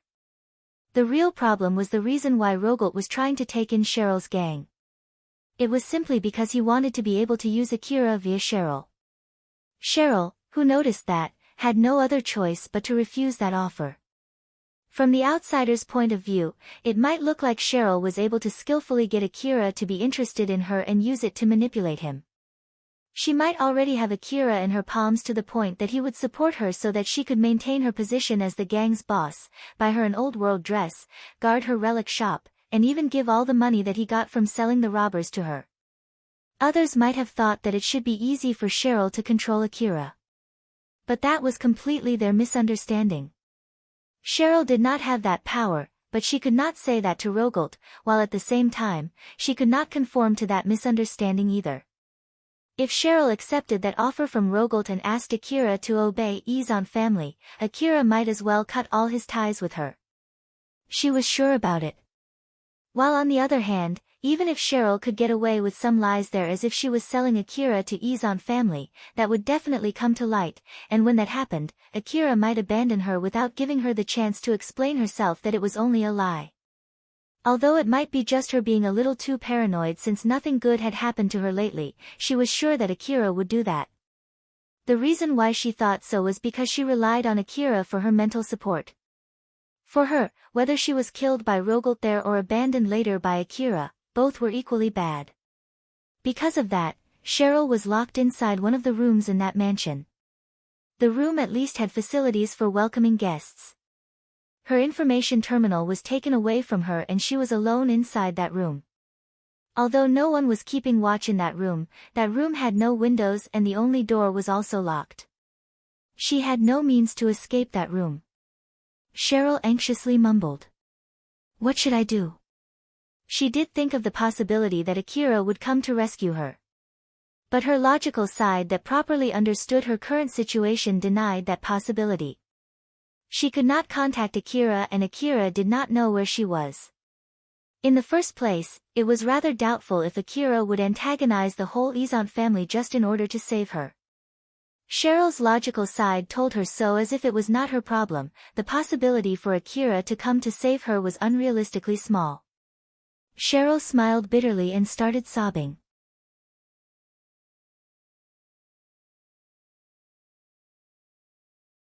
Chapter 158, Ignition.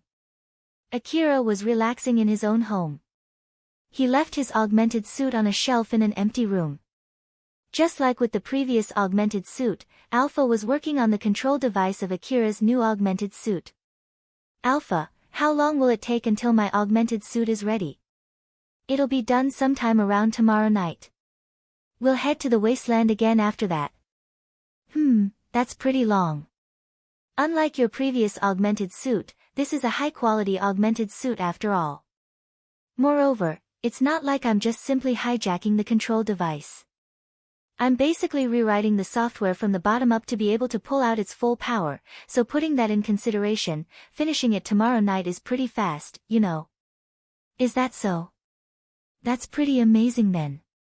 Alpha was telling the truth, but Akira barely showed any reaction to it at all. So Alpha pouted and said, It's understandable since it's out of your area of expertise, but I really wish that you would show more interest in it. Even if you told me so. Just wait patiently until I have enough knowledge to be honestly amazed by something like that. Forget difficult things like that, Akira only had barely enough common knowledge according to the current standard. Not to mention, he would need all kinds of complex information that normal people would not know in order to be honestly amazed by what Alpha just said. Seems like it would take quite a long time until you reach that point, huh? Yup. It seemed that it was not an easy thing to get Akira interested in that kind of information. Alpha thought so from how he replied apathetically. A call suddenly reached Akira's information terminal. When he checked the caller, it was from Viola. It's Akira, what is it? It's about Cheryl, is this a good time? Viola's voice was rather rough. There was a hint of fear and it was obvious that she could not keep her calm.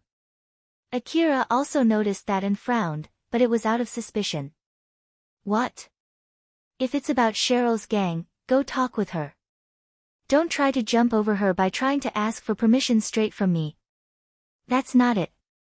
As in matter of fact, this problem is because I didn't inform you first. So I want to give you a short explanation first here. Alright, so, what is it? Akira got even more suspicious. Viola then carefully started her explanation. Cheryl is being held in Izant family's base. At this rate, she might even get killed. Akira's face slightly turned stern. Viola then continued her explanation which sounded more like her making excuses. She started from when she introduced Cheryl to Izant family which she did originally as an apology to Akira. But then, for some reason, Cheryl refused that offer which offended Izant family. She then said that it was something that she did not expect and that it was not her fault. She nervously gave her explanation as if she was making excuses for what she did. So basically that's what happened. I really didn't have any wish to put your lover in danger. I hope you can understand that. Akira replied rather indifferently. I understand the situation. Viola sounded rather relieved as she said. I see. I only called you to make sure that we don't have any misunderstanding between us, so I'm really glad that you understand. Is that all? Viola then continued while sounding rather nervous. Just one more. About that pickpocket, it seems that Alna is also in Izant family's base. But I don't know if she's also being held there or if the Izant family is sheltering her. Akira's voice immediately changed, he sounded slightly annoyed.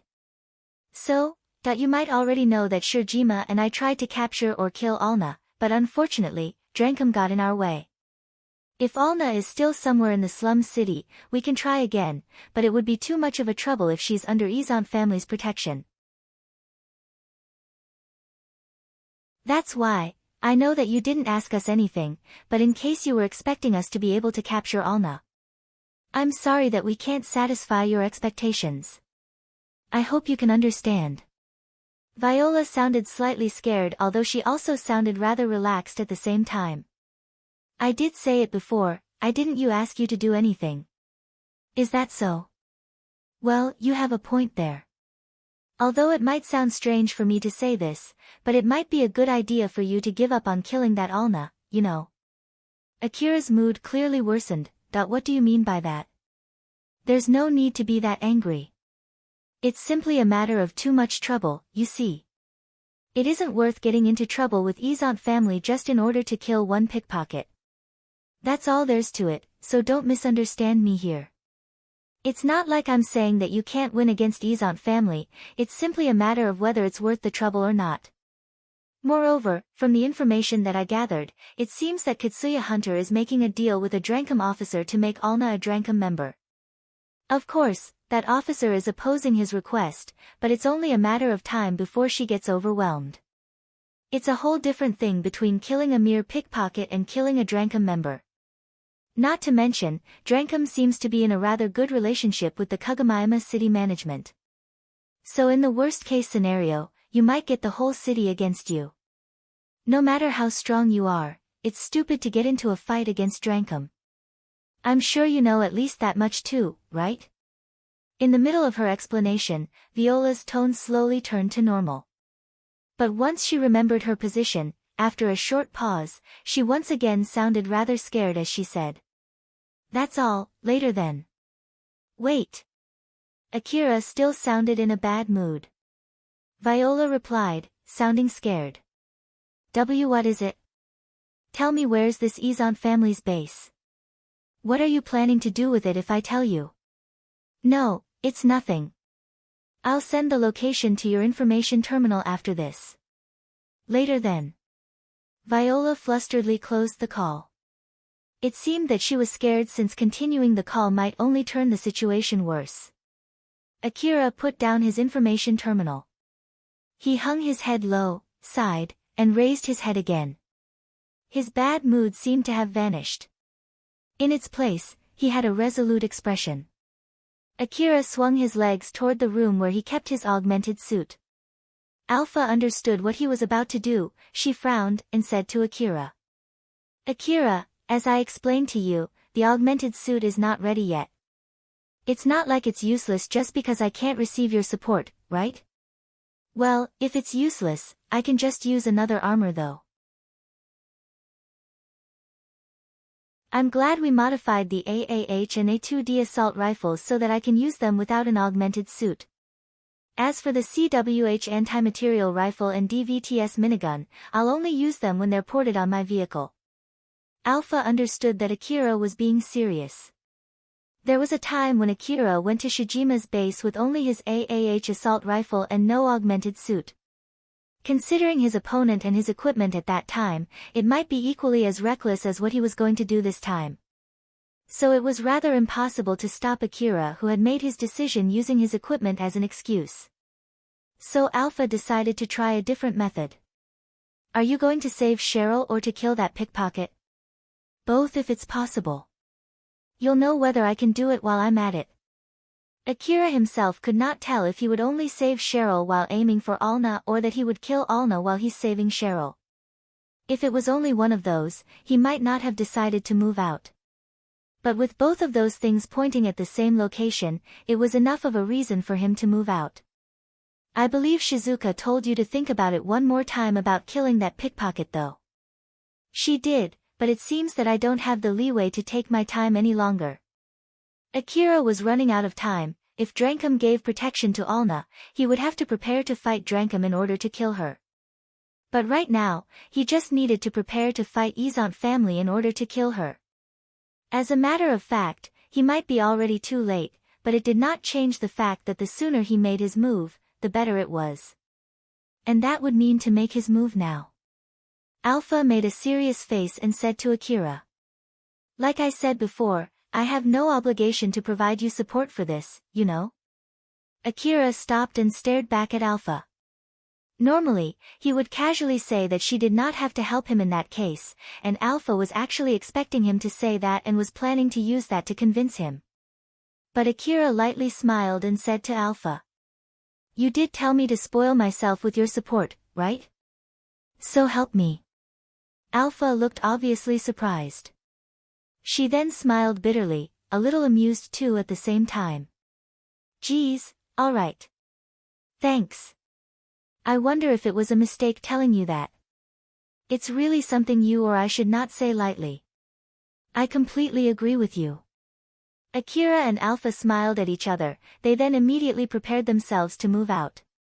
Once Akira finished his preparation, he hopped onto his vehicle. Alpha was already sitting on the driver assistance seat. She then teased Akira. But still, it seems that you are starting to learn how to use me, huh? Akira replied with a joke. That's all thanks to all of your education. Oh my, are you saying that it's my fault? I might have taught you things that I shouldn't have. Alpha's expression turned to her usual smile as she continued. Viola just sent you the location of Izant family's base. Now that we know where it is, shall we go? Roger that. Akira immediately moved out once he finished all of his preparation. Viola was smiling in a certain room. It was right after she sent the location of Izant family's base to Akira, that should do it. I delayed some time before sending the information to make him think that I didn't have it ready beforehand, but did I delay too much? Viola's expression did not show the fear that she had when she was talking with Akira. All of that was nothing more than her acting. She was just acting scared like how she was usually acting calm. She looked completely fine like usual as she said. I guess it's time to give a call to the other person too. Now then, I wonder what will happen next. Viola smiled amusedly imagining what was going to happen. Izant family's base was surrounded by fences.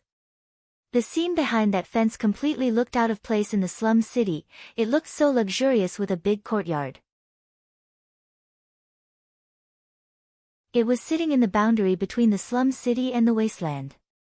The people who lived outside that fence would look inside the fence and be amazed by the power of the Izant family. Eventually, they would join the gang in order to get a share of that power. Right when the sun was about to set, the entrance guard noticed a vehicle heading in their direction. They immediately aimed their guns at that incoming vehicle. But that vehicle stopped not too far away from the entrance. The guards quickly surrounded the vehicle. One of the guards saw that it was only a young boy driving that car, he then mockingly said to Akira. Brat, what are you playing here? It's not a place for a brat like you to loiter around. Go away. I heard that Cheryl is here, so I'm here to pick her up. Cheryl? Since that guard was only a lackey in the gang, he did not know the details of what was going on inside the gang, but even so, he felt that he heard that name before when his boss summoned that Cheryl. So he made a call to the people inside the base. You, what is your name? It's Akira. That man was talking with his superior through his information terminal while glancing at Akira from time to time. Yes. He said that it's his name, and he said that he's here to pick up Cheryl. No, even if you say so, he looks like just a common brat from my point of view. Well, it's true that he has better equipment than a common slum brat, it won't be strange if he calls himself a hunter with his equipment. No, he doesn't look that strong. That man lowered his information terminal and turned to Akira. Are you really Akira? I don't know who's this real Akira that you're expecting, but my name is Akira. I'm talking about that Akira, a hunter who is protecting Cheryl's gang. Is that you?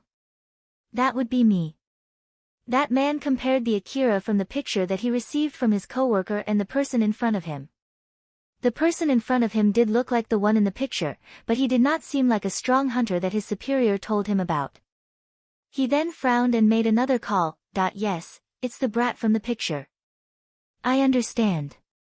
That man then closed the call, looked at the other guards, and gave them a signal to lower their guard and return back to their posts. Just wait there. Akira was still sitting in the driver's seat as he nodded.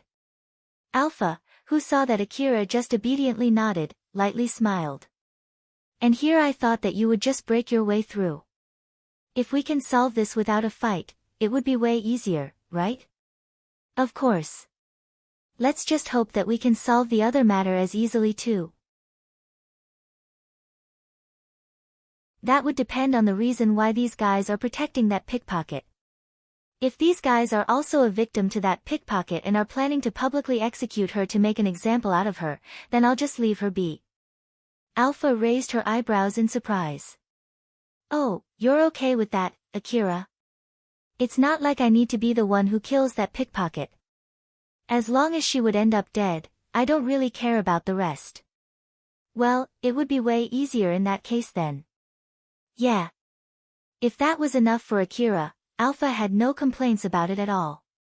If Alna got killed somewhere that had nothing to do with Akira, it would not cause any trouble for him afterwards. As Alpha was thinking of a way to accomplish that, her plan was immediately crushed. Another car was heading in their direction. The guards there immediately noticed that vehicle.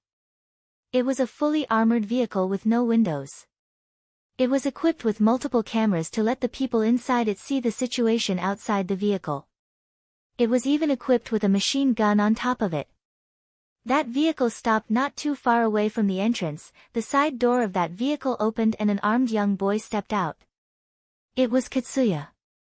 Katsuya's aura intimidated the guards. One of the guards there winced back from that aura as he tried to hide it by yelling at Katsuya. What the heck's with you? Do you even know where you are right now? Do you want to die? Katsuya glared angrily at those guards. Although they were already aiming their guns at him, Katsuya did not show any fear at all. I know you guys are the people who kidnapped Alna. I'm here to get her back. What are you even talking about? Who is this stupid guy? That guard noticed the Drankum stamp on Katsuya's vehicle and winced. You're a Drankum hunter, huh? I am. I'm Katsuya from Drankum. I don't know why you kidnapped Alna, but if you will obediently return her back now, I'll still forgive you. If you don't. Izant family was indeed a strong gang, but it would still give them a lot of trouble if they killed a Drankum hunter. The guards there slowly surrounded Katsuya. The guard who was responsible for communication flusteredly called his superior. Yes. It's an emergency. A hunter from Drankum by the name of Katsuya is here. Katsuya, who saw those guards scared, made an annoyed face. He thought that if having him there would make them that scared, they should not have kidnapped Alna in the first place. Yes, it's indeed the guy from the picture. I think he's the real Katsuya. Unlike Akira, he looks well armed for just a brat and his equipment are better than those common hunters. Katsuya finally noticed Akira sitting in his vehicle with his hand on his chin. He immediately connected Alna who was being held in Izant family's base to Akira who was there, his expression immediately filled with anger and glared at Akira. Did I see what's going on here? Katsuya thought that Akira asked the Izant family to kidnap Alna. Akira actually already noticed Katsuya for quite some time now. He looked obviously annoyed as he sighed and said, "Why is that guy here?" Alpha seemed obviously disappointed. It seemed to be impossible to avoid a fight now. I bet he's here to save that pickpocket. Why he would even know that pickpocket is he dash. Akira was suspecting that Katsuya also received that information from Viola, but since he did not have any proof and he had no trust in his own intuition, he decided to just forget about it and consider other possibilities. Well, it might be from Drankum's information network. According to Elena-san, he's treated as one of the officers in the gang after all.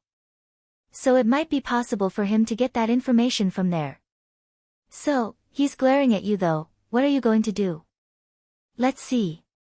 Akira stepped off his vehicle and said to the guard who was still talking to his superior. Hey! What?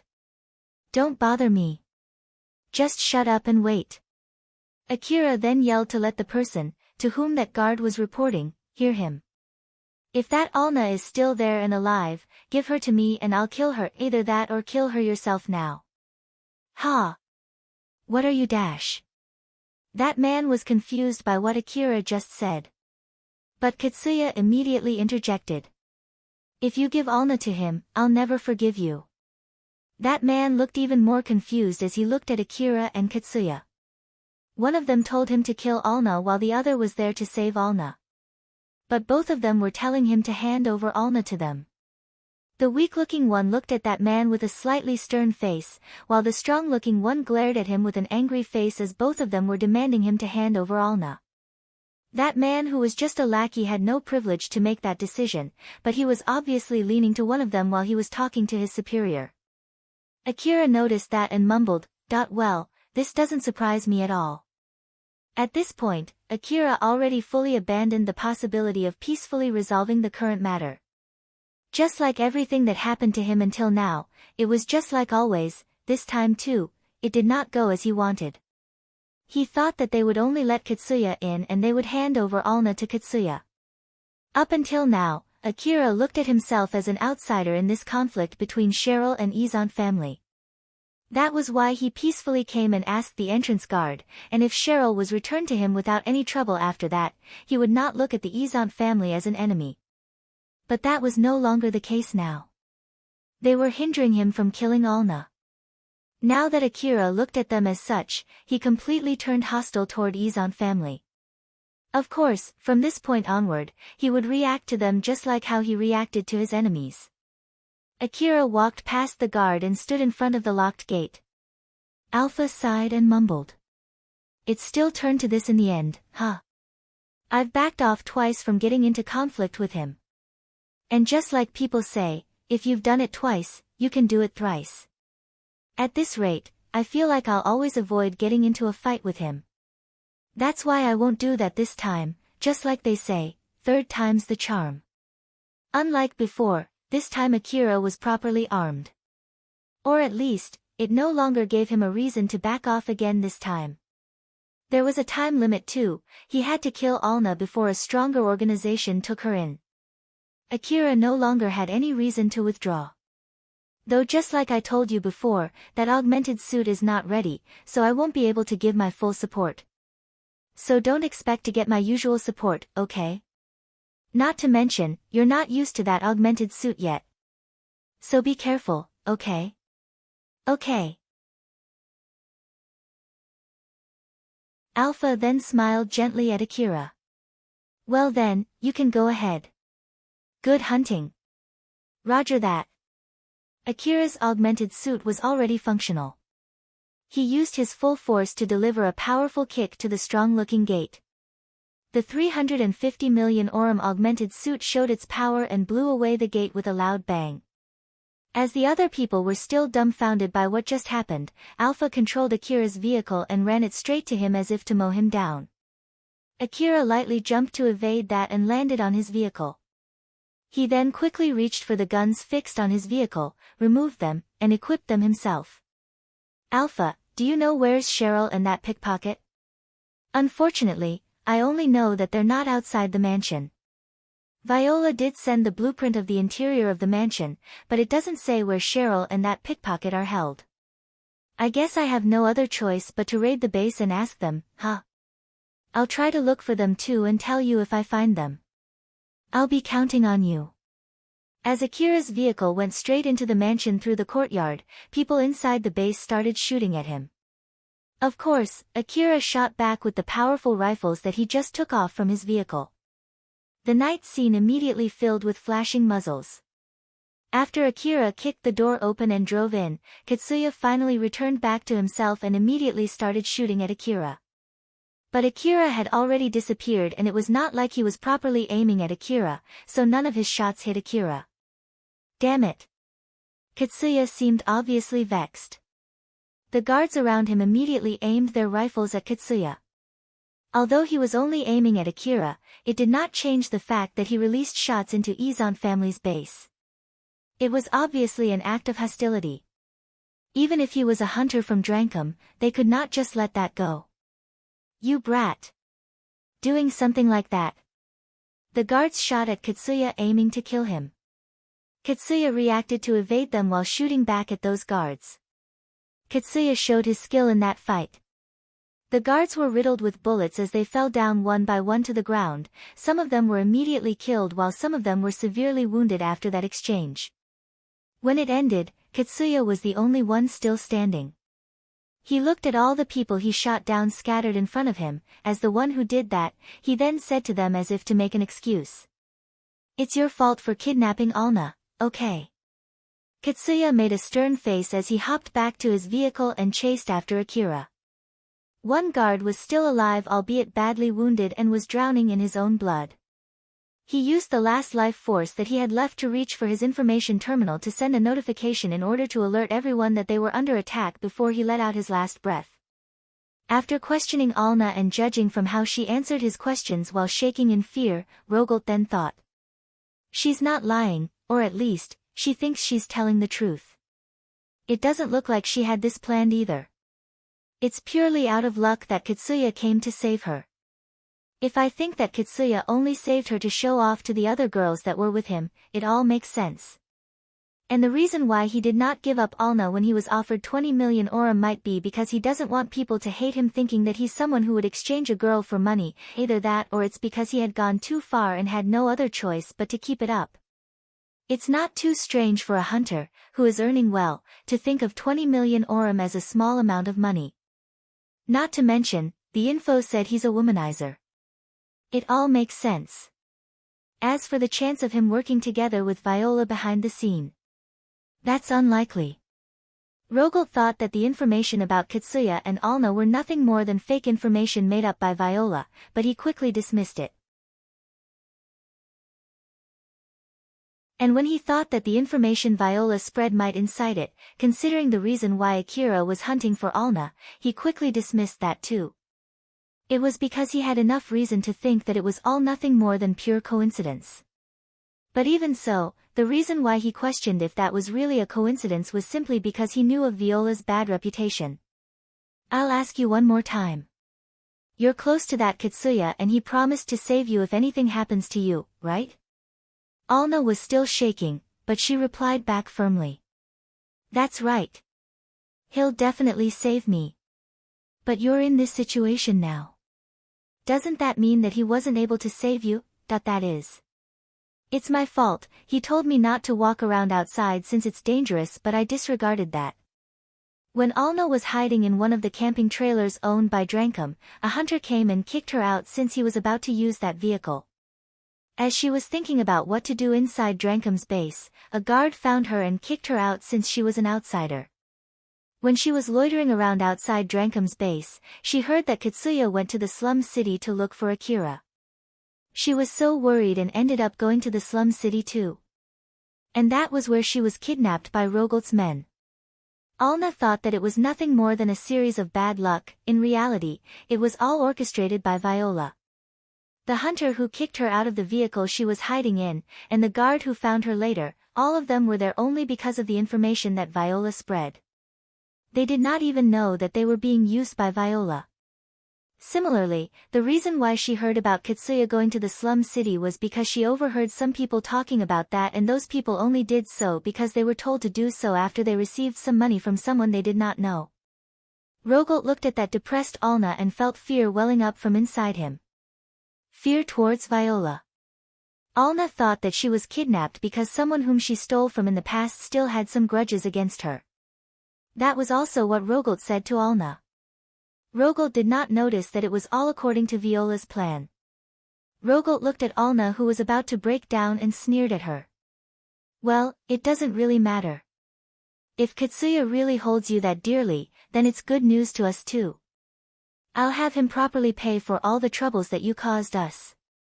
And if he refuses, we can just kill you too. I'm expecting that you'll be a good hostage, okay? Rogolt looked at Alna's face and guessed how good she was as a hostage. He decided that it was worth making her a hostage as he smiled and left the room with his men. Katsuya. Save me. Alna said so with a pained face now that she was left alone in that room. The moment Rogolt stepped outside the room, an emergency alarm reached his terminal. He pulled his information terminal out and asked with a stern face. It's me, what is it? His men replied with a panicked voice. Boss. It's an attack. Who is it from? Don't tell me it's the Horias. Rogolt thought so judging from how panicked his men were, but he was surprised when he heard the reply. What? The attackers were Akira and Katsuya. Rogolt did not expect that at all. He was even more surprised when he checked the record of their exchange. What's the meaning of this? Why do they know about Alna and Cheryl? I understand it's only a matter of time before they knew it, but this is just too fast. They found out about it on the same day. And they even raided the base without giving us a chance to negotiate. It's just too strange. Rogolt immediately noticed why it happened and made a grim face. Viola. Don't tell me that she brought that plan to us not so that we can manipulate them but to make them attack us? Did she also say something to them that made them not even try to talk it out first? But even if that's true, why would they attack us? There's no way they can win with the only two of th. Rogolt froze. After that, he immediately shouted at his men. Kill both of them. There's no need to give them a chance to surrender. Call back everyone outside the base to fight them. Use all the powered suits inside the hangar too. Rogolt's men, who did not expect that at all, confusedly replied. Wait for a sec, isn't that too much just to fight two young hunters? Not to mention, we stocked those powered suits to fight Horias in the first place. But Rogolt yelled back to that guy who was questioning his order. If they're your common young hunters, there's no way they would raid our base just with the two of them, you know. If my guess is correct, that Viola might have something to do with Horias. They might even come here using this chaos. Go. Make sure that the powered suits are ready before I'm there. Oh okay. His men flusteredly ended the call. Rogolt still had an extremely grim expression on his face as he looked around his officers and his men and told them. I'll go to the hangar. All of you take your squad to join the fight outside. Hire those hunters who would help us too. It's a full-blown war. In case if Horias don't come after we finish taking care of those two, we'll go and attack Horias' base. Roger that. Should we kill Cheryl and Alna too? Rogolt was able to regain some of his calm after he looked at his men who were calm in that situation. After giving it a short thought, he then said, No, try using them as hostages. Both of them attacked us without even giving us a chance to talk it out. They might not be here in order to save them in the first place, but at least give it a try. Rogolt quickly ran towards the hangar after he said that while his men immediately went to move as they were ordered to.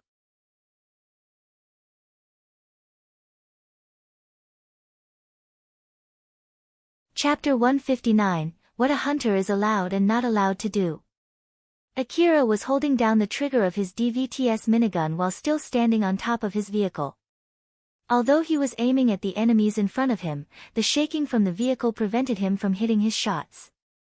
He tried to sweep horizontally with his DVTS minigun, but due to the shaking, his stray bullets even landed on the third floor of the mansion. This kickback is no joke. Alpha, can you do something about this? Nope. As I said, I haven't finished taking control of the augmented suit, so I can't help you fix your aim or anything else that includes controlling your augmented suit. So use your own power to try to stabilize it. Or do you still want me to try? Akira tried his best to hold his DVTS minigun while thinking that it was rather too reckless of him to go to a real fight with his new equipment without getting used to them first. It was difficult to stand firm on top of the shaking vehicle. If Alpha was not controlling his vehicle, he would have been thrown off the vehicle by now. Thanks to that, he was only able to randomly scatter bullets to the enemies in front of him. But that was enough to suppress his enemies down. The modified DVTS minigun could easily turn a monster into minced meat in a matter of milliseconds. If it hit a human without strong armor, it would normally be a death sentence. As more and more of his enemies chose to hide behind covers, less and less of them had the leeway to shoot at Akira. Akira, hold on tight. Akira flusteredly held on to his vehicle. Almost at the same time, Alpha made a 90 degrees turn. When she did that, countless bullets came from behind and drew a line on the ground as it tried to catch up with Akira. It came from the machine gun on top of Katsuya's vehicle. Shoot back now. At this rate, he'll one-sidedly keep shooting on you. Akira grabbed at his vehicle with one hand and used his other hand to aim his DVTS minigun at Katsuya's vehicle. If it's impossible to properly aim at him, at least keep it aimed at one point. I'll try to help by adjusting the vehicle's position. Roger that. Akira stopped trying to aim just like he was told to. He used his augmented suit to hold down his DVTS minigun, aiming at one point before pulling the trigger. As the effect from the shaking of the vehicle, Akira's aim, and the kickback that threw off his aim had been minimized, Alpha adjusted the vehicle position to aim at Katsuya. Katsuya's vehicle was riddled with bullets, shaving off the armor platings covering his vehicle. From Akira's point of view, the fire sparks coming out from the bullets hitting the armor plating made it look like he was shooting fireworks, as he was also listening to the bullets that went past him and landed behind him. Every time they released a barrage, a flower-like flash illuminated the dark courtyard. Alpha focused her aim more to interrupt Katsuya's aiming rather than to destroy his vehicle. Some of the released bullets hit the machine gun on top of Katsuya's vehicle and interrupted its aiming. And even before the control device on that vehicle was able to readjust its aiming, more bullets hit that machine gun. It was in order to preserve the durability of Akira's vehicle, which had less armor. In less than 10 seconds, they already exchanged enough bullets to kill a few hundred normal people. At first, Katsuya tried to force his way relying on the armor platings of his vehicle, but when the control device of his vehicle alerted him that a certain part of his vehicle was badly damaged, he noticed that Akira was focusing his aim at one point, trying to break through the armor of his vehicle. Katsuya then clicked his tongue and made a turn to escape from Akira's barrage. Alpha used that opening to accelerate the vehicle and put more distance between them. At the same time, Akira quickly switched to his A4WM automatic grenade launcher and scattered grenades in Katsuya's direction to prevent Katsuya from chasing him any further. Akira had a stern expression plastered on his face as he said, "That guy finally retreated, huh? But still, to think that he would raid the base from the front just to save a pickpocket, is that guy even right in the head?" Alpha looked exasperated at Akira. She had no idea if Akira just simply did not realize what he too was doing, or if he understood what he was doing but was just ignoring it for now, or he was surprised to find someone who was as reckless as him. "I'm sure he doesn't want to hear that from you, you know. You're basically doing the same thing as him, right?" Akira raised his eyebrows as if he was telling Alpha that it was rude of her to say that to him. "I came here fully willing to resolve this peacefully if they just hand over Cheryl and that pickpocket to me, you know. If it's needed, I was even willing to negotiate. That was why I was obediently waiting when they told me to until that guy came. But after that guy came, the situation changed and negotiation seemed to be out of the question. That's why I had no other choice but to take drastic action. So I don't want you to lump me together with a guy who came here with a battle vehicle and acted so arrogantly the moment he came, as if he was fully expecting for a fight right from the start, you know." There were many parts of Akira's argument that were actually subjective to individual interpretations. But since he honestly thought that they were not the same, Alpha decided not to point it out. "I'm glad to hear that you were actually willing to resolve this matter peacefully. Now, if only you would keep that up a little more, I would be really happy. It depends on whether the other side would respect that or not. But people tend to not let me do that. So as long as that's true, I don't see any reason to stubbornly stick with it. If he only put out his argument and opinion, then let others take the decision, more than often things would not go as he wanted to." That kind of pessimistic thinking was carved in Akira's head. That was the main reason why he stayed alone and did not get involved with any gangs when he was living in Slum City.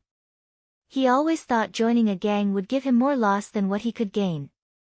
In the harsh living condition of the slum city, living as a group rarely had more minus than the plus, of course, excluding special cases like Akira.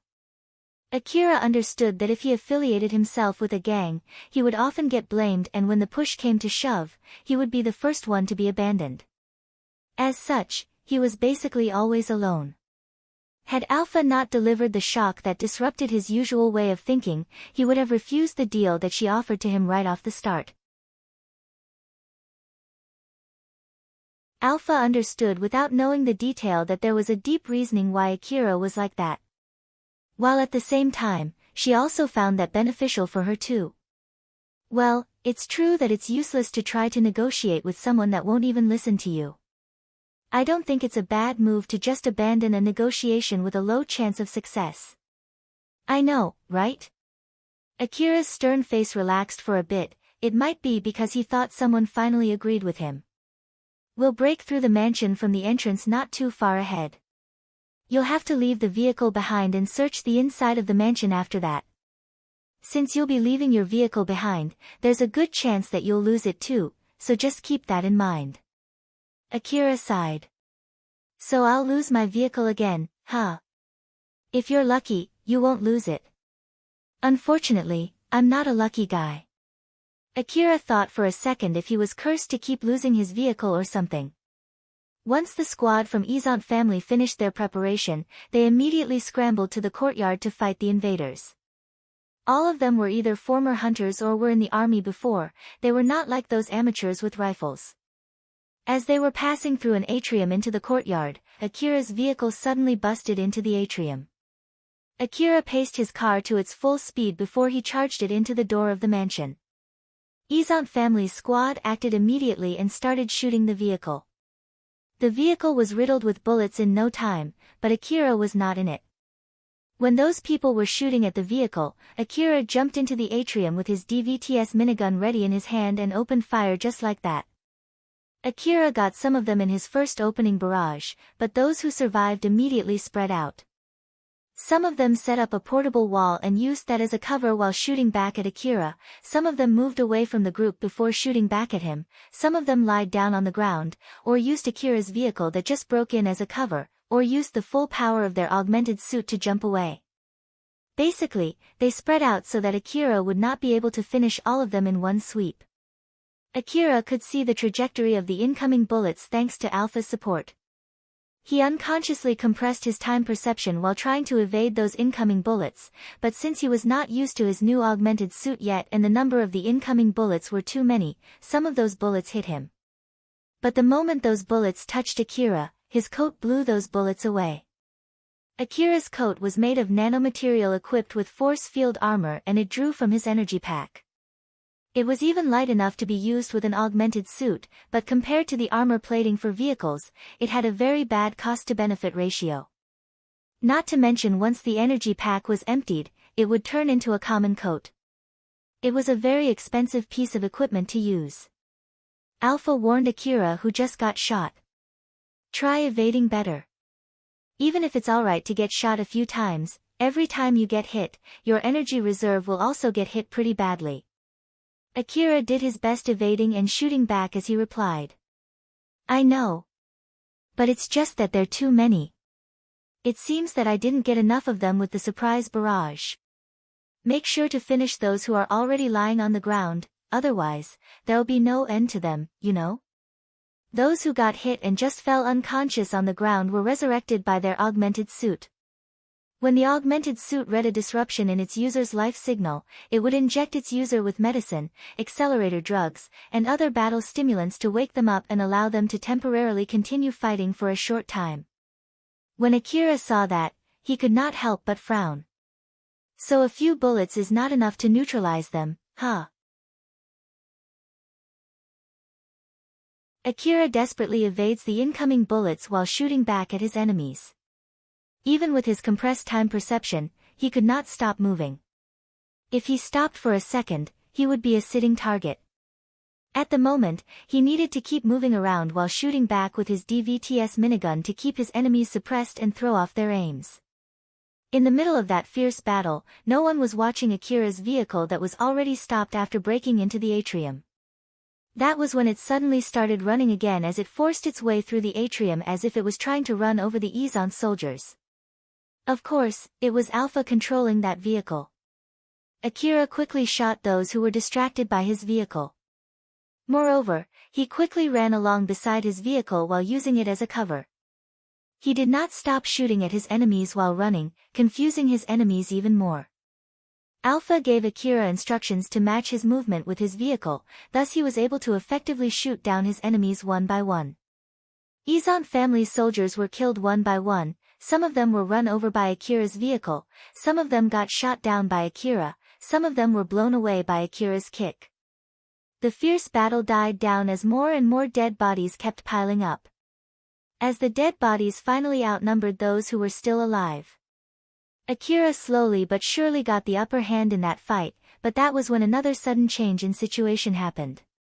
A reinforcement suddenly poured in from inside the mansion. Akira started considering pulling back and assaulting the mansion from another side. If Alpha told him to do so, he was planning to do so right away. Alpha then gave Akira an order. Akira. Temporary retreat. Force your way into the mansion. Although Akira was surprised by that unexpected order, he had a stern face as he looked at the direction Alpha was pointing at. He then gathered his resolve and started running. Akira had to pass through several positions where he had no cover in order to follow that order, but he did not hesitate at all. Izon family's soldiers were surprised by the sudden charge that looked nothing more than just a reckless and pointless action, but they immediately aimed their rifles at Akira. Right when they were about to pull the triggers on their rifles, another barrage suddenly came from the courtyard followed by another vehicle that crashed right into the atrium. Katsuya was chasing Akira while scattering bullets from the machine gun fixed on his vehicle as he rammed his whole vehicle straight into the mansion. Akira used that opening to slip past those soldiers. He held his DVTS minigun in one hand and randomly shot bullets at those men while running. Of course, those men could not just ignore the battle vehicle inside the atrium, they shifted their focus from Akira and focused their firepower on Katsuya's vehicle. Some of the reinforcements who came with rocket launchers fixed their aims at Katsuya's vehicle and pulled the trigger. The rockets did not have a hard time finding their target, as those rockets hit Katsuya's vehicle that was inside the atrium.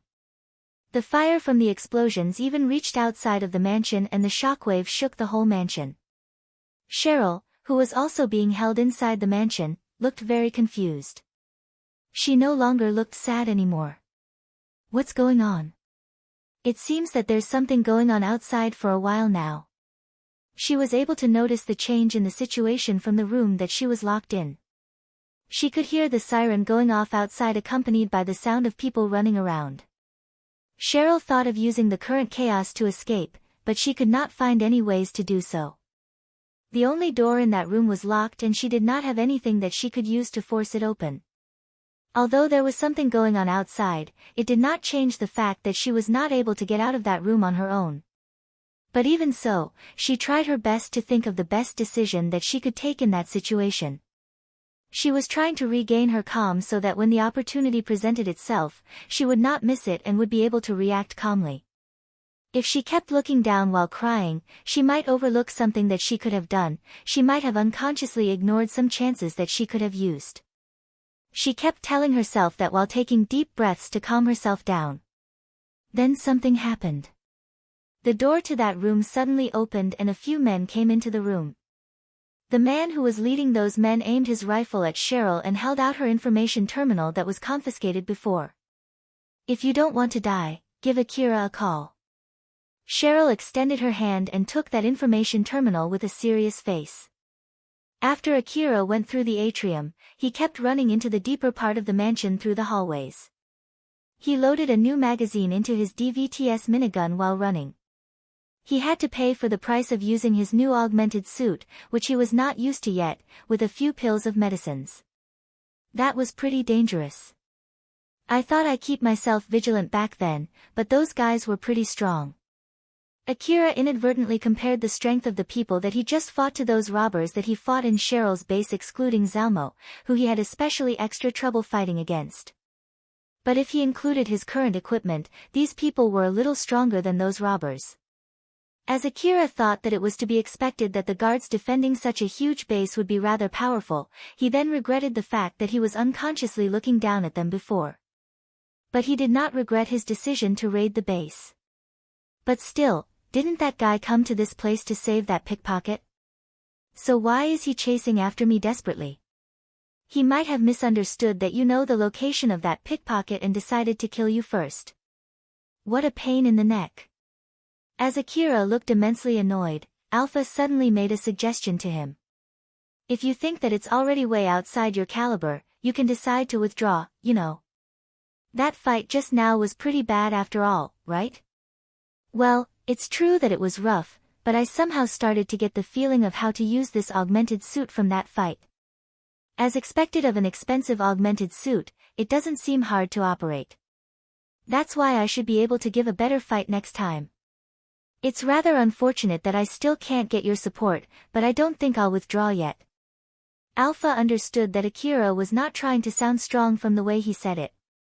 While at the same time, rather than being happy with his ability to adapt, she thought that she needed to be careful with it. Akira was able to get used to his new augmented suit to the point that he did not worry about it at all just after a single fight. That ability to adapt was way above her expectation. Although Alpha was worried about that kind of thing which was outside her prediction, she did not show that on the surface. She was still smiling like usual as she said. That's good to hear then, let's hurry up. Did you get their locations? Unfortunately, I still can't find them. I guess we have no other choice but to check all the locations where they might be held. I've always been keeping my eyes on the information gathering device for any signal that might indicate their locations, but I still got nothing until now. Akira seemed a little bit disappointed. I'm sure I can easily find them if I interrogate one of those guys, but with how strong they are, I guess that's out of the question, huh? Akira did not have the leeway to take his time interrogating one of Izan family's soldiers. If he did not fight them with the intention to kill, he might get killed instead. If he did not do that, he would get overwhelmed fighting those people. Alpha suddenly turned to Akira and said, Akira, I know where Cheryl is. Oh, you got it. So what was that just now when you said that you can't find her? I got her location now, so it doesn't really matter, does it? I'll guide you there. And also, she'll be calling you soon. Just tell her what I'll tell you. I'll also be the one connecting you to her, so there's no need to use your information terminal. Okay. Akira thought that instruction was a bit weird, but he also did not want to use one of his hands to hold his information terminal. He knew that there must be a good reason why Alpha told him to follow her instruction while talking to Cheryl, so he just ignored the questions that came up in his mind. Cheryl used her information terminal that was returned to her to call Akira. It was the information terminal that Akira lent her the other day. She made a call with a stern expression and it did not take that long for her call to connect. Akira's voice could be heard coming out from her information terminal. Cheryl? Where are you? Before Cheryl could answer, the people inside that room quickly covered her mouth and took over her information terminal. The guy who took Cheryl's information terminal then yelled a threat. So you're Akira, huh? If you don't want this girl dead, throw away your weapons. Who is this? Are you being serious here?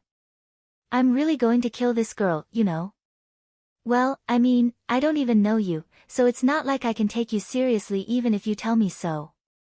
From his voice, Akira sounded more like he really had no clue at all rather than just playing dumb, and it really irritated that guy.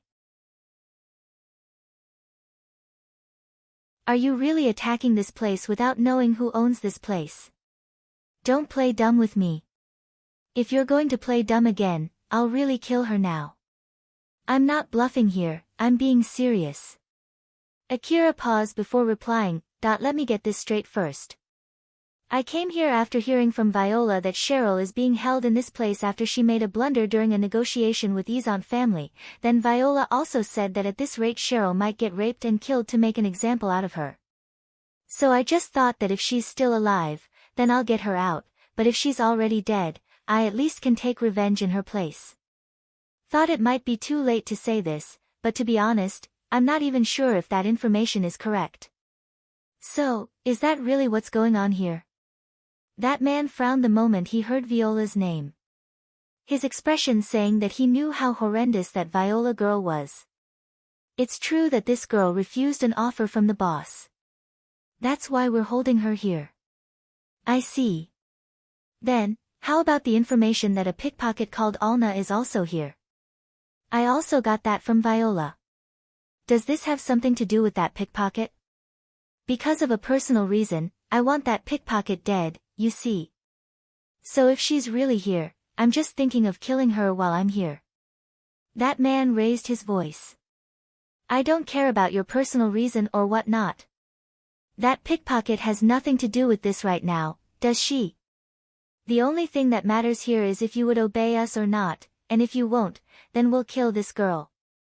Akira paused for a bit again before replying, I have two things that I need to confirm first before I can give you my answer. Since it sounded that Akira might accept his demand depending on the things that Akira wanted to confirm, that man calmed down for a bit. Oh, so what is it? Is Cheryl really alive? And if the girl who you have with you is really Cheryl or not? I want to know those two things first. Judging from the guys who were mocking me in the entrance, it won't be strange if you guys already killed her, you know. After all, it seemed that you guys are not scared if I came here to take revenge. So if Cheryl is already dead, then it won't be strange if you guys took her information terminal and used it to call me in order to trick me. In the first place, it's weird for Cheryl to come to this place alone without asking me to accompany her.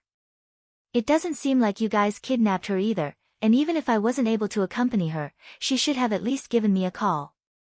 There's also a possibility that someone stole her information terminal, used it to ask for a meeting with your boss, and said something that she shouldn't have to your boss, so the person that you have there might not be the real Cheryl. If she's really Cheryl and she's still alive, then I don't mind listening to your demand. After all, I don't want to throw away my weapons just to save someone who's pretending to be Cheryl, you see. That man clicked his tongue after hearing how paranoid Akira was. But since he was trying to confirm the identity of the hostage, that in itself meant that Cheryl had some value as a hostage.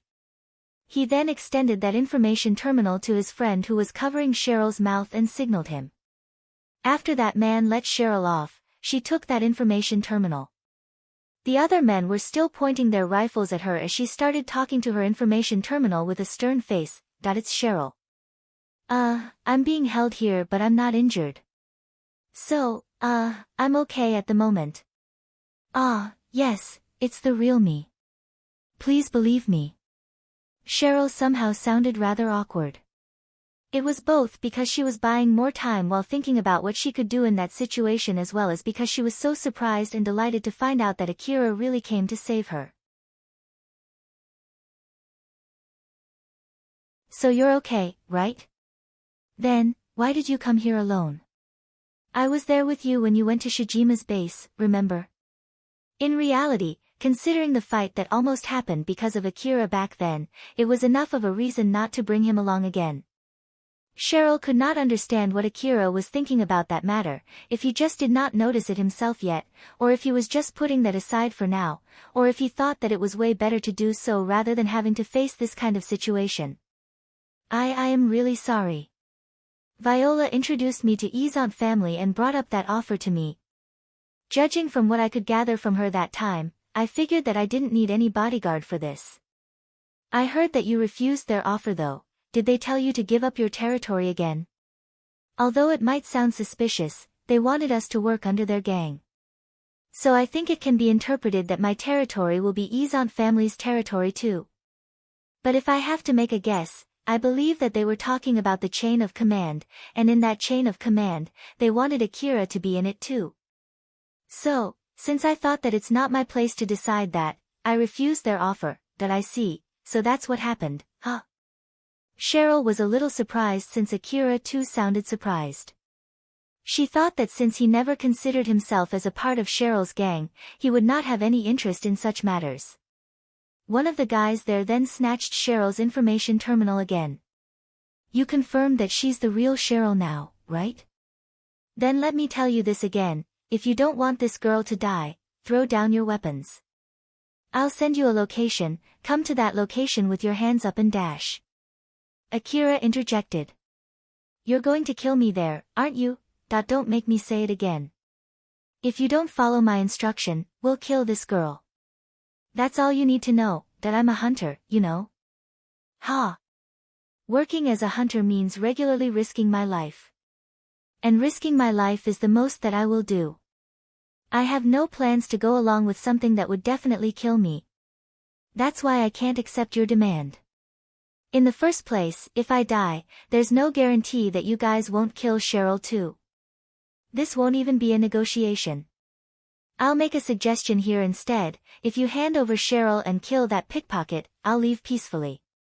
And make sure that you guys don't interrupt me on my way out either. This way both of us won't have to face any loss. What do you think? That man exploded in anger. Are you fucking kidding me? Do you really think that we would accept that offer? I'm saying here that I'm willing to forgive you for threatening to kill my lover. Isn't that enough for a reason? Or is it that there's no place for negotiation? Yeah, that's right. I see. Right at the next moment, Akira kicked down the door to that room. He already had rifles in each of his hands. Everyone in that room was frozen by that sudden turn of events. Akira used that opening to fix the aim of both of his rifles and immediately opened fire.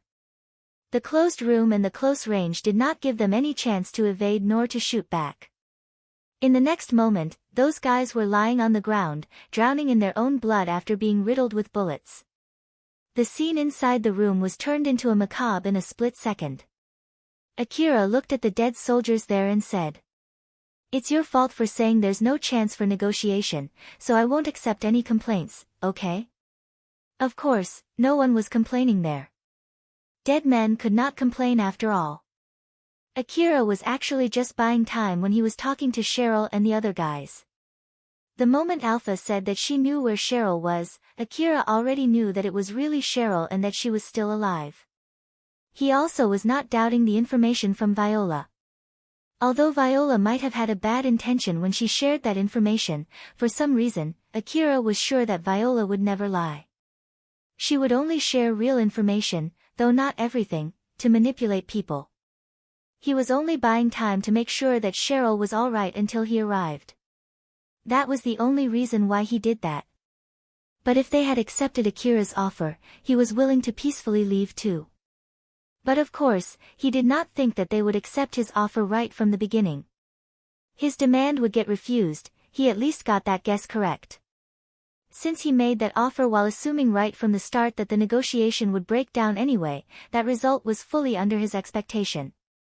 Akira himself did not notice how twisted his way of thinking was.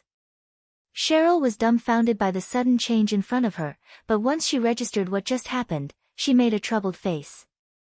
She was happy that Akira even called her his lover and came here to save her, but at the same time, she shuddered at the fact how Akira did not even bat an eyelash, massacring everyone in that room and stared coldly at the dead bodies in the ground to top it off. Akira lowered his rifle and turned at Cheryl. Cheryl tried her best not to show fear on her face. "Well, just to be safe, are you okay? I was trying to be careful as not to shoot you by mistake." "Ah, yes.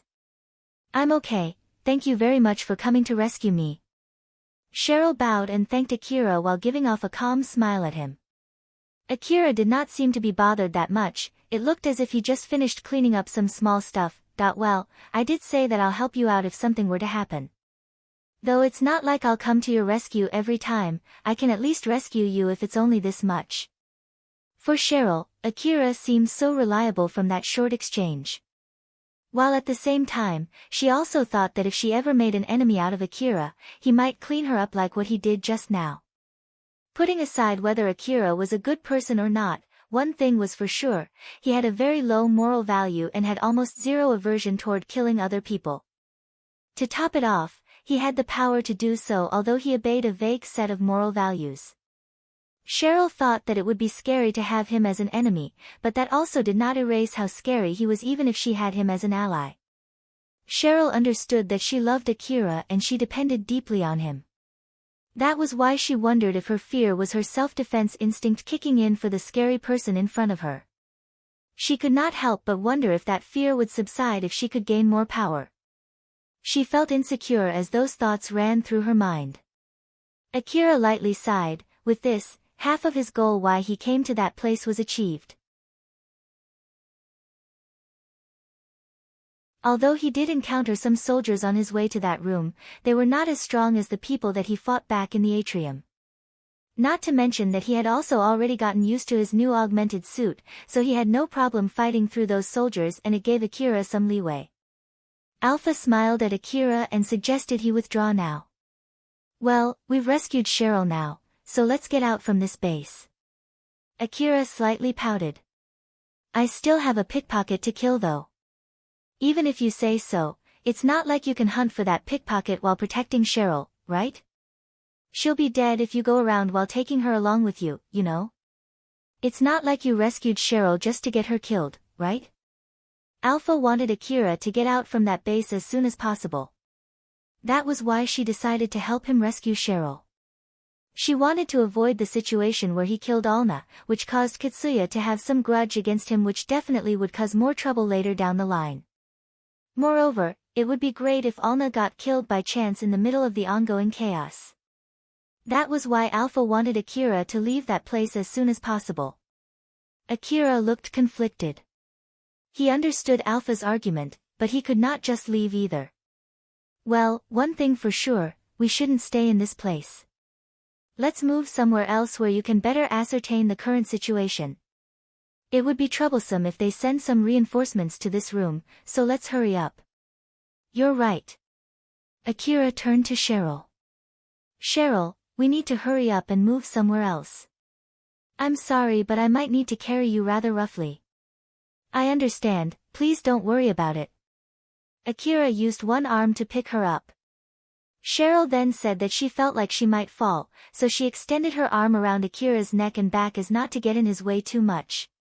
If he wanted to prioritize the ease of moving around, Akira could just carry her under his arm, but Cheryl kept that to herself. Akira then followed Alpha while carrying Cheryl, who was hugging him tightly. Cheryl felt really happy that someone she loved was hugging her even when she was in that situation. As she thought that she was rather a calculating girl for feeling like that, she smiled bitterly and most of her worry from just now was already gone.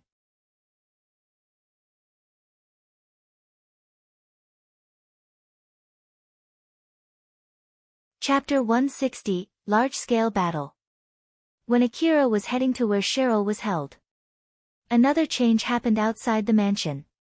A few dozen vehicles went past through the gate that Akira kicked down.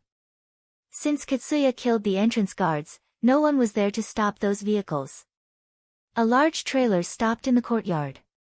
Its huge backside opened and revealed multiple powered suits under its cover. They were about 5 meters tall with thick bodies and limbs. Those thick limbs gave off a powerful and durable impression rather than simply being heavy. There was also a big gun lined up beside each and every powered suit. The other trailers also opened their backsides, showing the same powered suits and tanks under them. While some of the other trailers started disembarking the soldiers inside them.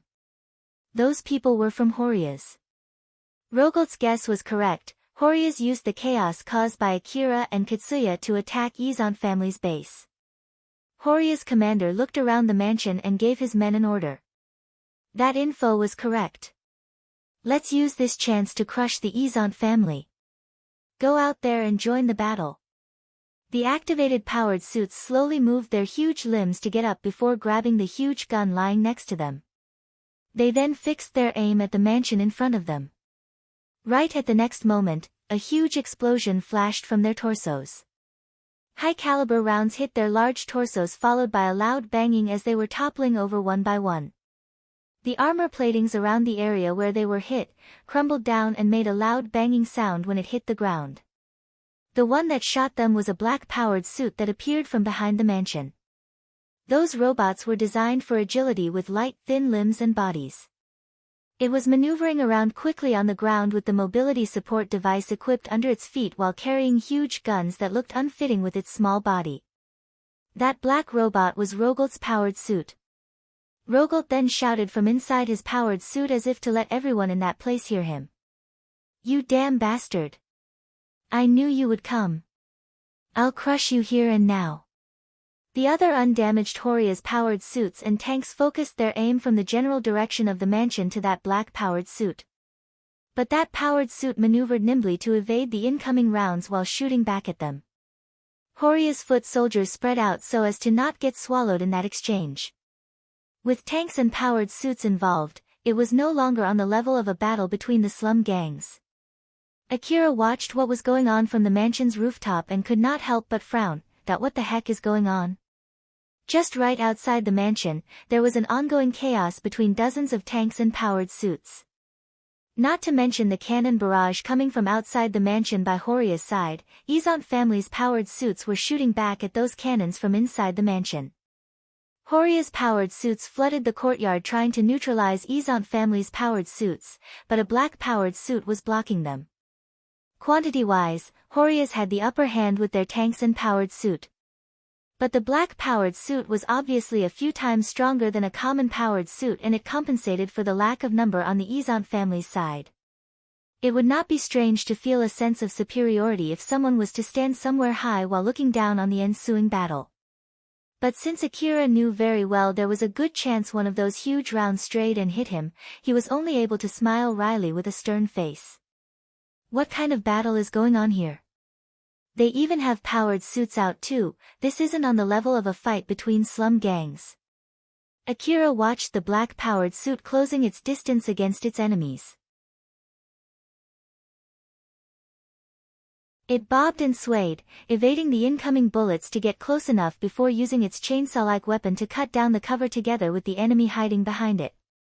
Fire sparkles flew everywhere as it cut the whole thing together and left a clean-cut powered suit and cover in its trail. Akira inadvertently asked. "Whoa, that's really something. But why is that powered suit fighting in such close proximity from his enemies? It has a gun with it, right?" Alpha answered his question. "The anti-force field armor device works better when it's in close range, you see. Of course, some of the warheads have anti-force field armor devices installed on them too, but it's impossible to have the same negating power in those relatively smaller warheads. Not to mention that it might also be for scaring the enemies by showing its ability to fight in close range. Other than that, it might be its user's preference, I guess." "Preference? You still remember back then in Saranthal building when Shirori cut down the huge monster, right? I bet it has similar equipment to Shirori. There was also Kane who fought the smaller monsters using CQC.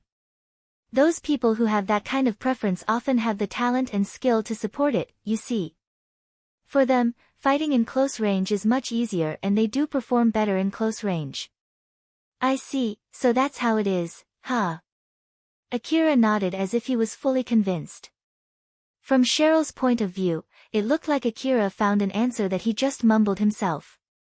Although she did find that strange, she felt like Akira would tell her not to ask him if she tried, and since it might even worsen his mood too, Cheryl decided to stay silent.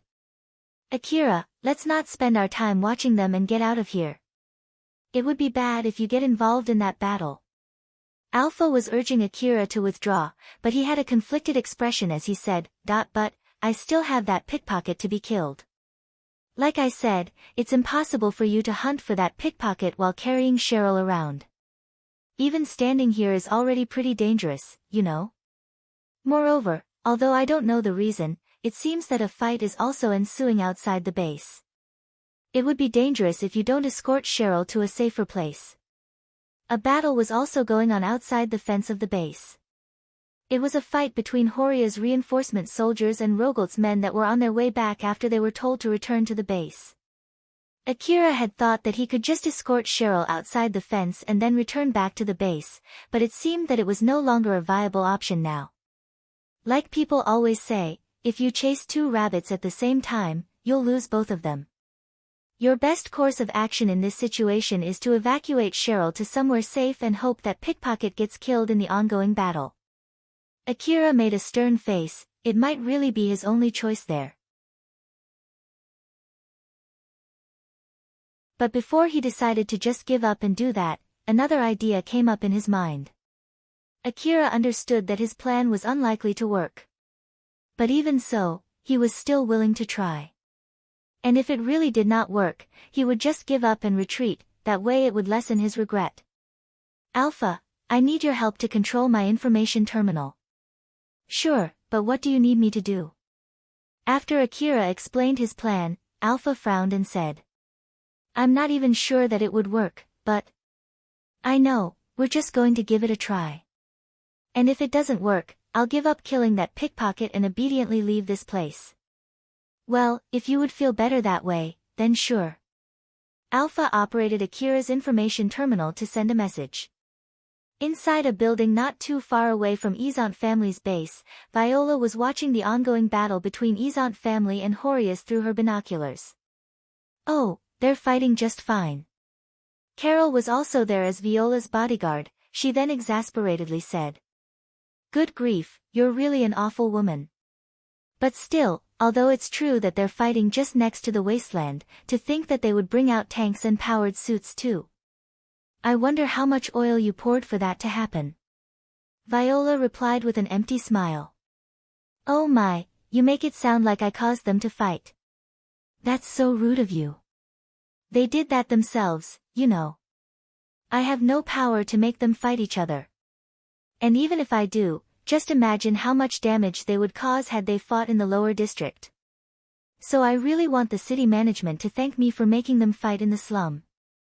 But well, since of course, I don't have that power, I guess that's meaningless, huh? I'll just leave it as that. Carol lightly smiled, it was obvious that she did not believe Viola at all. Suddenly a notice reached Carol's information terminal. Carol checked the content of that message and raised her eyebrows. She then smiled amusedly. Viola, I need to leave for a bit. Oh, but you're my bodyguard, you know. I'm sure you'll be safe in this place.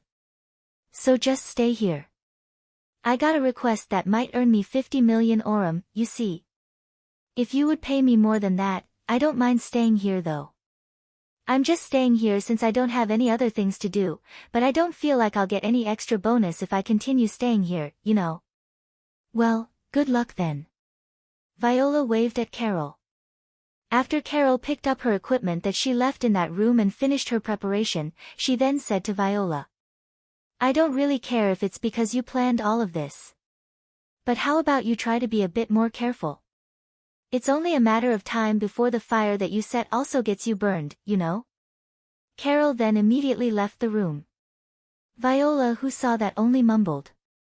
Looking at how excited she is, it must be from a guy that she likes or something. Either that or it is some kind of time-limited request. She then smiled amusedly. Get myself burned, huh? But even without me setting the fire, they already had enough oil mixed that it was only a matter of time before they started fighting though. And it would have been too late for me to run away if I don't know where and when that fire will start. Viola thought that if it was only a matter of time, she could just set it herself so she knew when she had to run away to not get swallowed by the fire. To top it off, she could even enjoy watching the fire too. She was very talented in this kind of thing. Viola thought that her work there was what God destined her to be. After all, she had the right aptitude to do that kind of work, and it was a kind of work that could easily influence someone's habit. Moreover, she believed that it was only a matter of supply and demand, and she was on the side who was supplying. Viola then shifted her focus back to the fight and watched it while smiling. Cheryl was still carried by Akira as she was looking around. She looked slightly scared. She could see powered suits fighting each other and their firepower way outside what normal people could produce. Stray bullets that were more like huge warheads ripped off the mansion and opened a huge hole. If it hit someone, there was no question it would turn him or her into minced meat. Cheryl could also feel her feet trembling. Someone inside the mansion might have been using explosives. Although Akira was protecting her, it did not change the fact that it was scary. And Akira was just standing on top of that mansion, it did not seem like he was going to move anywhere anytime soon. It was not strange that Cheryl found it weird and felt worried. Are we not going to withdraw? Akira calmly replied. Yeah, but just wait for a bit here. It's not like I'm just waiting here without any reason, you know. I see, I understand. Cheryl could not pursue any further if Akira said so. After all, she did not have the ability to escape from that place with her own power. If Akira thought of her as a bother, she might get left behind to die there. She did not say anything any further, she just tightened her arms around Akira to ward off her worry. Akira seemed a little disappointed and thought, as I thought, it won't work, huh? Well, I did expect that though. He did that fully expecting that it would not work in the first place. As he was about to make his next move, Alpha suddenly said in surprise. Akira. I know, we need to go, right? I'll give up on killing that pickpocket and go back home. No, that's not it. She's here. Akira raised his eyebrows and looked in the direction that Alpha was pointing at. He could see Carol running towards him. Carol stopped in front of Akira and smiled at him. Sorry for the wait, did I come too late? No, it's fine. I didn't expect you to really come though. Carol smiled and exasperatedly said. Geez, that's so like you. Not only did you call me here with just one message, I even happily ran as fast as I could to get to you. That's not how you should react to a girl who did that much for you, you know. Or is it that you're doing it on purpose to hit on girls? Carol was using the seductive augmented suit that she used back in Mihazono Ruin. It would not be strange for other people to think that she was using that suit to seduce someone. Cheryl was so surprised by Carol's augmented suit and how cold Akira reacted to it. But Akira just ignored that and proceeded to confirm something. Carol, that message is just an escort request, you know. Don't make it sound like I sent some strange message to you. And since you're here, it means that you're willing to take it, right? I know it's weird for me to say this since I was the one who sent that request, but I didn't expect you to accept it, you know? Akira sent an escort request to Carol.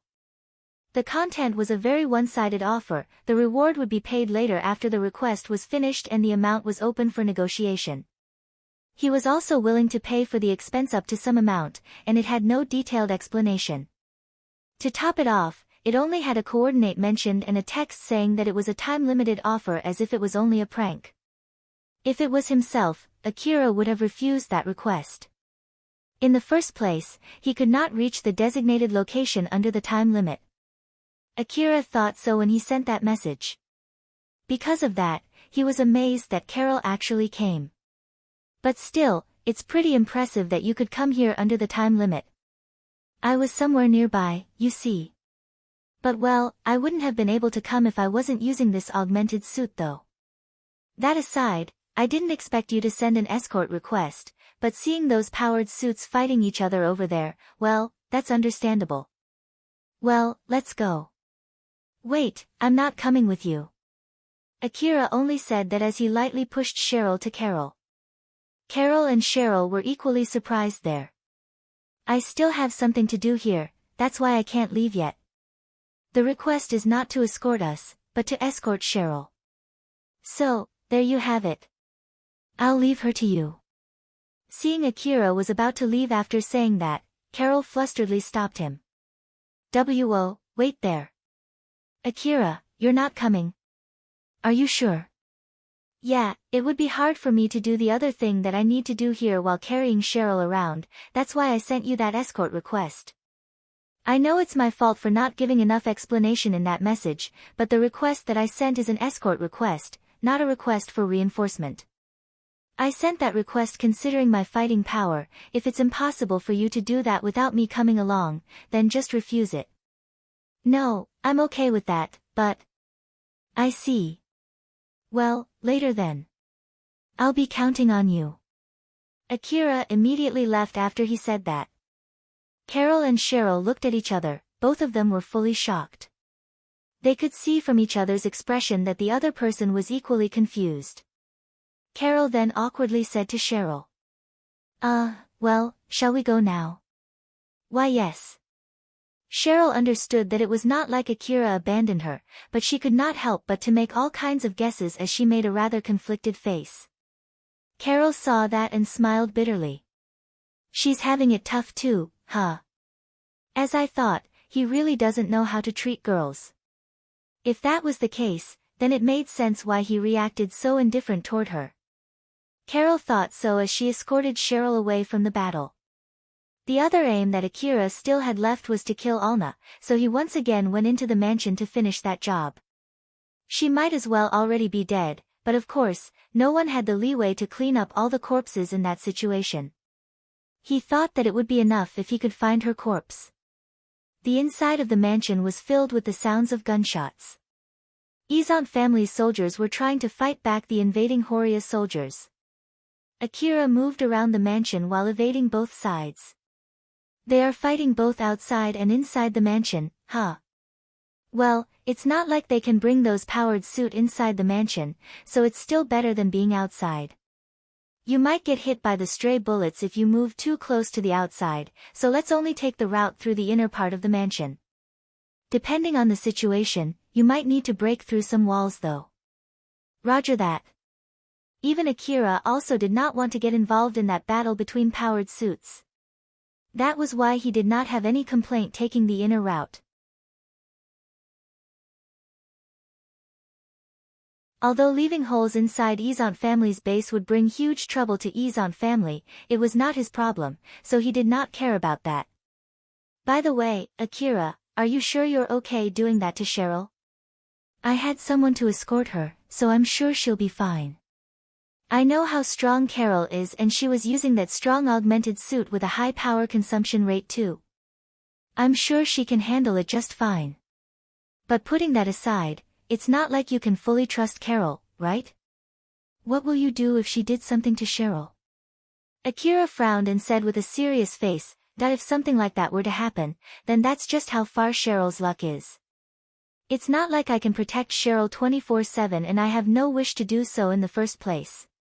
Once I'm back exploring old world ruins again, I won't be able to rescue Cheryl all the time if something happens to her. So let's just say that this is also a test for her luck and I hope that she'll do her best for that too. If Cheryl finds it unpleasant that I didn't escort her myself, I don't care at all. I have things that I need to do too, I have no obligation to do everything that she wants me to do. Including this time too, Akira came to Cheryl's rescue, so Alpha thought that Akira had been too invested in Cheryl. Alpha had anticipated that she might need to do something to change that soon, but judging from Akira's reaction just now, it seemed that there was no need to worry about it. Although he might be slightly invested in Cheryl, he had no problem with abandoning her when needed. In the worst-case scenario, he did not even care if she was dead. For Akira, Cheryl was only worth that much. But another problem came up from there. Between saving Cheryl and killing Alna. Akira actually put saving Cheryl after killing Alna on his priority list. He put more priority on killing Alna.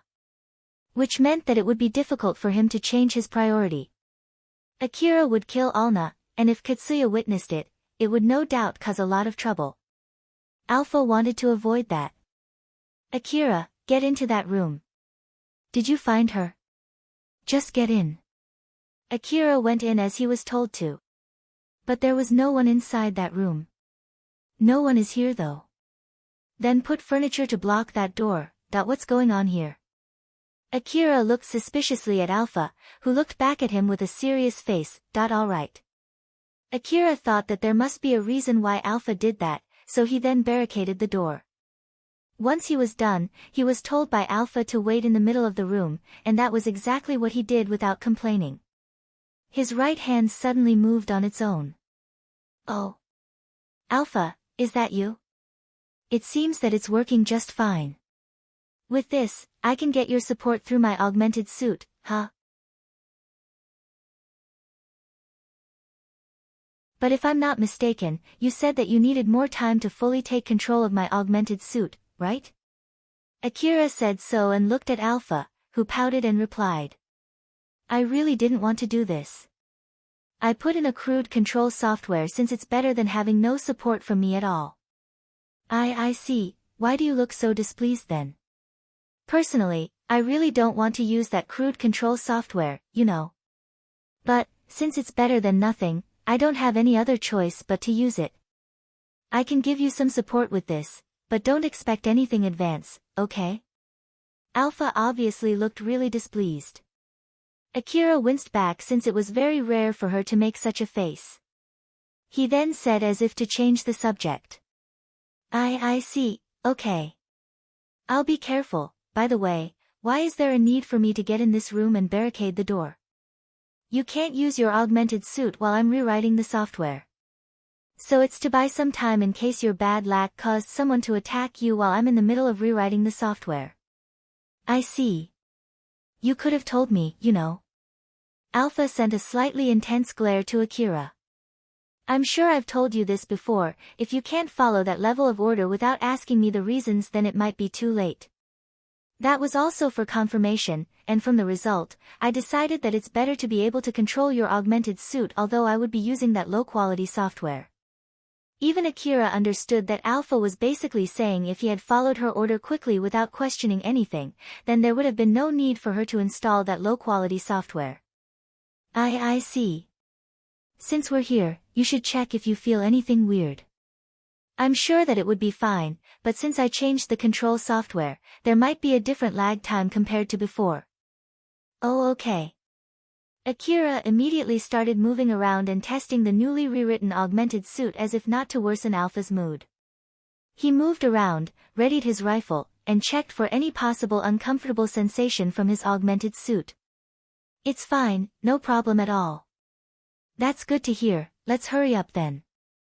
I'm sure you want to finish what you come here for and get out of this place as soon as possible too, right? Yeah, you're right. Let's go. Akira immediately left the room and went to the basement of the mansion to search for Alna. I don't know what's going on but it seems that she's in a rather bad mood. Is it because of the software? I remember that she was pretty angry when I called her a good alarm clock too, does it have something to do with that? I have no idea at all. Well, this is not a good time to ask her anyway, so let's just do that after I'm done in this place. Though I might no longer care about this when I'm done here though. And so, Akira decided to forget about it for now. With Alpha's bad mood and her constantly urging him to hurry up, Akira could not notice why she decided to make sure that he was able to receive her support.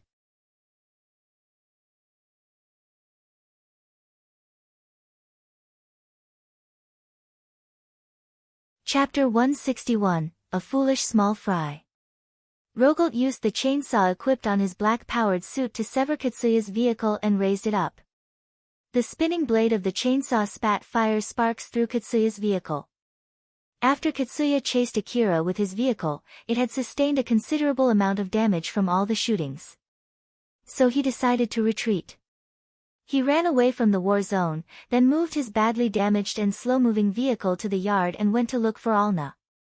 But unfortunately, Rogolt found him first after he defeated the enemy's powered suits. Rogolt's powered suit was able to make short work of Katsuya's vehicle. He went straight for Katsuya's vehicle and cleaved it open through its ceiling. Katsuya was barely able to get out of his vehicle in time. Although he lost his vehicle, he still had all of his equipment while he was lying on the ground, glaring at the black-powered suit. The black-powered suit waved its arm with Katsuya's vehicle still stuck on its chainsaw blade. It then ripped the vehicle into two and threw them away as a display of power. The split parts landed with a loud bang and rolled over the ground. Rogolt used the external speaker to let Katsuya hear him. You damn brat! Did you really think that you can do something by working together with Horias? Or did you think that by coming in a Drankum vehicle we would be scared of you? Ha, that's so unfortunate for you. Although Katsuya was absolutely at disadvantage, he still managed to speak back. Where's Alna? Rogolt mockingly replied. What's the point even if I tell you? You'll die here. It's too much trouble capturing you alive. I'll crush you with this powered suit. Rogolt showed off his melee weapons. It had enough power to easily rip Katsuya's vehicle into two. If Katsuya got hit by it, there was no questioning that he would be squashed. Katsuya imagined that scene and twitched, then yelled back. I'm asking where's Alna? God damn it, just shut up. I won't spare you even if you beg, or do you think that it's cool to die while thinking about the girl you love? In the first place, that girl is just an excuse for you to attack us, isn't it? I don't know what kind of deal you made with Horias, but it's stupid for you to come and join this battle too. You can go ahead and regret your foolishness when I squash you into minced meat. The black-powered suit swung its melee weapons. The spinning chainsaw let out a deafening ring. If Rogolt swung it down, Katsuya would be minced to smithereens. Rather than fearing for his own death, Katsuya was more reeled up for being mocked. He let his emotion take over as he loudly yelled. Like hell if I know about Horias. And this has nothing to do with Drankum. I want to save Alna and that's why I'm here. Rogolt stopped the chainsaw that he was swinging downward. He sounded rather surprised as he asked, "That you're saying that you don't know them? You didn't come here with Akira after Viola introduced you to Horias? I don't even know who is this Viola you're talking about. You're trying to kill Alna and that's enough of a reason for me to come here." Rogolt reeled back. As the boss of the gang, he was used to reading between the lines. He was confident that he could see through lies. Of course, there were exceptions like Viola, but the little boy in front of him was not a part of that exception. This boy really doesn't know about them, huh? He doesn't know Viola nor Horias. Does that mean that he's not working together with Akira either? And it doesn't seem he's lying. Rogolt then continued, he obviously sounded slightly confused and troubled. Let me get this straight. So basically you have nothing to do with those Horias, you have nothing to do with that Akira, and you came here all on your own decision, correct? Although you came here in order to save Alna, you did not even try to sneak in. Did you really think that you can save her by doing something like this? Are you sane? That is. Katsuya wavered. Rogolt was clearly able to see that through the camera on his powered suit and confirmed that it was not a fake reaction and that he was not trying to hide something. Rogolt's laugh could be heard through the speakers of his powered suit. You're really stupid. So you came here without even giving it a proper thought first, huh? Stupid people like you are usually just small fries who die after doing something equally stupid. So basically you're just lucky to stay alive until now, huh? Rogolt's anger mostly died down after he laughed hard. He regained some of his calm and cleared up his mind. He had no plans to fight Katsuya if it could be helped. If he had another choice for the benefit of his gang, he would definitely pick that choice. He then changed his communication line to call his men. It's me. How's that Alna? Is she alive? The men that he told to keep Alna hostage replied. She's with me right now and she's still alive. At first, we were planning to take her near Katsuya and use her to threaten him, but since we can't contact him, we don't know where he is right now. At the moment, we're in the middle of fighting Horias while looking for that Katsuya. If it's about Katsuya, he's right here with me. Tell her that this call is connected to Katsuya and make her scream for help and make sure it could be heard from this call. Alna's voice could be heard coming out from the powered suit's speakers. Katsuya. Are you there? Katsuya immediately reacted to Alna's voice. Alna. Are you alright?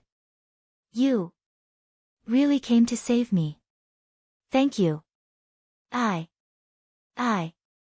Alna's voice was cut short by Rogolt. Just like you heard, that girl is alive. You came here to save that girl, right? Aren't you glad? So, here's a deal. You follow my orders from here on, and I'll guarantee the safety of this girl. I also won't kill you here. This way, you and that girl will survive. Isn't that great? What do you want me to do? First of all, I'll have you kill those Horias guys. Like hell I can tell which one of them is which. Set your information terminal to catch the signal from our broadcast frequency.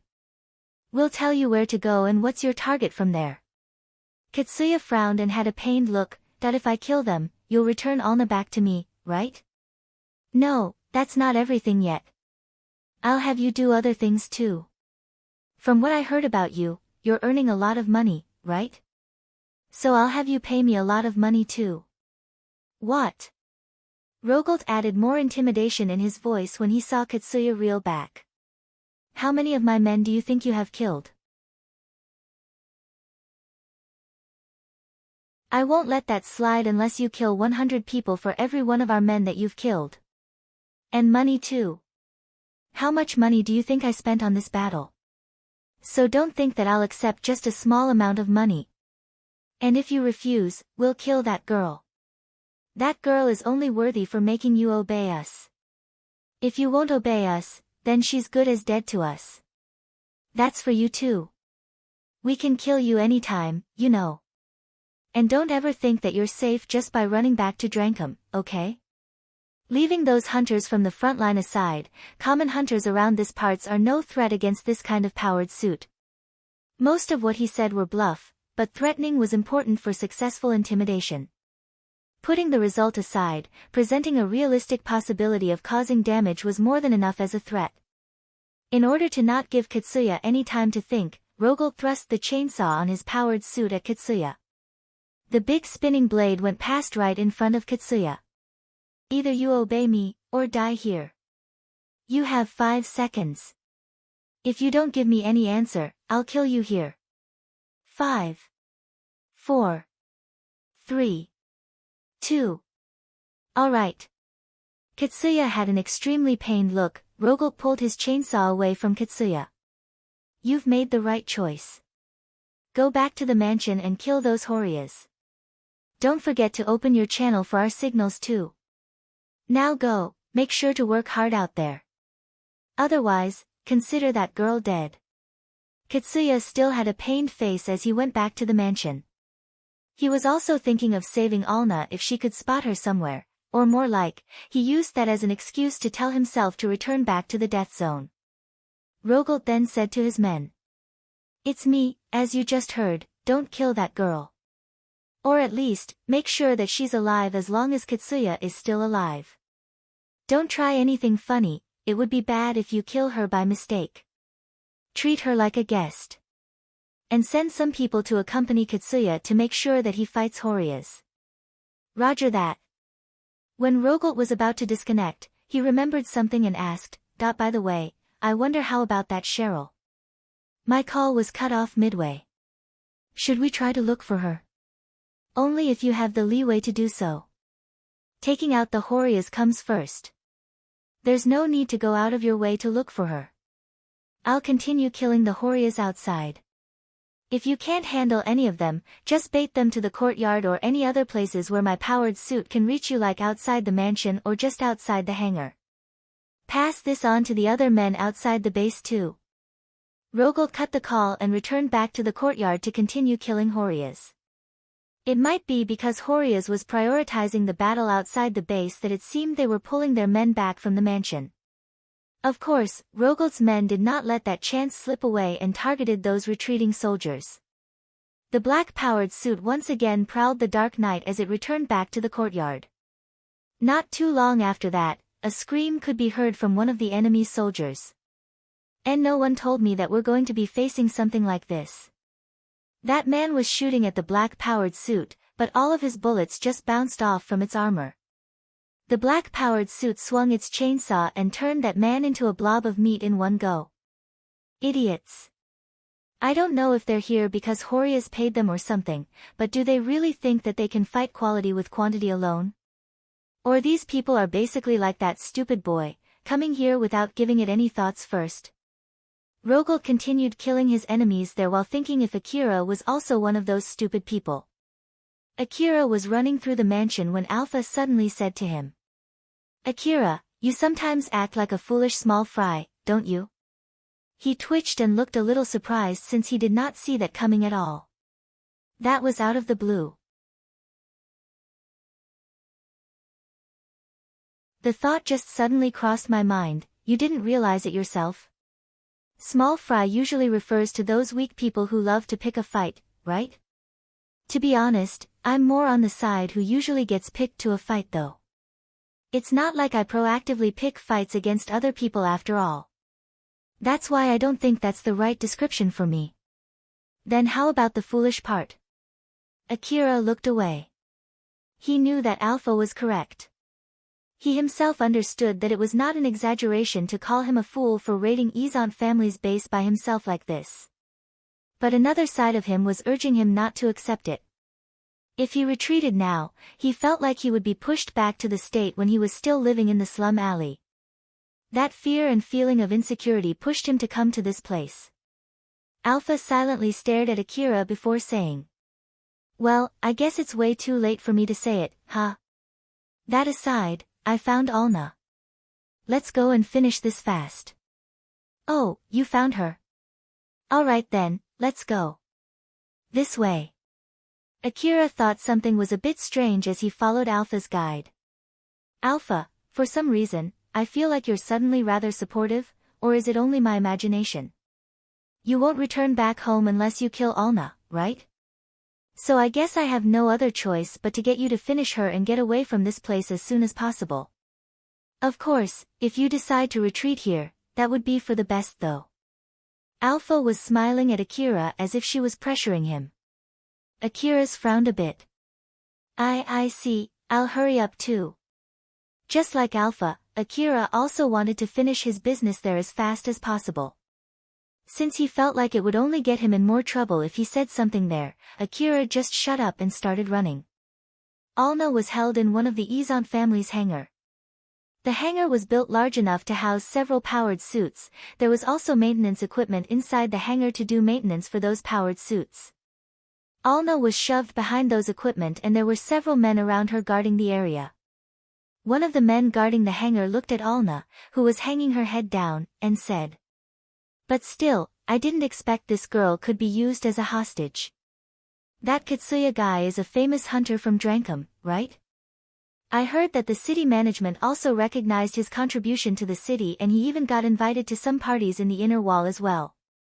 I know that Drankum is using him for publicity, but he's basically not your usual hunter, right? So why would such a hunter come to this place just to rescue this slum girl?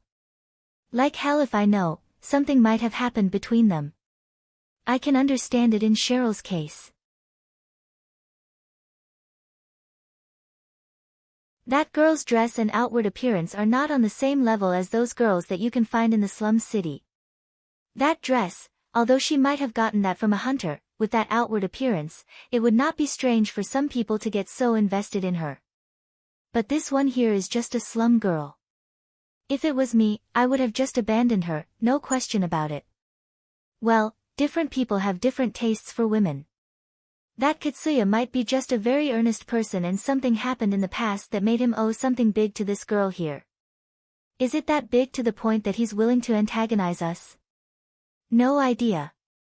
It's just a guess, honestly speaking, I have no idea why either. Alna was listening to their talk while hanging her head low. She felt guilty for making Katsuya come to rescue her, but at the same time, she also felt happy for that.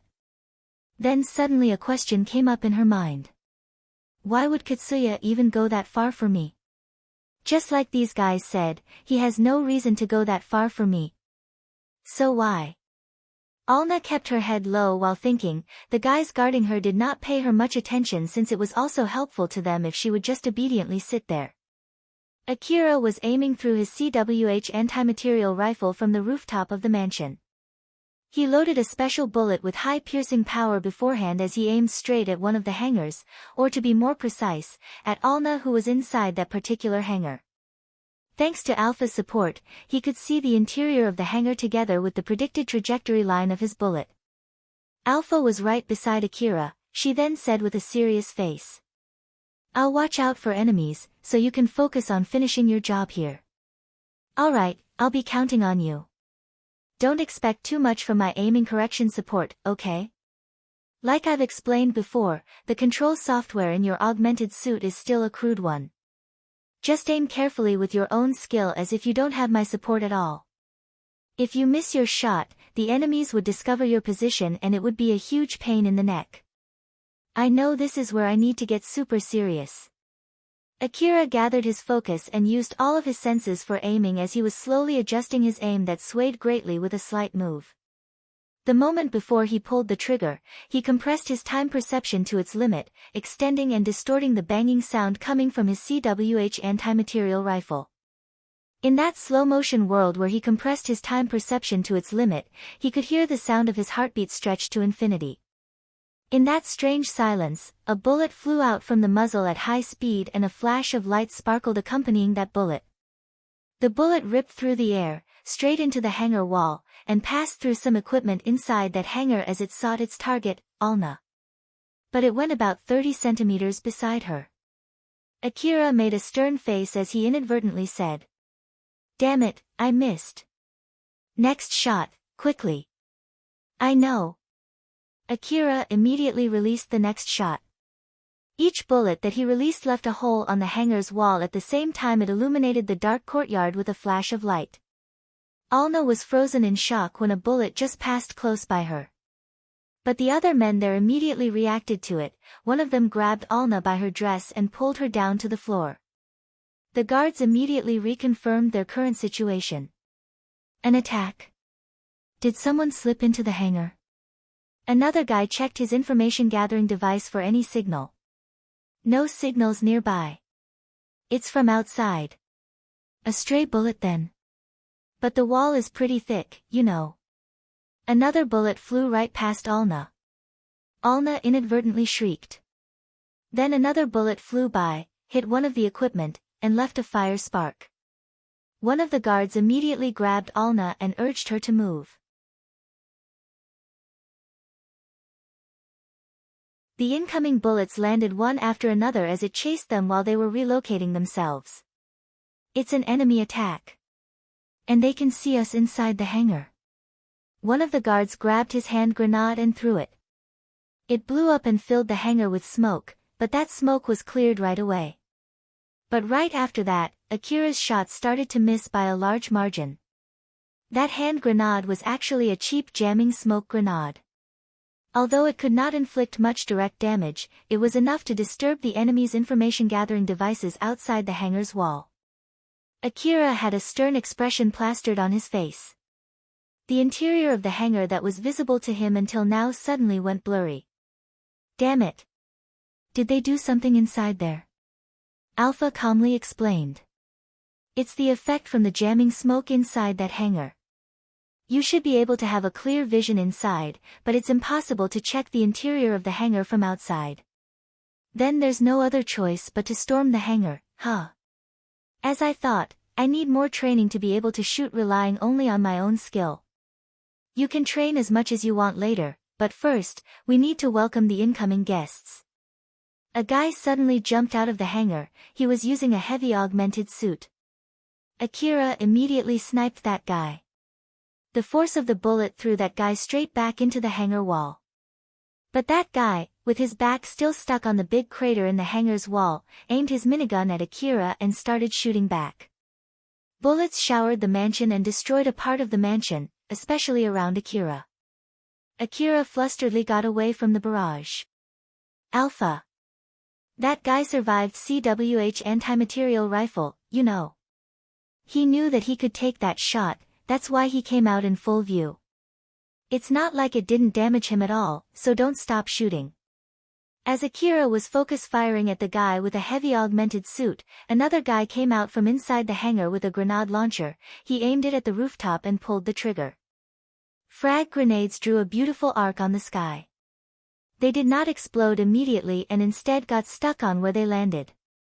Akira already slipped away in order to escape from the minigun barrage. He was hiding in the enemy's blind side. But frag grenades suddenly started raining down on him. Alpha let Akira know where the incoming grenades would land. They landed and exploded one by one behind him, but he was able to get away from the explosions. Some of the grenades exploded close to him. But thanks to his force field armor-equipped coat, he was able to get away uninjured. But of course, his energy reserve quickly whittled down with every explosion. That was dangerous. It's not like that guy is only randomly shooting at me. How in the world he did that? The first few shots were not grenades, but mini information-gathering devices, those that stuck on the walls and floors. Akira looked around. It was true that there were small devices sticking on the rooftop. He could not help but frown when he saw that. So those things, huh?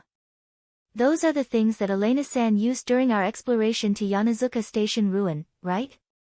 So basically they always know where I am, huh? You've gone through a fight where your enemy can clearly see you during the training with Ario and the other children, remember? There's no need to panic and just handle it calmly. Don't compare them with Ario.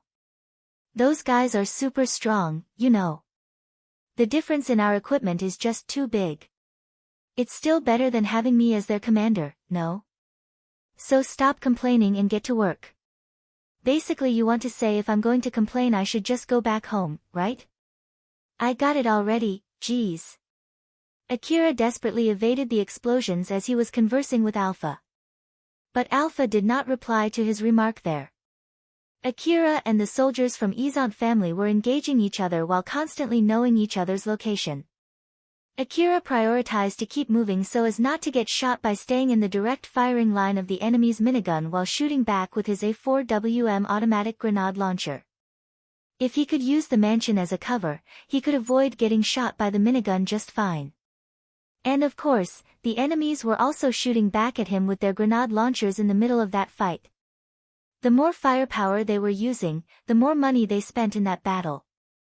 Since the mansion was built next to the dangerous wasteland where monsters were roaming freely, it was made with pretty strong material to withstand the attack from monsters. If it was made of common materials, the mansion would have been blown to smithereens by now. Eventually, Akira ran out of A4WM ammo first. When Akira was about to reload a new magazine to his A4WM rifle, Alpha suddenly said to him, "Get down." Right at the same time, Alpha moved his augmented suit and Akira did not fight back at all as he let his body be thrown back. When that happened, he saw a dim blue blade fly past under him. If Alpha had not moved his body, his leg would have been severed. Thanks to Alpha's support, Akira noticed another enemy was running towards him from the floor below. But he didn't expect them to try to cut his leg from below. After all, it was rare to find people who had a talent for melee combat, and it was even rarer to find those people who had good enough equipment to do so. The blade that extended from below the floor chased Akira. Although it only extended as far as Akira's thigh, it was clearly aiming for Akira as if not to allow him to stay in one place for too long. Akira desperately avoided the incoming grenades and bullets as well as the blades that were chasing him. He had no leeway to reload his A4WM automatic grenade launcher. His A4WM automatic grenade launcher was out of ammo while his DVTS minigun did not have enough piercing power to shoot through the walls. His CWH anti-material rifle was too long to aim directly below. But even so, it was not like he could just leave the enemy below him alone. So in order to open up some distance from the floor to be able to aim his CWH anti-material rifle straight below, Akira lightly jumped. "Don't." Alpha's was too late. Akira was already off the floor and was in the middle of swapping his A4WM automatic grenade launcher to his CWH anti-material rifle. Another enemy suddenly appeared from the other side of the rooftop and aimed his huge gun at Akira who was in midair. While the enemy under him readied his blade to welcome Akira when he landed. Akira had no way to evade both of them. If he prioritized the enemy on the rooftop, he would be welcomed by blades the moment he landed.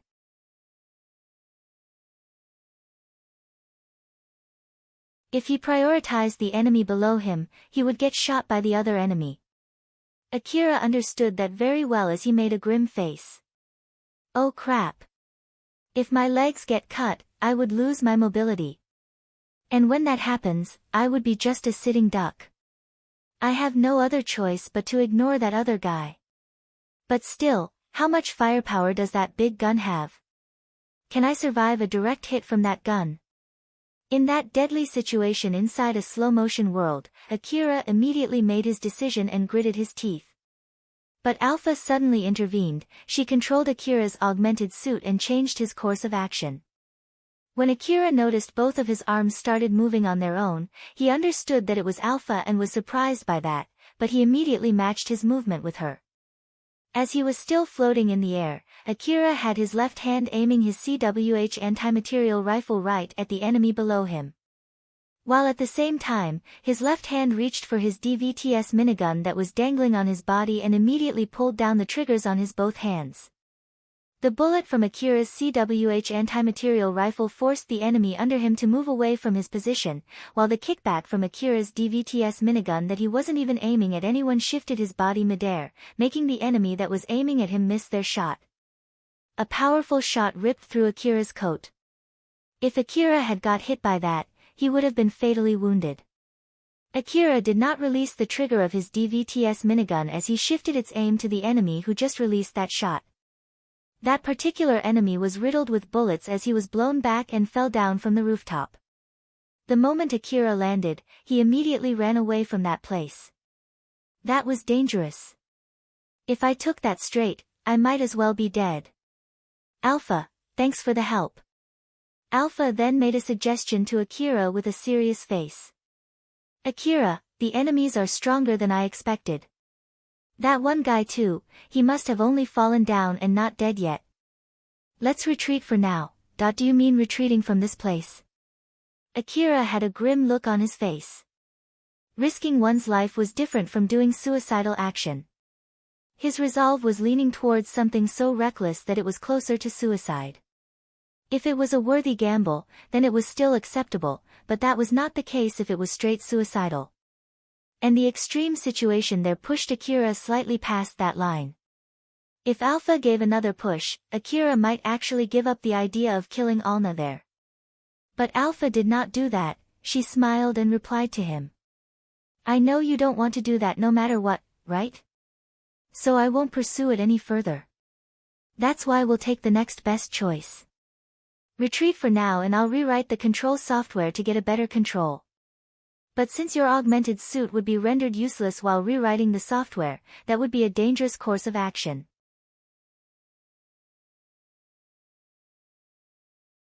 But I concluded that you will have a better winning chance that way rather than keep on fighting in this state. Since I'm not telling you to fully retreat, you won't say no to this, right? Looking at Alpha, who was smiling at him, Akira could not help but to lightly smile back. Alright, let's take a temporary retreat. It's great that you would listen to me. I don't want to die after all. And it's helpful to get a better winning chance too. I was planning to give you more reasons to convince you to retreat if you had said no there. Let's hurry up then. Akira smiled wryly at Alpha and immediately left that place.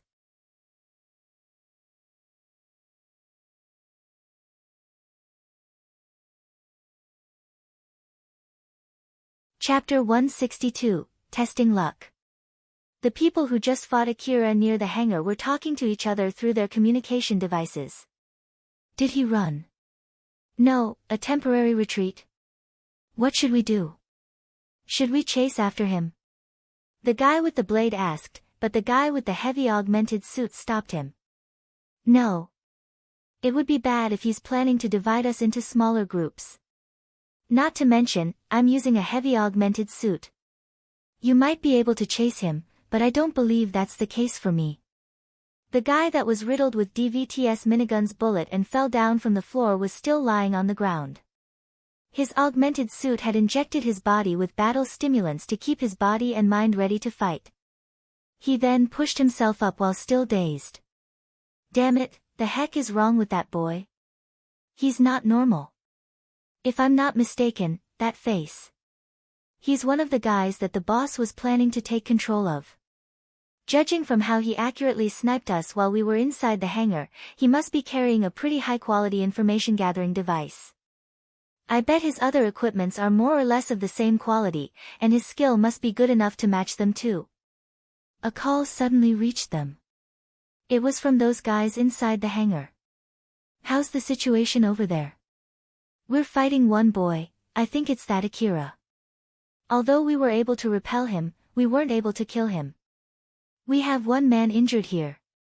Hey, you, can you keep on going? Of course. This much of an injury is not enough to drive me away from the battle, you know. The injured guy replied in a high spirit. But he then followed up with a calm voice, but it's also true that boy is indeed strong. I was only able to survive since we're ganging up on him. To be honest, I don't want to fight him in a one-on-one fight, he's way more than I can handle. So, what to do? Want to let the boss know? The other guys did not reply. They had their own pride and reputation to uphold too.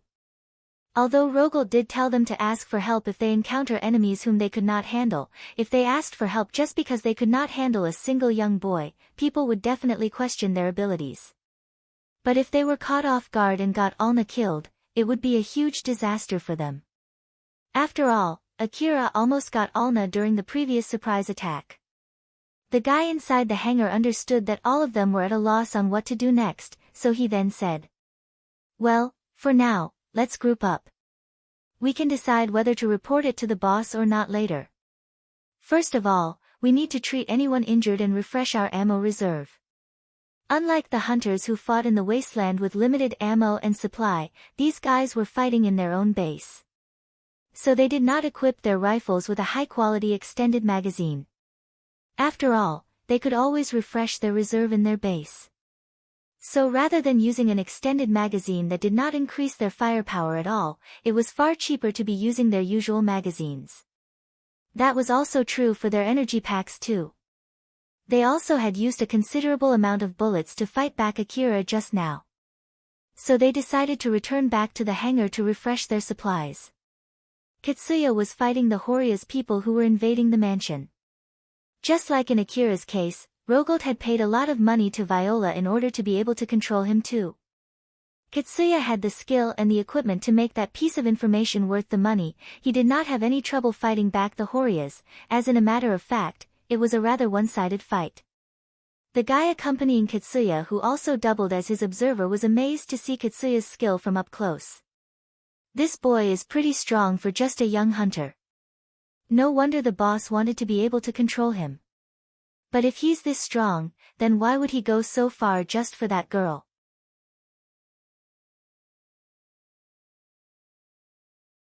If he only accepted that deal to be able to run away from the boss, he could have escaped once the boss left him alone. But since he's not even trying to do that here, it means that he's really fighting for that girl. I really can't understand him at all. But well, different people have different tastes in women, so I guess I'm in no place to say anything about that. It's all good and well as long as he's obeying us. It's great to be able to take it easy. After Katsuya had finished all the Horia's men in that area, he just stood there with a grim expression. It was not like Horia's men were being hostile to him. Katsuya was threatened by Rogalt and had no other choice but to follow his orders. Horias, who came invading the mansion, were there to kill other people right from the start, so it would be their own fault if they got killed instead. Even if Katsuya told himself so, it did not lighten his feeling of guilt at all. Countless reinforcement requests from the other Izant family's soldiers reached the observer's information terminal. The battle in the mansion had been going on for some time now. With all the corpses already lying around the mansion, the number of people fighting in that area should have been reduced by that much too. But with the Izant family's men who were outside the base returning back to their base, they were also bringing along Horia's soldiers that were chasing them. Using his powered suit, Rogalt was fighting the enemies outside the base. If he spotted any tanks, he would prioritize taking them out first. While at the same time, it was impossible for him to hold back the enemies that were invading from the other parts of the fences that had been torn down. The area was filled with Izant family and Horia's soldiers as well as the former hunters, whom they paid to fight for their causes, fighting against each other. The observer thought for a bit before he gave an order to the other guys near him. Good grief. I'll take that boy to the east side of the mansion, you guys go to the west side. You're going alone. Are you sure? This boy doesn't need a bodyguard, you know. I can just let this boy take the front while I'm just observing him from behind. This damn guy, taking it easy like that. It's one of those special privileges I get for being this boy's observer, yeah. He jokingly laughed. Katsuya sent a glare at him. They immediately went to the west side of the mansion, leaving Katsuya and his observer behind. The observer guy then said to Katsuya, Hey, get a move on, did I know? Katsuya replied brusquely and followed the other people who went before him. Akira was gathering his focus in one of the rooms inside the mansion.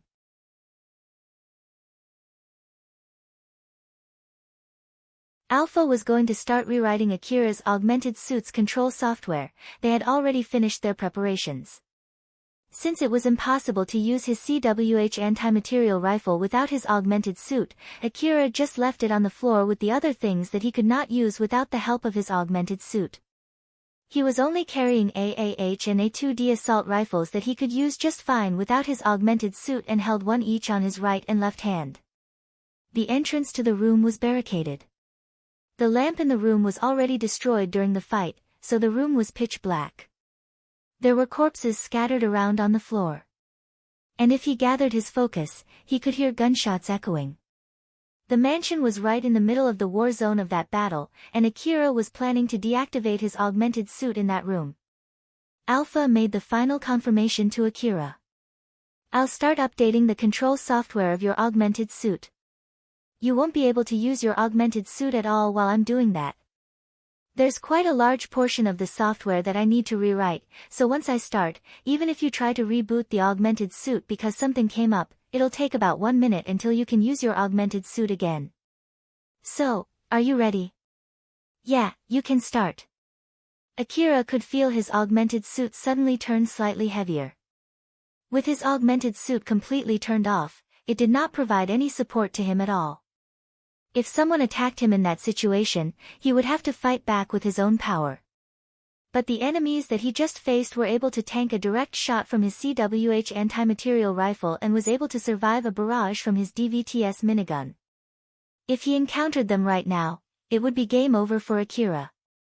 So it was, in a sense, a test for his luck. Alpha was still monitoring the surroundings for enemies. Akira's job there was to keep himself hidden and made sure that he could quickly react if something were to happen. In that pitch-black room, Akira could hear the sound of gunshots, screams, and footsteps coming from the floor below and the ceiling above him. As he breathed deeply, he felt like the world was strangely running in slow motion. Akira kept telling himself to keep his calm and not to focus too much on the sounds coming from his surroundings to make sure that it would not dull his focus. That was when he said, "By the way, it's thanks to you that I can see clearly in the dark like this, but I wonder how about the other guys?" Well, they would be able to see just fine too if they are using high-class night vision. Although it won't be as good as my support, they should be able to see enough as not to lower their fighting ability. Akira looked at the dead corpses lying on the floor. Some of them were indeed equipped with such night vision. But most of them were not using anything like that. You're right, they do, although it's not all of them. That kind of thing is pretty expensive, right? It depends on its quality.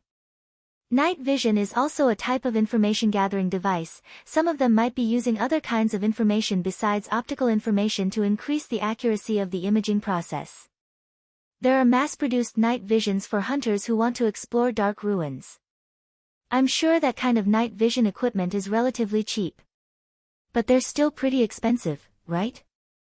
I don't know about the people of this base and those who are attacking this place, but since they have this kind of equipment, they must be pretty rich, right?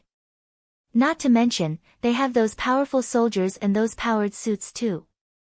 The amount of money that I'm earning must be nothing to them.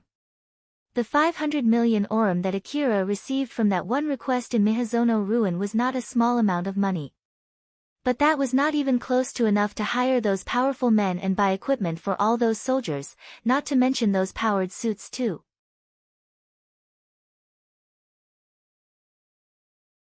Akira could not even imagine how much money he would need for all of those things. Akira basically picked a fight against someone with enough power and money to be able to pay for all of those things. He did not regret it at all, but it was still rather discouraging when he thought about it. Alpha lightly smiled. Well, I don't think it's the right thing to do to compare how much one man can earn to how much an organization can earn though, but it might be a good idea to aspire to earn that much too. It won't be strange for a first-class hunter to be earning around that much, you know. So let's keep working hard. First-rate hunters, huh? I do plan to work hard, but I have no idea how long it would take until I can be earning that much money. Akira replied back rather ironically after he was reminded of his current situation. But Alpha smiled at him and told him that it was not necessarily correct. Oh my, it might be sooner than you think, you know. You only got 300 Aurum in your first exploration and now you're already earning 500 million Aurum for one request after all. If you keep this up, you'll be able to easily earn more than 10 billion Aurum by next year. And once you get there, you'll be one of those big earners. Alpha once told him that anything less than 10 billion Aurum was nothing than a small amount of money. Of course, Akira understood that such a comparison did not make any sense at all. Akira smiled as he thought that once it reached that amount of money, even Alpha would not call that a small amount. You're right, I guess I'll keep working hard until I can reach that point, huh? If that was enough to discourage him, he would not be able to finish Alpha's request to him. Akira thought so as he picked himself up. Suddenly Akira's expression turned grim. Alpha was also making a serious face. Akira, get yourself ready. Yeah, I know. There were already some people passing through in front of the entrance to that room. When that happened, Akira would hold his breath to hide himself.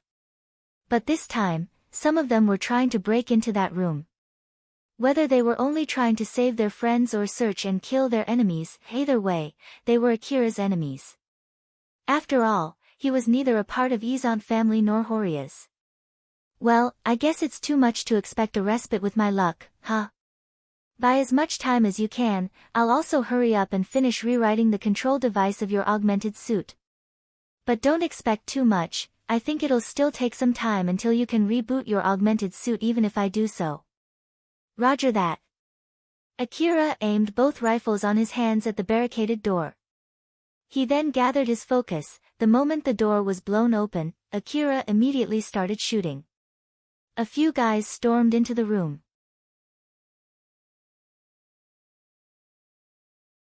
But Akira did not have enough firepower to deal fatal injuries on those people. Amidst that confusion, Akira was desperately fighting back those guys. Akira compressed his time perception to its limit. Thanks to Alpha's support, he could clearly see the trajectory of the enemy's bullets as he did his best to evade them. Akira could feel the big difference in his movement without his augmented suit. From his perspective, he was moving so slowly as if his body had lost its mobility. With that difference in the moving speed without his augmented suit, Akira put most of his effort into making up for that difference. Akira was evading the incoming bullets while aiming his rifles at the enemies. Alpha had given him the orders in which enemy he should shoot and how he would do that. He tried his best to follow that order in spite of his current limits. When he was not fast enough to follow that order, he paid that failure with a bullet in his body. But thanks to the coat he took off and set in the maximum output beforehand, Akira was able to withstand a few direct shots. But of course, his energy reserve had to pay for that. He could only keep that up for a few minutes even without taking any bullets. If Akira stopped moving there, he would only be able to keep that force field armor up for 2 seconds. Every time bullets flew out from his rifles, he could feel kickbacks assaulting his arms. Depending on the armors that his enemies were using, Akira might not even have enough firepower to pierce their armors. Both of Akira's rifles were loaded with powerful bullets that he could control well without his augmented suit, but still, the kickback was enough to damage his arms. He was only able to keep that up because the medicines that he took beforehand kept healing his damaged arms. Akira bravely jumped the gaps in between his enemies and used the enemy in front of him as a shield while he aimed at another person.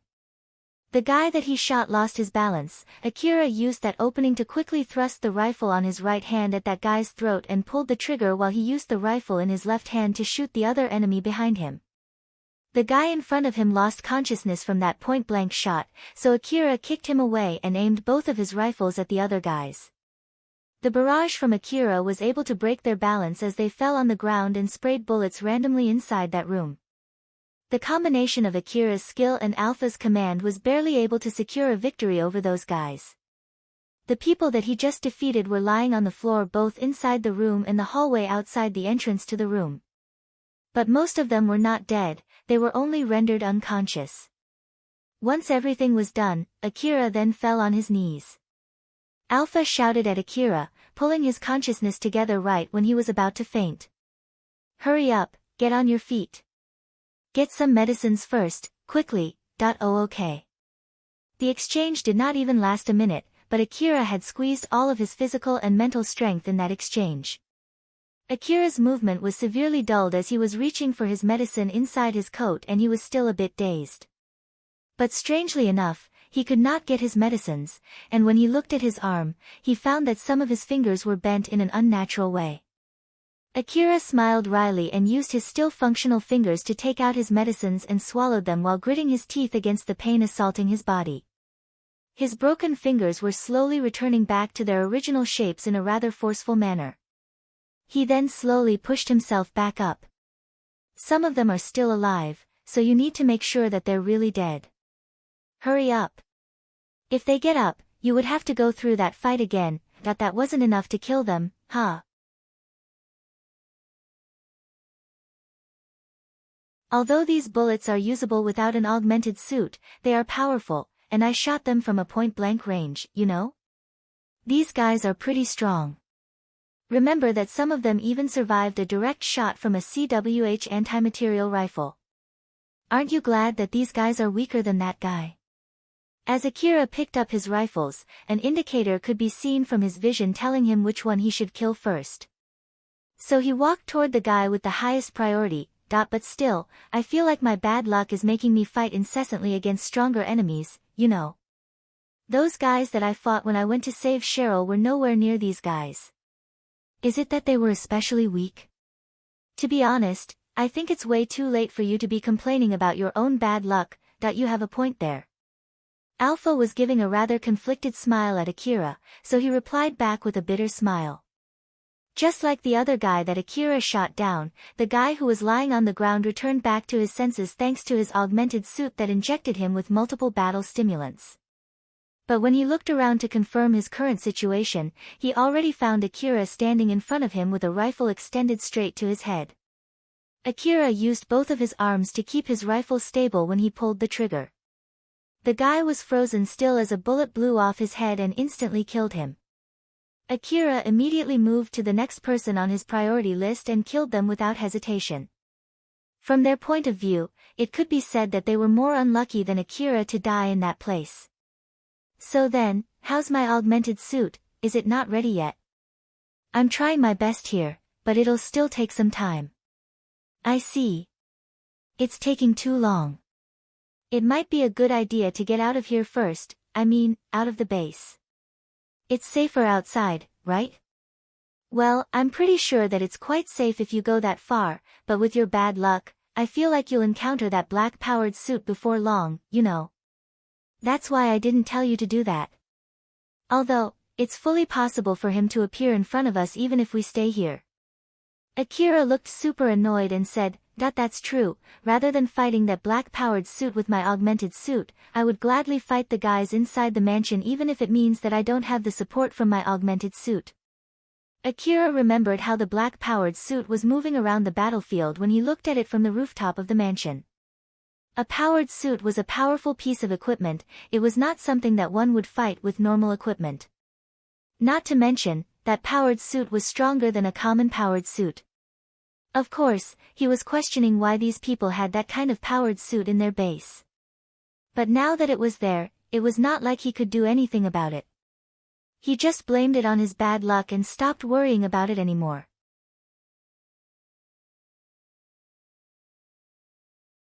Akira reloaded new magazines to his rifle and replaced the energy pack in his coat with new ones. He then took some medicines and hid himself in one corner of the room. He was breathing silently while feeling the nanomachines from the medicines spread through his body. He calmly let his body and mind take a rest while waiting for Alpha to finish rewriting the software in his augmented suit. But that resting time was immediately cut short. Not because Alpha finished, but because another enemy appeared. Akira, get out of the room and try to shoot him, it would be bad if you let him get near you. Akira jumped out of the room with rifles in both of his hands, he quickly aimed at the guy who was on the other end of the hallway. When Akira saw who that was, he could not help but frown. Why is that guy in this place? Just keep shooting, don't get in his range no matter what. Akira immediately pulled the triggers of his rifles, releasing a barrage against that guy. That guy immediately crouched his body and used a big-sized blade to shield himself from the bullets. The bullets generated sparks when they hit his blade. That is the guy who tried to cut my leg, right? Is he here chasing after me? Don't stop shooting. You have no winning chance against him if you fight him up close without your augmented suit. Though unfortunately, your bullets won't be able to pierce through his armor. But at least it's enough to slow him down. So hold him back with bullets. Actually, some of Akira's bullets passed through the blade and hit that guy's body, but that guy kept his calm and firmed his footing. Although he could not push forward against the incoming bullets, it did not seem that he was about to run away either. Akira frowned. That is that guy waiting for me to run out of ammo? Likely so, but you can't stop shooting, okay? If you slow down even for a bit, he will immediately close the distance. Without your augmented suit, it's impossible for you to run away from him. So just keep on shooting for now to buy some time. So either I run out of ammo first or you finish rewriting my augmented suit's software first, huh? Basically, it's another test for my luck, huh? It won't even be a test of luck if you don't properly aim at him. Keep your focus on shooting at him and don't show any openings. I know. Akira desperately kept on shooting at that guy. He deliberately aimed at the points that would easily break that guy's balance as he kept that guy from coming any closer. If he was using a normal magazine, he would have already run out of ammo by now, but thanks to the expensive extended magazine that he was using, he could somehow survive that long. As he was thinking how lucky he was for preparing those beforehand, he noticed another issue that he was facing. My arms. Can they hold out until I run out of ammo? The kickbacks were damaging both of his arms while the medicines that he took beforehand were continuously healing them. He made his resolve and firmly held his rifles with both of his arms. That resolve was Akira's lifeline there. But of course, that did not help his arms at all, otherwise, he would not even need his augmented suit. He could not use his CWH anti-material rifle or his DVTS minigun without his augmented suit. Of course, that was not the case if he was a superhuman, but Akira was not one. If other people would even suspect me of trying to be a superhuman, it means that I should have more strength than a normal human. So please hold out. Akira wished for good luck as he held down the triggers. It was only a matter of time before the result of his wish came out. The guy, who was hiding behind his blade from Akira's bullets, confirmed that he had the upper hand and smiled. That guy, Toralt, was indeed waiting for Akira to run out of ammo just like Akira had guessed. Toralt actually did not come there for Akira. After Akira retreated, he discussed with his friends what to do next.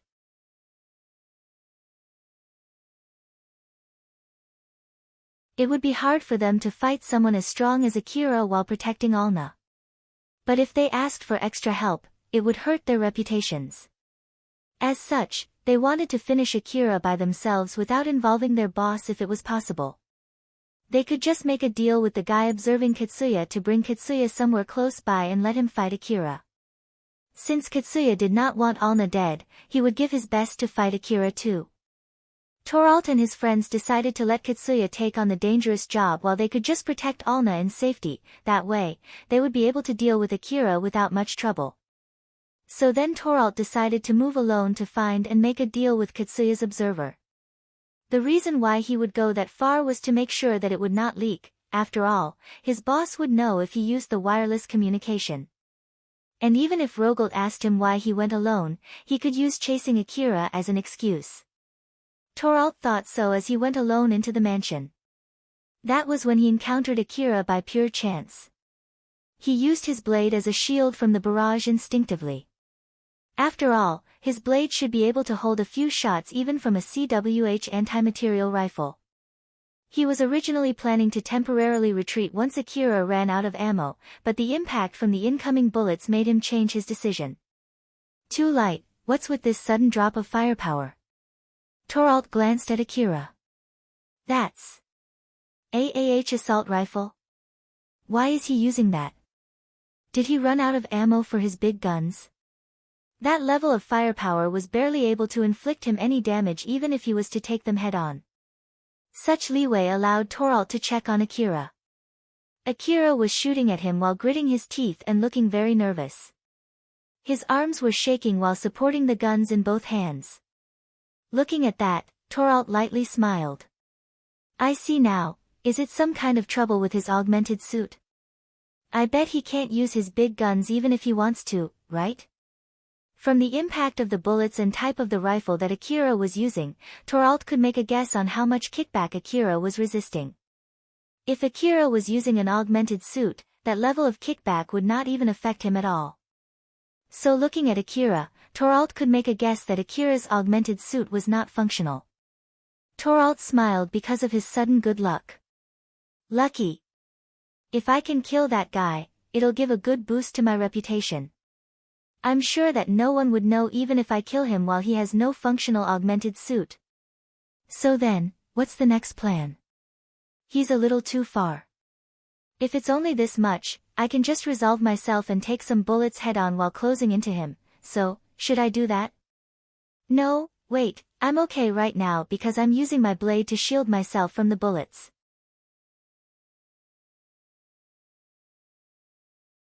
Without it, if I get shot on my legs or arms, it would definitely take away my mobility. Of course, it won't kill me, but he might use that opening to run away. I need to get closer first, or at least wait until he runs out of ammo. Even if he's using an extended magazine, it's only a matter of time before he runs out of ammo if he's shooting at me like that. If he loses his balance before he runs out of ammo, I can just use that opening to jump on him. Toralt was slowly closing into Akira while still using his blade as a shield. With the help of his augmented suit, he had a longer swing range than normal. If he jumped at Akira before slashing down, he could easily trim a few meters between them. It was only a matter of time before Toralt thought that he was close enough to Akira. Akira kept shooting at Toralt, who was slowly closing in. But he could not step back to open up some distance between them. He had no leeway to put his power on something else other than holding his rifles. If he wavered even for a bit, he felt like his opponent would immediately jump on him. Then finally, Akira's AAH assault rifle ran out of ammo. Akira, who noticed that, was rather flustered. As the force of the kickback from his AAH rifle was gone, he immediately lost his balance, and the kickback from his A2D rifle broke his balance even more. Akira could see Toralt suddenly close the distance between them. The compressed time perception allowed Akira's eyes to follow Toralt's movement. But his body was nowhere fast enough to react to it. He could see Toralt had his pale blue blade raised up, ready to split him into two. With its length, that blade would hit the ceiling first before hitting him, but Akira knew very well that it would hardly hinder that sharp blade.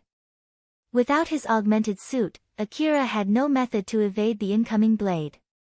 Akira understood that the blade would cut him into two in the next moment. The time stretched into infinity as if it was completely stopped. In that frozen world, Akira and Toralt looked at each other's eyes.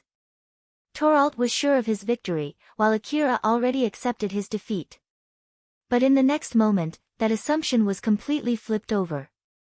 As Toralt swiftly swung his sharp blade down through the ceiling and right at Akira, Akira slid his body to the side even faster than that and evaded the blade. At the same time, Akira used the momentum that he had from evading that blade to spin and delivered a kick to Toralt's head. The 350 million Aurum augmented suit squeezed more than its original power due to Alpha's control. Toralt received that kick head-on, like, literally on his head. His body was blown straight to the wall. His body was even slightly planted into the wall from the impact and created a big crater on the wall. He was still confused by that sudden turn of events, and in that confused state, the last thing he saw was Akira diving through the air with both legs aimed at his body. Both of Akira's legs landed straight on Toralt's head, leaving a big splatter on the wall. Toralt's life was blown to pieces together with the wall behind him. After he landed, Akira still looked flabbergasted. But when he saw Alpha nodding in satisfaction, he returned back to himself. But he was still confused since he could not process what just happened. The augmented suit is pretty strong, and the improvised control software is pretty accurate too.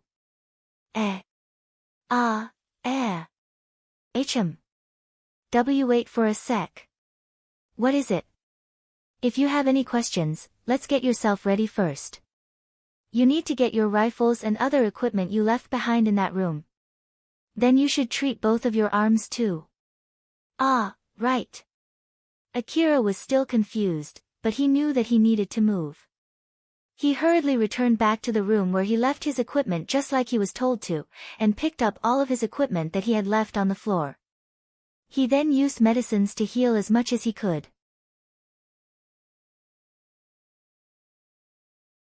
After he did all of that, he was mostly calmed down. Alpha, when exactly did you finish rewriting the control program? Around when you were in the middle of shooting at that guy. Akira frowned. Thought so. You should have told me, you know. I thought I was going to die there. But Alpha smiled at him as if it did not bother her at all and replied casually. It's not like I did that to bully you, you know. If I had told you, the enemy might have been able to guess it from the change of your behavior. That was why I didn't tell you. Thanks to that, we were able to catch him off guard and finally kill him, right? So I think it was the right decision not to tell you back there. Akira understood Alpha's argument. But that was not enough to make him accept it. But at the same time, he did not have any other ideas on how to get out of that situation. Not to mention that his hardship just now was the result of his selfishness, so he was just reaping what he had sown. That thought made Akira give a conflicted look, but his anger toward himself immediately changed his expression. Alpha smiled and tried to cheer Akira. Thanks to the time that you bought there, I was able to make a good improvisation on the control device. With this, not only can I give you support to increase your fighting power, I can help you calibrate your aim too. The next time you try to snipe at that pickpocket, you'll be able to accurately snipe at her as long as there's no disruption. So cheer up, okay? Akira looked at Alpha, who apologetically smiled at him, so he returned with a light smile and decided to forget about that for now. You're right. I guess it means that it was worth the risk, huh? Alright then, let's go. As Akira pulled himself together and left the room, Alpha pointed at the blade lying on the ground. Akira, let's take that. It was Torald's blade that was on the ground not too far from Akira.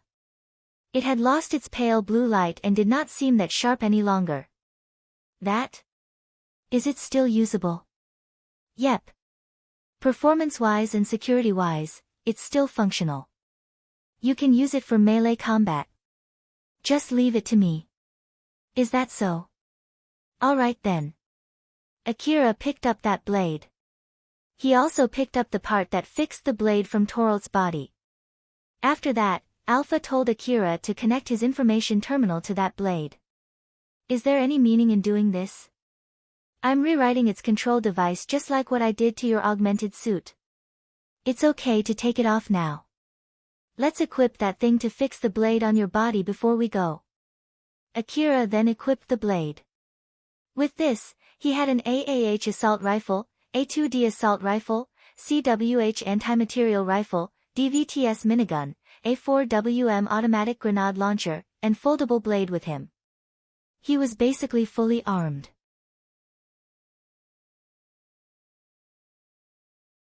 He would not have been able to move at all or even crushed under their weight if it was not for his augmented suit. I feel like I'm carrying too many weapons. Akira smiled wryly. Alpha then mischievously said. If it's getting in the way, you can discard some of them, you know? No thanks. Akira replied back firmly and started running. You're tuning in to the Blissful Bookshelf YouTube channel. We're so grateful for your support, and don't forget to subscribe to join us on this incredible journey through captivating stories.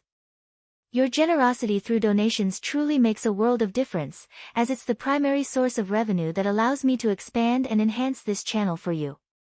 Thank you from the bottom of my heart for being a part of this adventure.